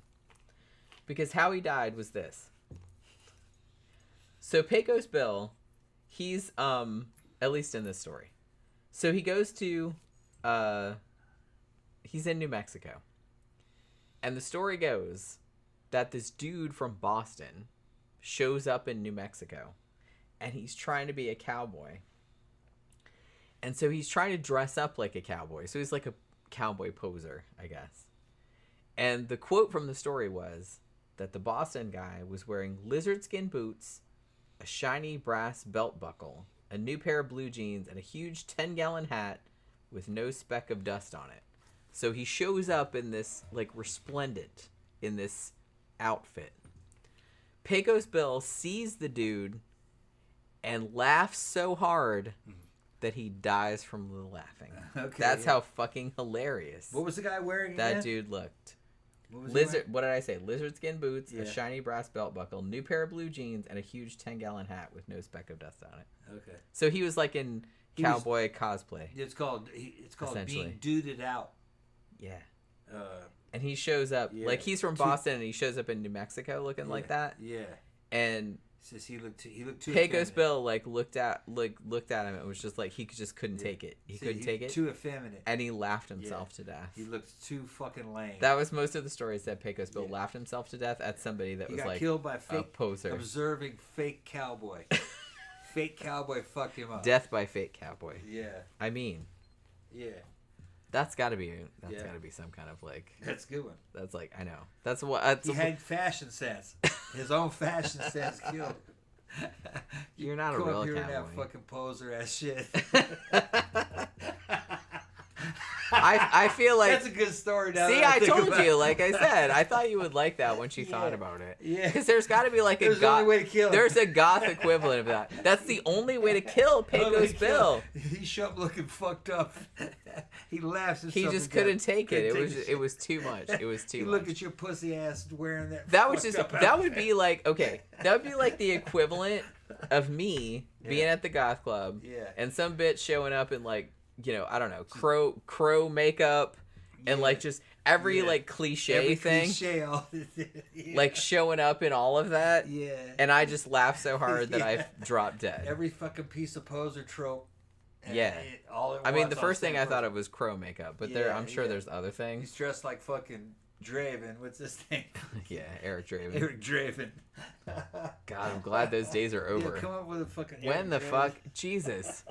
When that movie came out, we're at the bar just minding our own business. And Jen here starts- come every third motherfucker comes Yeah. in there with that fucking makeup on. And we're like, Yeah. really, dude? Yeah, Like, who are you? Jen sees- Stop it. Jen sees old boy dressed as the fucking crow. She starts busting up so hard she starts falling out and losing it. I'm fucking there trying to pick her up and shit. He's trying to resuscitate. He's trying to resuscitate me. Unsee it, and then she just cacks on. Oh me. my god, the crow makeup. I can't take it. Yeah. I can't take it. It's fucking It's poser. like, that's exactly what they're talking That's about. exactly what they're talking about. You show up looking like a poser, and fucking he laughs so hard. That's the only way to kill him. He kills himself. He kills him. He's so. I his love own that. laughter. I love He kills that himself laughing. I love that story. The strength of his own laughter killed him. Yeah. Over what a pussy you are. That's what he's. Well, because he couldn't be killed by like some, yeah. he couldn't be killed by a He tornado cannot or be like killed by wild direct animals action. or being No. shot or whatever, Yeah, because no. that would be You lame. can't kill him through any kind of direct action. Yeah, Like it would combat. have to be something like that. Where he gets So somehow you get him to kill himself, and he looks at you, and he That's laughs the best he laughs possible himself way. to death. because you are so lame Yeah. that he can't fucking take it. Yeah, fucking, yeah. That's pretty good. That's excellent. Yeah, I don't know who launches came it- up with that, but that was like like chef's kiss. That's like a perfect. Yeah. That's like a perfect weakness for that. That was type written of by character. some old crusty motherfucker in his 60s. I love that. Who was a real cowboy, and he kept seeing these fake ass cowboys. Like I said, I understand. Yeah. Anybody that's like into some kind of subculture, whether you're like a real biker or whether you're a goth or whatever, and it's like whenever you see these motherfuckers come in and you're just like, this whole time, and it's just kind of like you just learn to deal with it after a while, because if you didn't, like I said, you'd be dead like Pecos Bill. But it does kind of get to you. It wears on you as time goes on. Yeah, the description of what dude's wearing must be every fucking cowboy trope. Right. Fucking urban cowboy trope happening at once. Snakeskin boots, that's probably some pussy ass shit. Like later on, I kind of yeah. feel like if it was written in a later time period, he would also have like a jacket that had like fringe on it. It would not only be the 8-ball jacket. Remember the old leather 8-ball jacket that had a fucking it was red and white, and it had a fucking round leather 8-ball in the back of it. Yeah, that was some real Vanilla Ice shit, man. Yeah, that's what he's talking about. You just remind me of Cool as Ice. Yeah, that movie. We were talking about Cool as Ice. I think like last time we were at the bar. We saw the riff tracks of it. We saw the riff track. I can't believe that movie Please, was made. if you're gonna watch, I mean, I would advise not watching Cool as Ice, the Vanilla Ice movie. Vanilla Ice movie from the 90s. But if you are going to watch, please watch the Riff Tracks version, because the Riff Tracks version is fucking great. Hilarious. Yeah. It's hilarious. Well, the thing about it is that is seriously, I've seen some bad movies in my time, okay? I kind of feel like that movie made me feel contact embarrassment for every single person involved and all of their families. Yeah. That was the cringiest Imagine if movie I've ever seen. Imagine if Saban made a Power Rangers movie about a white rapper. That's what it would be. That'd be like. It was like watching a Power Rangers episode. Like that, and but about a rapper. It's like, but somehow it's like 100 times worse than that. Terrible. Yeah. Because the thing about it was that I think what was most cringy to me was that Vanilla Ice was like the whitest, lamest, and everything in this movie was engineered to make him look like some big tough badass. And he was totally cool badass, and everything was, and it so obviously was not that. He's I'm so tough, and I'm so I'm so ghetto, and I'm just like, oh my god. I was like, please stop. I'm dying over here. I'm just like withering. I'm withering from contact embarrassment. At the time of fucking filming, he's obviously a middle class suburban white dude who couldn't fight his way out of a paper fucking bag. All his clothes are brand new. Yeah, all his clothes. They have like all of these like words. Yeah, he's like badass words spray painted on them. I'm just like, oh my god, dude. And he is obviously. You would get your ass beat. Yeah, he's obviously not even really. He's obviously playing a character. That's not him. Yeah. And that was the truth. Yeah. He was a totally fabricated act. He said he hated that shit. He tried to be himself. It didn't fly. Later on, after he lost his career, he tried to do his own musical stuff, but it was too late. You know. I mean, after that, you can't. Yeah. You can't recover from that unless you change your identity and get plastic surgery. He was totally fabricated by the record and entertainment industry. Yeah. I mean, it worked, obviously. It may as well have been Debbie Gibson or fucking, who was the other one? Tiffany. Tiffany, yeah. And that was really the same kind of act. I think they intended to have him tour shopping malls. And do shows.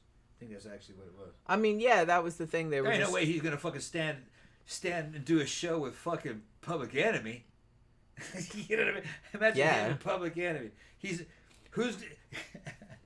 Public Enemy opens up for his fake ass. Imagine that crowd. Sadly, I can kind of imagine it. Yeah. But. Yeah. Oh, man. Wow. Like I said, I've seen some cringy shit in my time. But I wanted to watch, I saw, Riff Tracks had done of it, and I was just like, oh my god, I kind of have to see this. The show with Vanilla Ice and NWA. And I was like watching it, and I was just kind of like, oh my god. Like, I had imagined what it would be like, and it was somehow like 1,000 times worse than what I was imagining. I'm like, oh my god, this is like way more embarrassing than even I thought it would be. And I grew up during this era, so I knew what to expect, but still I did not. Phantom said on a couple occasions he was hanging out with Pablo Escobar and fucking Vanilla Ice, and the guys with the racing boats down in fucking Miami. Oh yeah. The thing is though is that go see Cocaine Cowboys. The dudes that were it's a good movie. It's a good documentary. The dudes that from Florida here that were actually like the real high rollers in the old cocaine game at that time. As individuals, they weren't real violent guys. They actually came from a middle class backgrounds also. So in some ways, they weren't like from the street. They weren't from the streets or anything. No. Or they're like from the hood. Those dudes were born pretty well off. They had Colombians and shit working for them, but they didn't handle that side of that business. They raced boats. One guy raced boats, and they hung out in nightclubs. But physically, they were soft. They weren't tough guys. Yeah. And they didn't come from a tough environment. They had dudes working for them from tough environments sometimes. And yeah, they'd hire those guys to kill you. But they didn't do it. Yeah, of course not. That's not the way they were. They had money. So in a way, they were kind of like posers too. But not, but not really. They had built an organization that had airplanes and fucking shortwave radios and fucking clandestine airports here in Florida. And they were bringing in fucking Colombians, those were the real cocaine cowboys. They were cowboys from Colombia. You know what I mean? They didn't speak a lick of English, and they'd have a fucking shootout with MAC-10s in the middle of the fucking highway here. Fucking in Florida. They did not give a fuck. They didn't have passports or anything. They flew in here in the drug airplanes. You know? They weren't even supposed to be here. But yeah, I could see Vanilla Ice hanging out with those dudes. Those dudes would probably be the top dudes from those organizations. Would probably think, yeah, he's cool. He's a celebrity. Hang out with us. Yeah, they probably would. Yeah. But that didn't make either one of them hard. No. No.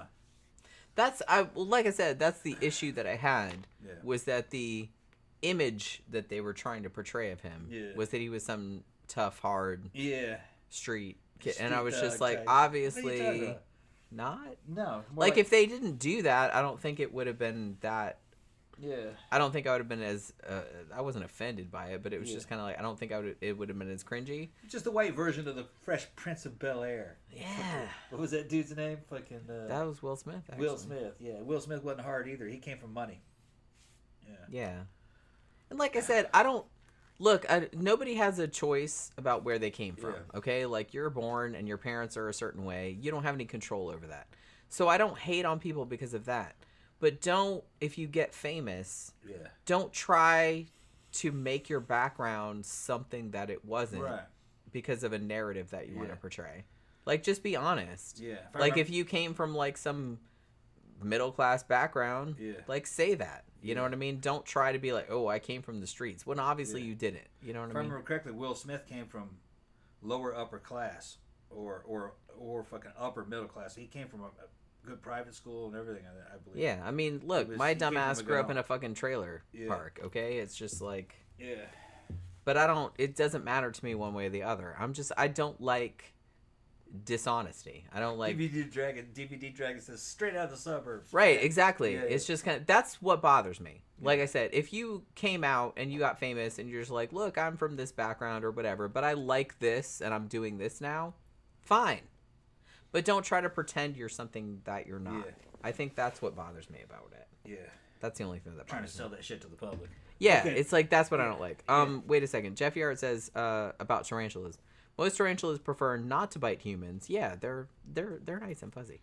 But flick their hair to ward them away. Yeah, they do. They only bite for prey and as a last resort. And Jeff Yard also said, aren't there mythical creatures that can be killed in lame ways, like wearing your clothes inside out?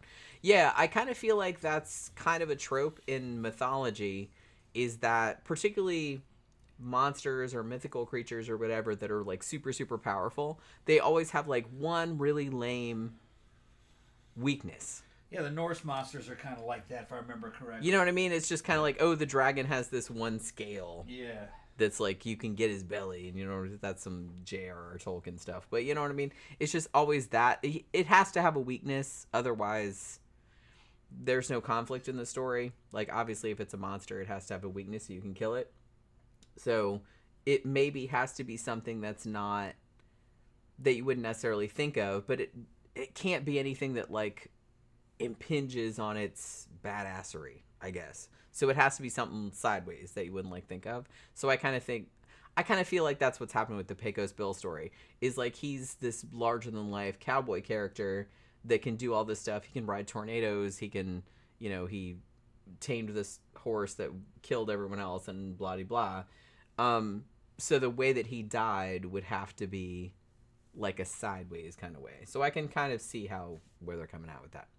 All right, so it's getting very late. It's like 11:30 for us. I don't know where you guys are, but it's 11:30 for us. I'm very, very hungry. I've literally eaten one bagel today. Yeah, I'm trying to get something. I'm dying. Okay. All right, so we're going to wrap it up for this evening. Hopefully you guys enjoyed this pre-July 4th show.